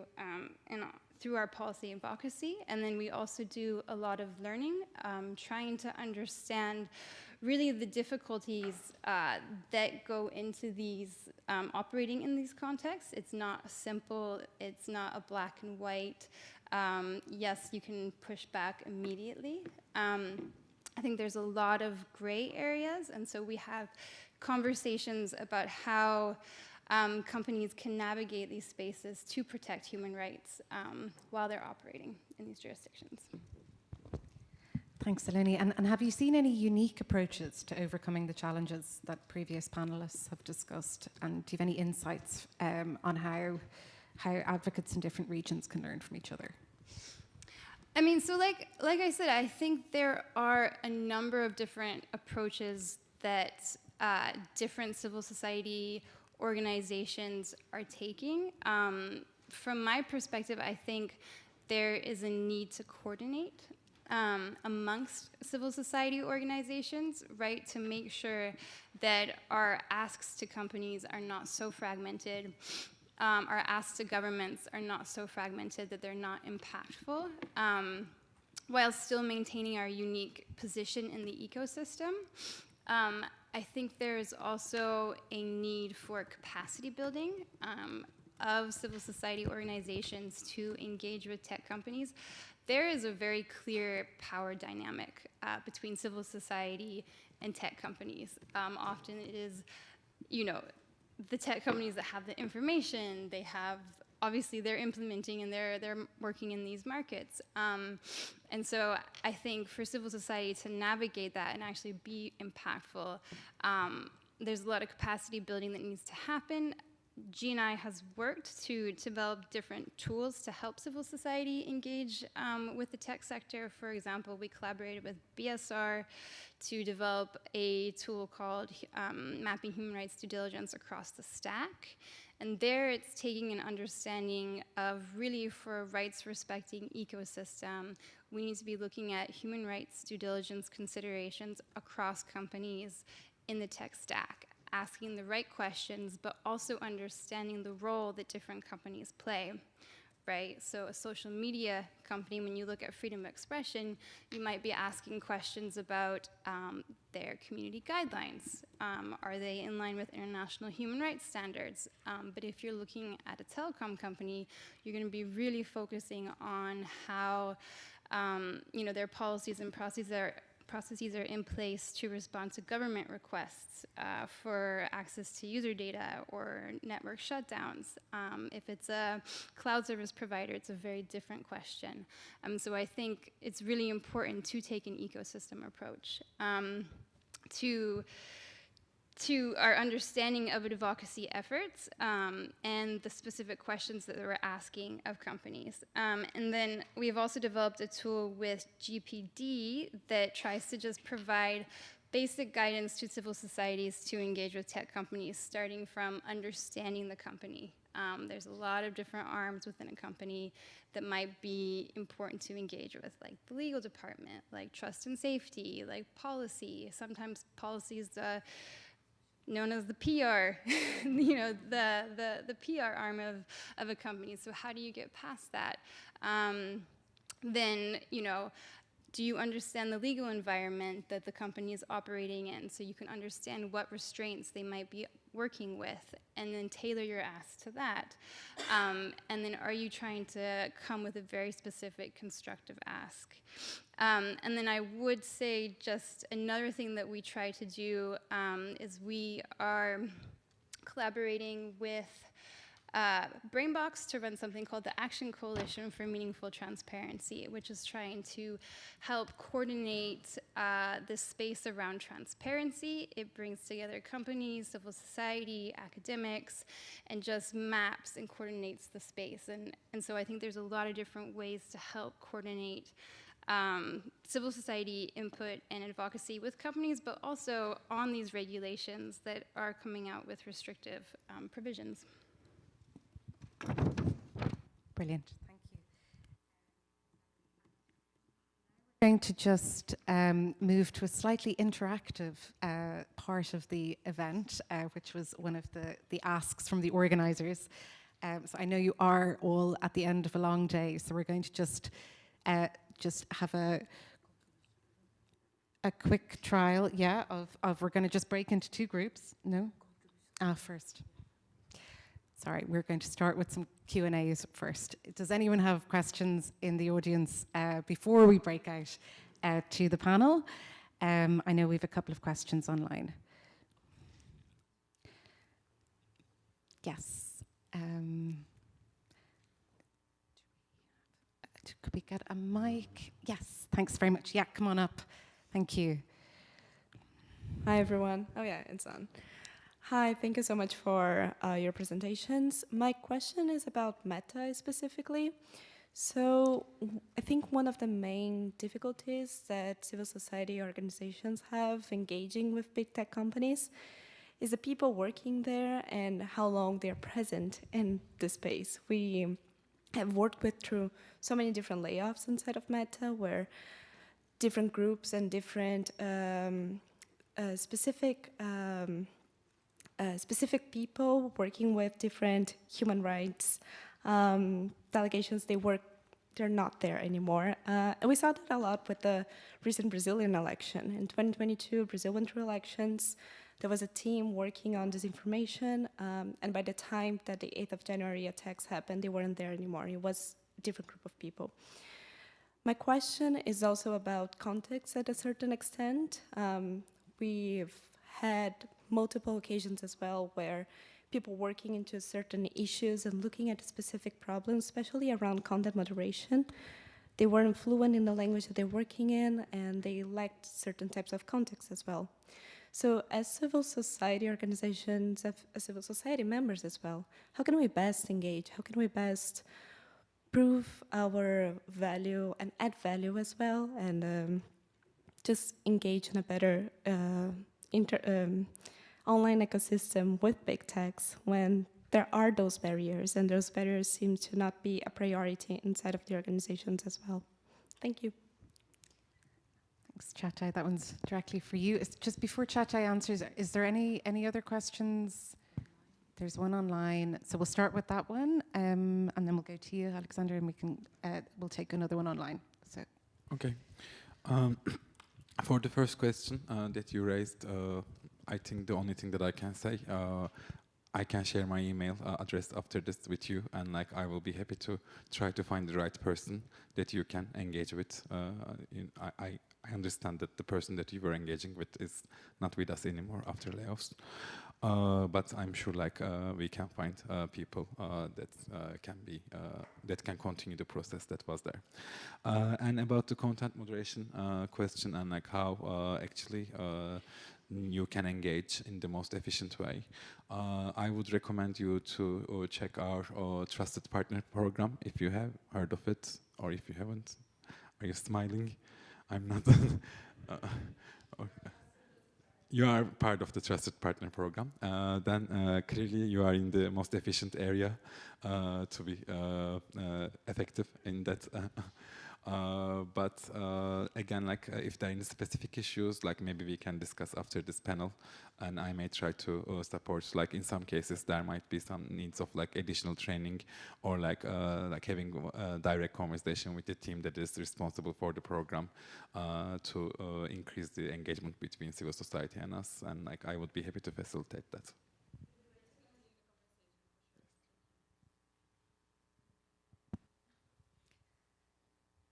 Thanks, Chatai. Yeah, good evening, Alexander Savnin from Civil Society Russian Federation. So maybe we are not so in Asian part, but situation with big platforms like Meta and Google went in Russia far further than you explained. Meta is now a terrorist organization, and Facebook completely blocked, Instagram completely blocked, Twitter completely blocked, or something like.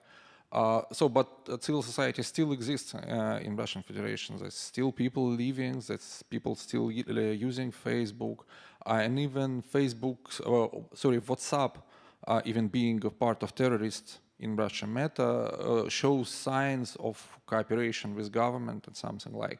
So my question may be more broad, what we have to do if we fell in much problematic situations that was explained in Turkish and Vietnamese example.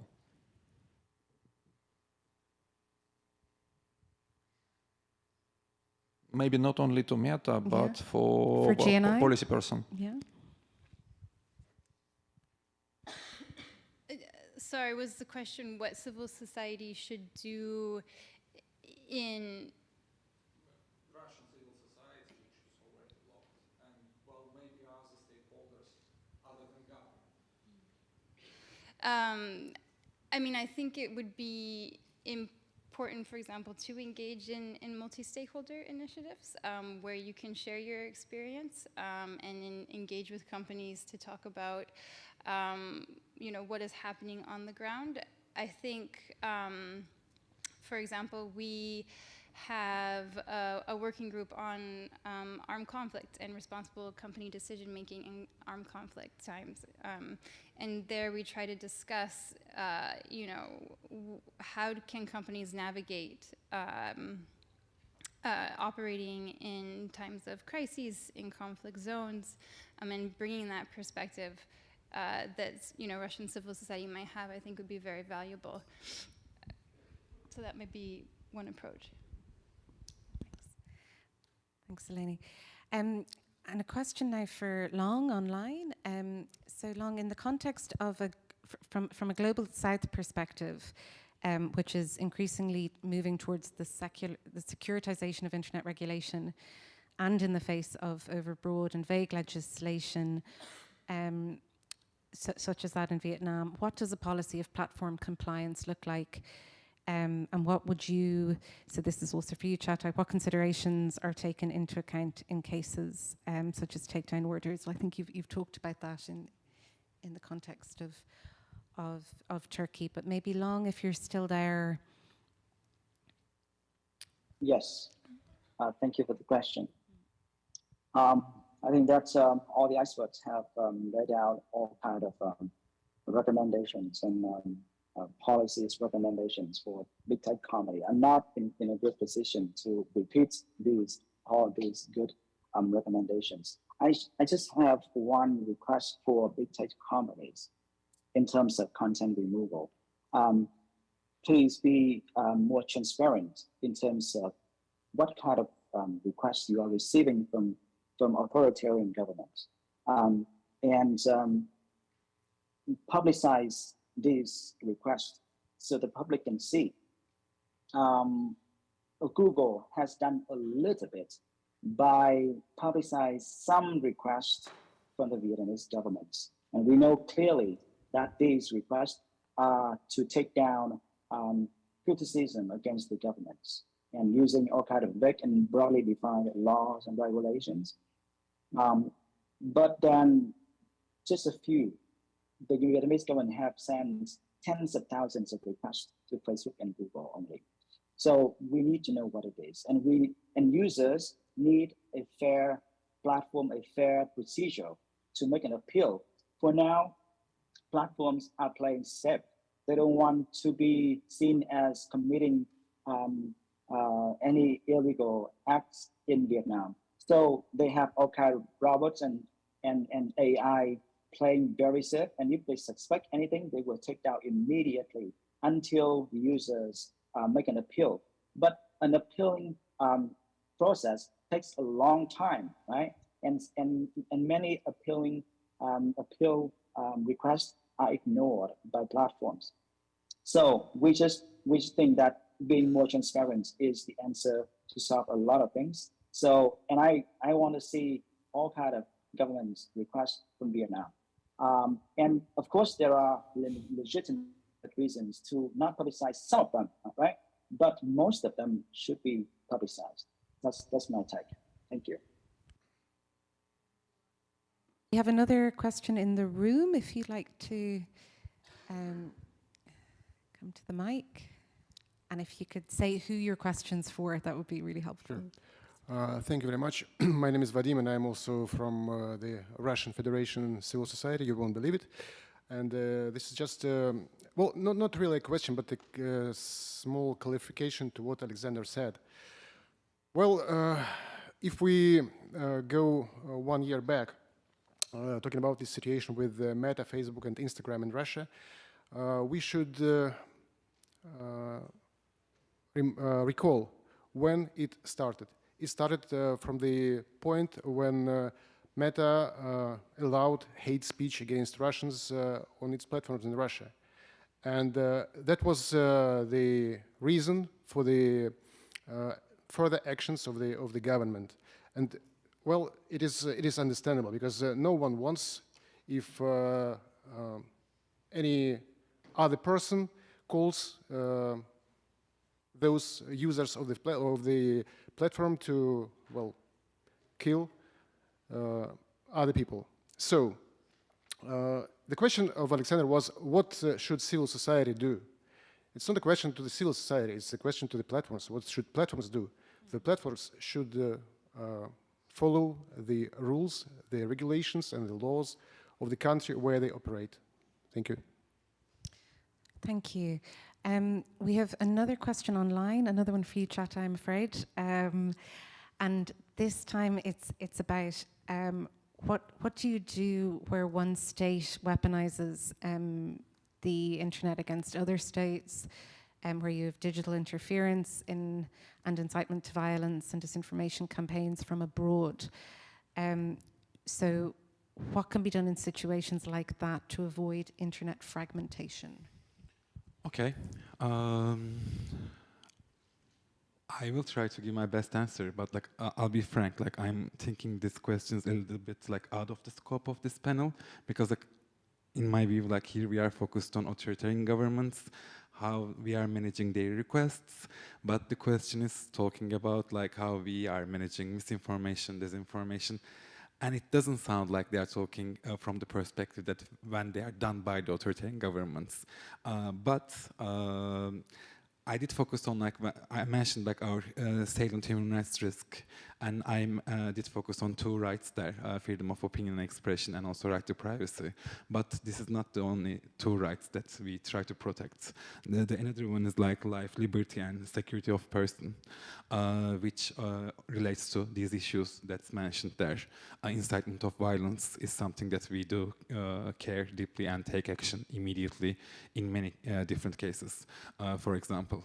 And we are doing it from the perspective of, like, we don't want to be responsible, or like we don't want these things happen in our platform, to be able to protect people's life and security. And when it comes to these disinformation operations that may come from abroad, actually, when we talk about the authoritarian regimes context, we also do see these type of disinformation coordinated efforts from the country, not only from abroad, but also like from some local sources. And we do publish reports on this one.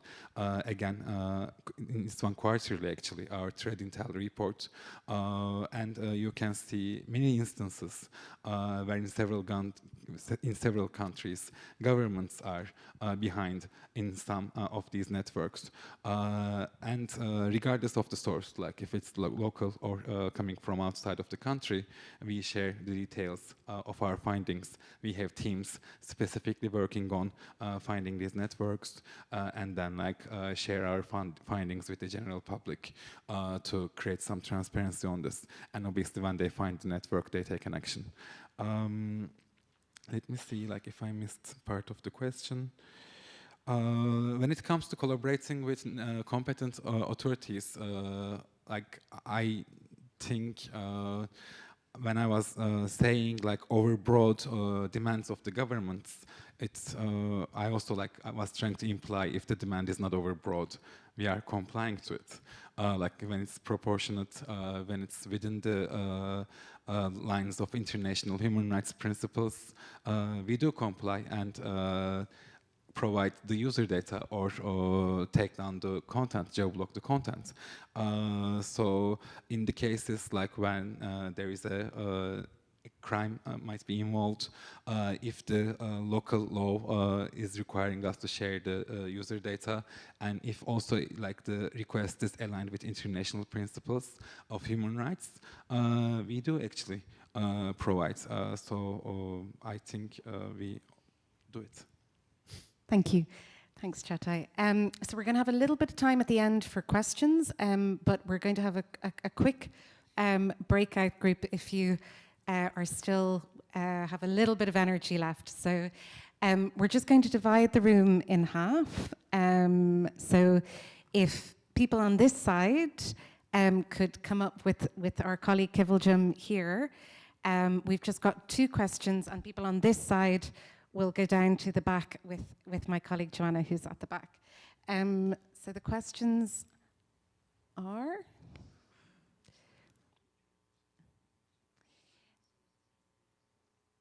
They're just coming up now. So what we really want to hear about is what are the most pressing challenges that you've encountered, that you've encountered or observed when advocating for digital rights in your region.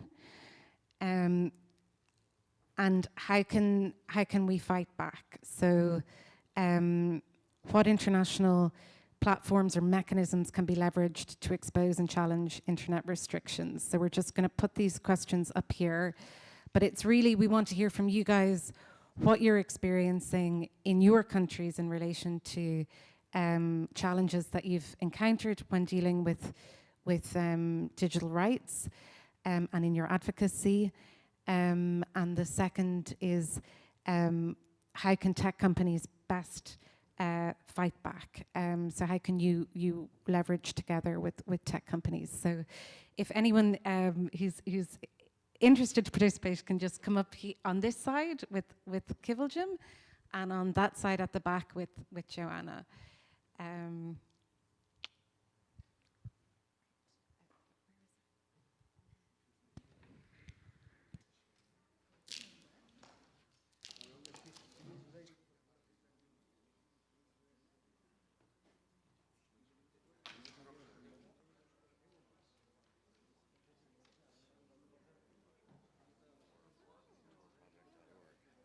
and 60.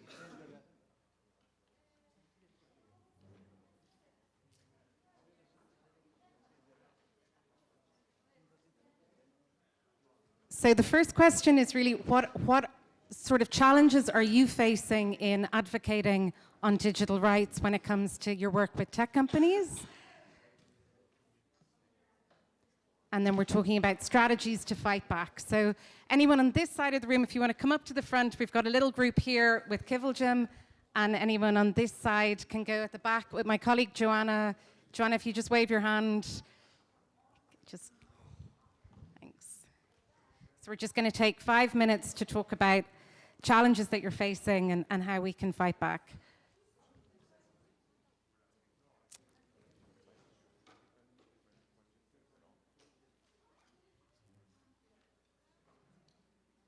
Sorry, we're just trying to get the slide up on the, but yeah, guiding questions. Number one, challenges that you're facing in your advocacy for digital rights when it comes to your work with tech companies.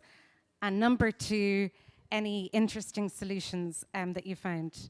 So Kivaljam will present back and Joanna will present back. So if you could just. So one is challenges that you're facing.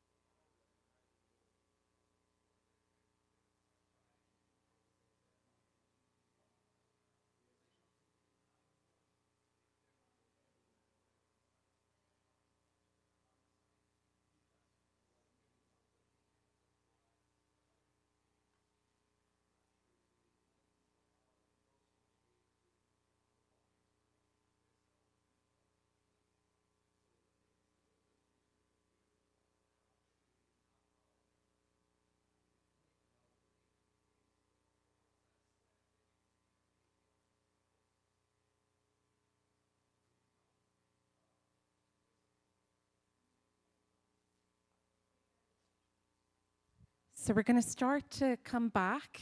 So 3 more minutes. Any burning points?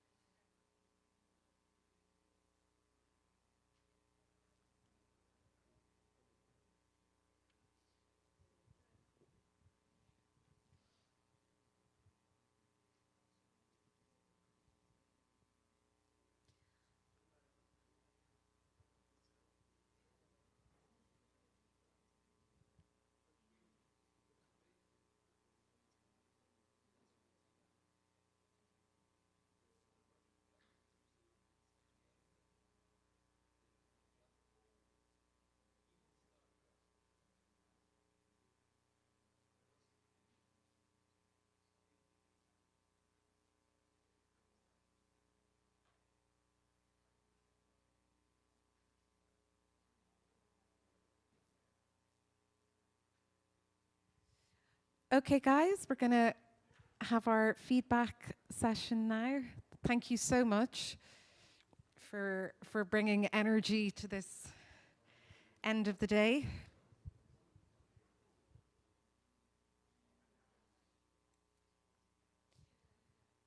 So, Kivaljum, just 1 minute. Yeah, great.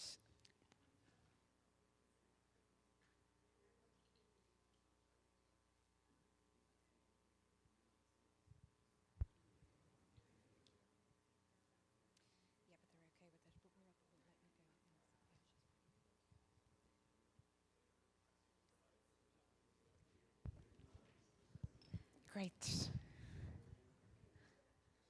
Okay, so we're just going to have a little feedback and then any final questions. So, Joanna and Kiveljim, and online.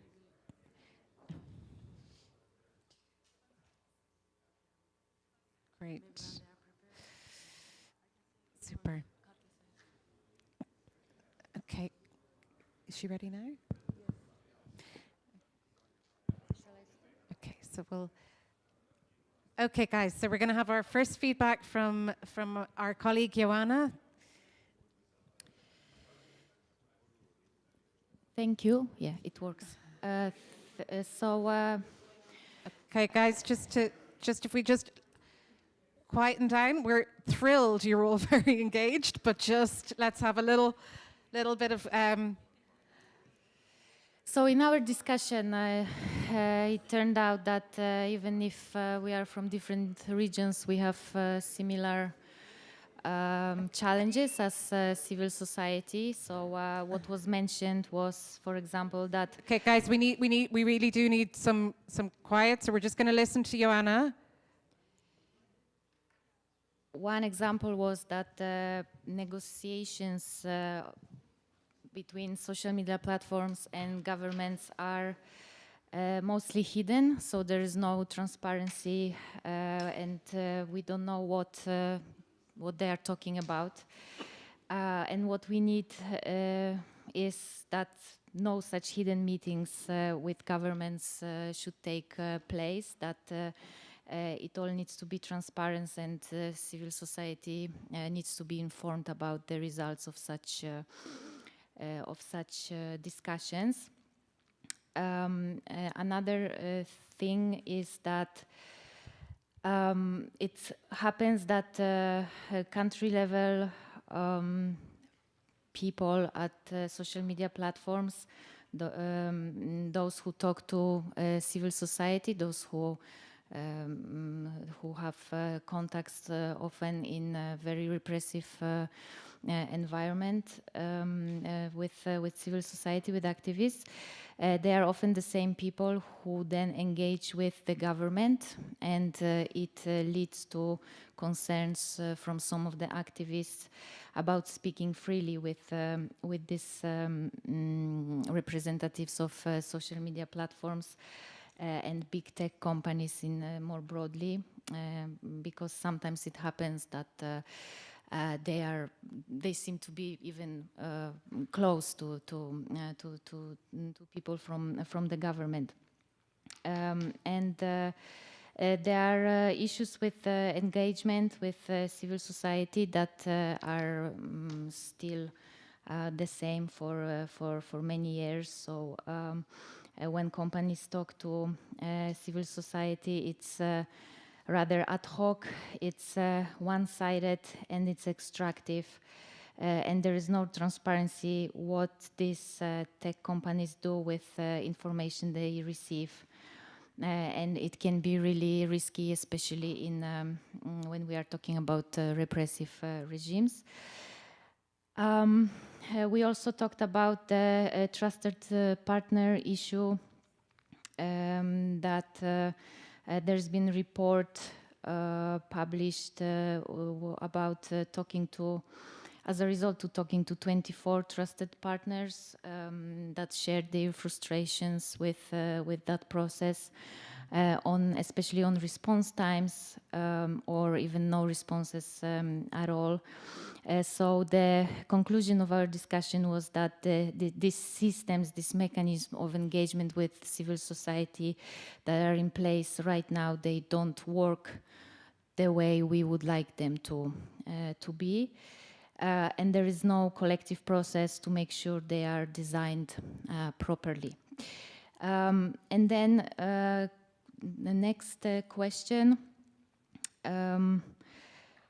We discussed that there was one idea that the discussion on repressive regimes perhaps should be framed a bit differently, like that we are discussing the power of big tech companies, because if we frame it as just limited to repressive regimes, then we risk countries that are not repressive, that they will be out of the discussion and they will not engage on this discussion.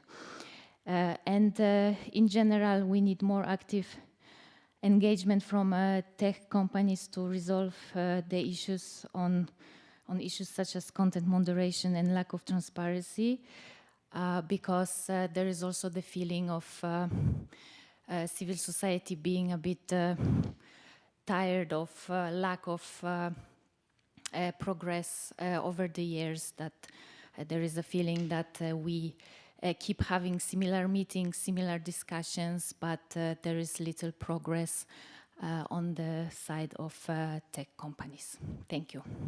Thank you so much, Joanna. We're just going to go online now to Kasia. If Kasia... Yes. Hello. Hello there. Good evening. Hello from Europe. Hello. Can you see me? Yes. And hear me? Hopefully. We can hear you and see you.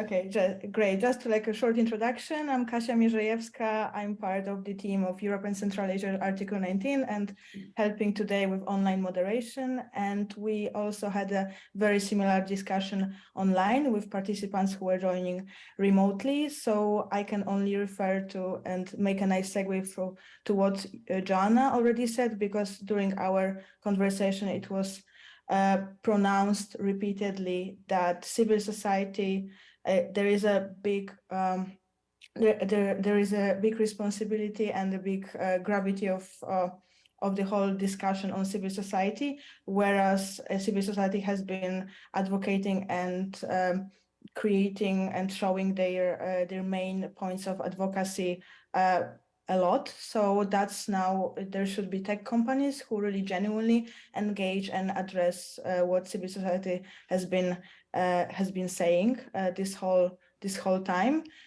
because there was also mentioned that sometimes it feels like human rights policies established by tech companies feel like a PR tool, and big tech should really do something, take the reins in this discussion and lead it, because the civil society have been saying enough. And as Joanna said before, as a conclusion from one of the discussions on site, there has been this sense of wariness and sense of frustration, like how many more times civil society should have been repeating their cause that have been out there very transparently put, and the message is very, very direct, and this has been conveyed for over years, whereas the progress on the side of the companies of the private sector has been little for over this last years.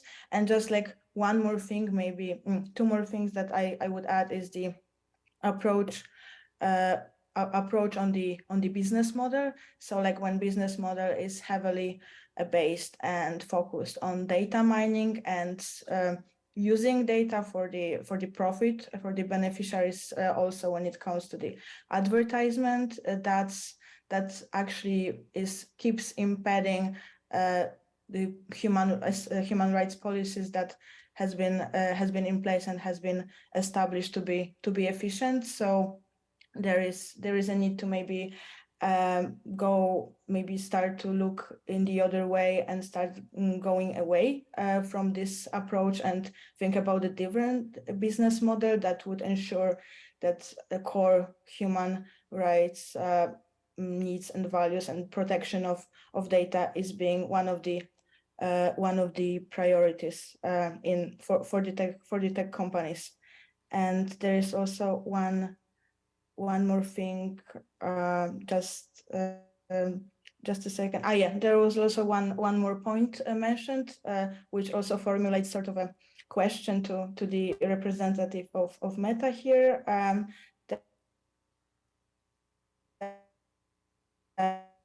The platforms could use it's coordinated in a harmful smear campaign or disinformation, and how to react in such situations, how taking down the posting, because what has been mentioned also online is that there is one thing about content moderation and shutting down content from the individuals, just individuals internet users, but what should be and what are the policies in place and mechanism to ensure that more orchestrated and led by the government propaganda and spreading disinformation is being addressed as well. And we're asking here for any thoughts or feedback from the platforms. So that's to summarize our discussion online. Thank you. Thank you, Kasia, and thanks to everyone who participated online for those really cogent points, and we'll have Chatay maybe respond on some of those. And then just finally, Kiviljam is just going to report back. Kiviljam's our program assistant at Article 19 on this group here. Oh, hello. So in our group, the conversation was very, very interesting, actually. So the first point that came up was that the participants in our group have observed that platforms seem to respond much better when requests are shown to them as a business opportunity. For example, there was an example about Brazil. There was a time when Twitter was blocked in Brazil, and there was a big sports event happening. Because Twitter was blocked during this big sports event, Twitter actually lost a lot of money. And that is when they realized that they need to hire some Portuguese speakers, and that was the first time that they hired Portuguese speakers, is what one of our participants said. Another example was that we had a participant who works for Tor. They said Facebook used to hate Tor because because their business model is based on watching what people do on their platforms. But then when Iran blocked Facebook and people were using Tor to access Facebook, Facebook started thinking better of Tor.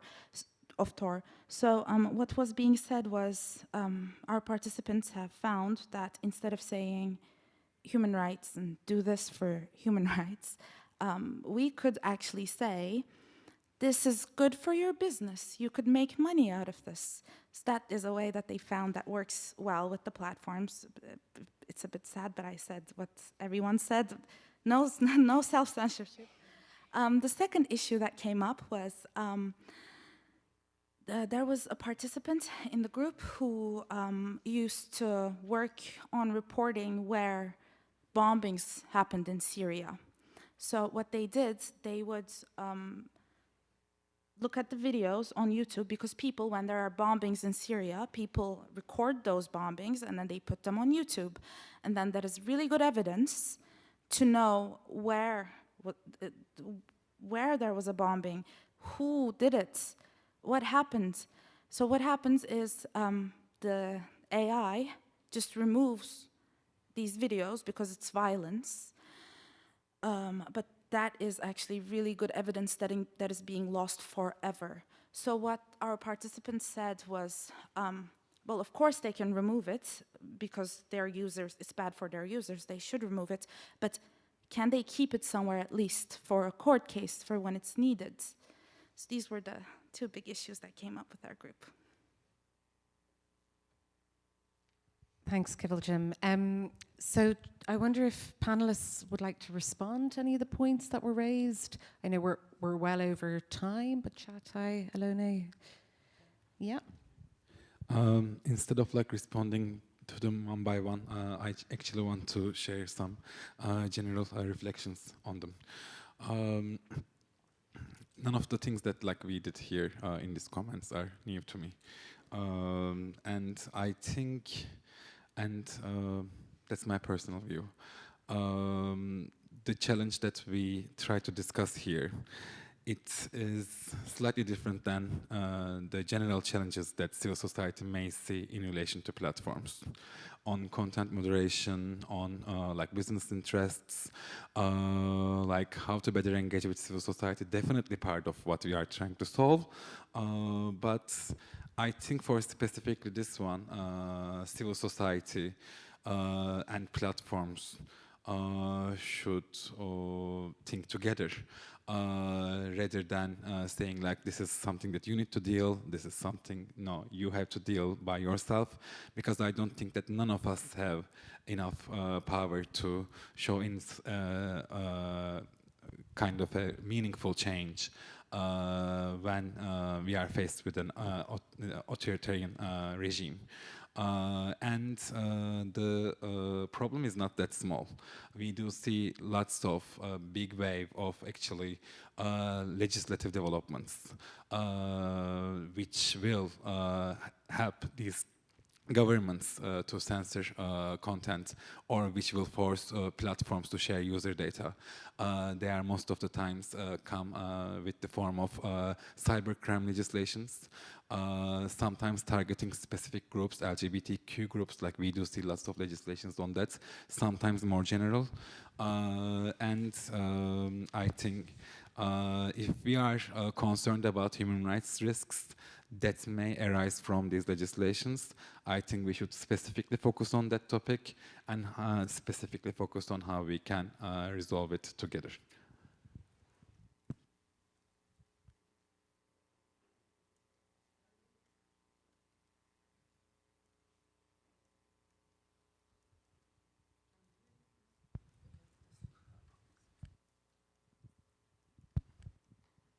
Okay.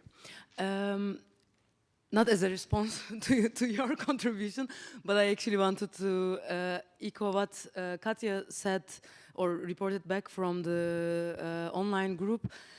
And because as we came up with this workshop idea after this, the censorship during the elections in Turkey, I was thinking as I was preparing for the workshop, what is the solution? And we don't need to actually reinvent the wheel. All the, as it has been discussed in the groups as well, I think the calls that the civil society have been making for a while now, if these were addressed, I think at least we wouldn't be dealing with such big challenges, maybe. I'm not sure, because I still think the core of the issue is the lack of rule of law and so on. But I agree, especially I agree with you that in restrictive regimes, civil society and big tech may work together, but it is still because you are basically caught between a rock and hard place, like in Turkey, for example, but it would not impede, I think, civil society's obligation to also continue monitoring and keeping you also accountable for, not you, but the big tech practices in these countries. Thanks, Wai. Elena, any final remarks from you? I mean, I just very quickly, after listening to, I see the time is up. We're over time. The discussions from the breakout rooms. I would just come back to the point that I made earlier about the importance of coordination and finding ways. I don't know if it's around coordinating on topic, on approach, on region, on the asks, on the best practices, but how can we as civil society start to be more coordinated? And I think it's important not just to be effective with our asks for companies and for regulators, but also just to stay on top of this space, because it's evolving incredibly rapidly, and I don't think it works for us to be working in silos and trying to, respond in an ad hoc manner. Thank you, Elena. And Long, I know that we've been told that our time is absolutely up. Oh, Kojo, did you? Very brief. I'll try and keep it cut off. Sorry, I'll try and keep it super brief. Hi, evening everyone. My name is Kojo Bwachi. I'm the Vice President of Public Policy for Africa, the Middle East and Turkey with Meta. I'm slightly surprised and a little bit disappointed by some of what I've heard, not because it might be deemed inaccurate, because I'm disappointed if one thing I heard, your contact with us has suffered after layoffs, like you don't have any people to speak to when you turn around. Another thing is that we, sorry? How are you surprised by that? You worked there. I didn't say surprised, I said disappointed. Okay. Yeah. I think if you lay off 21,000 people, there's going to be issues, so it's not a surprise. But I am disappointed.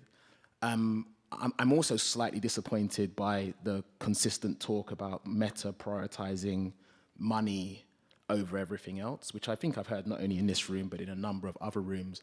Part of my disappointment stems from the fact that it's not a characteristic or action of a company that I recognize, and I've worked here for 7 years, and that's not to dispute that what you guys have said.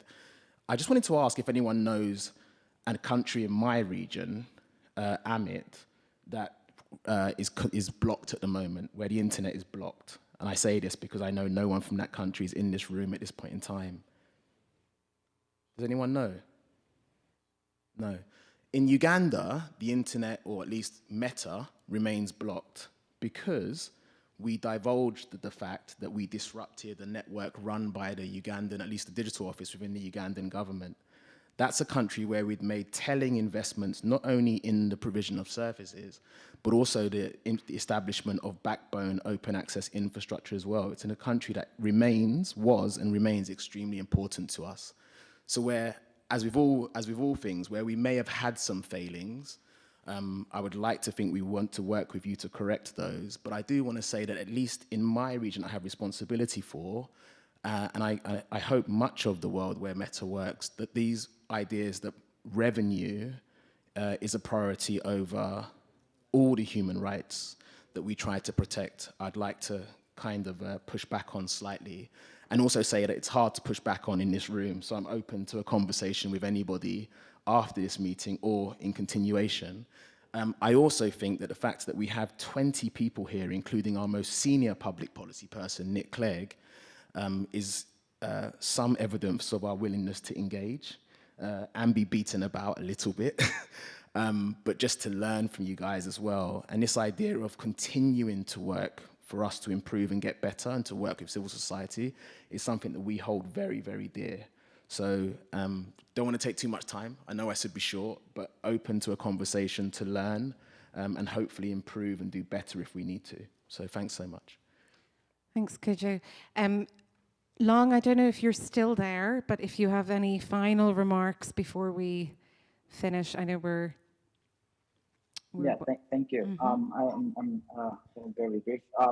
So I think that the civil society organizations from Vietnam, I'm confident we will keep working and collaborating with big tech companies and other partners to address all the fundamental issues we have talked about. And we will keep finding common ground, common interests between civil society and private sector and work something out.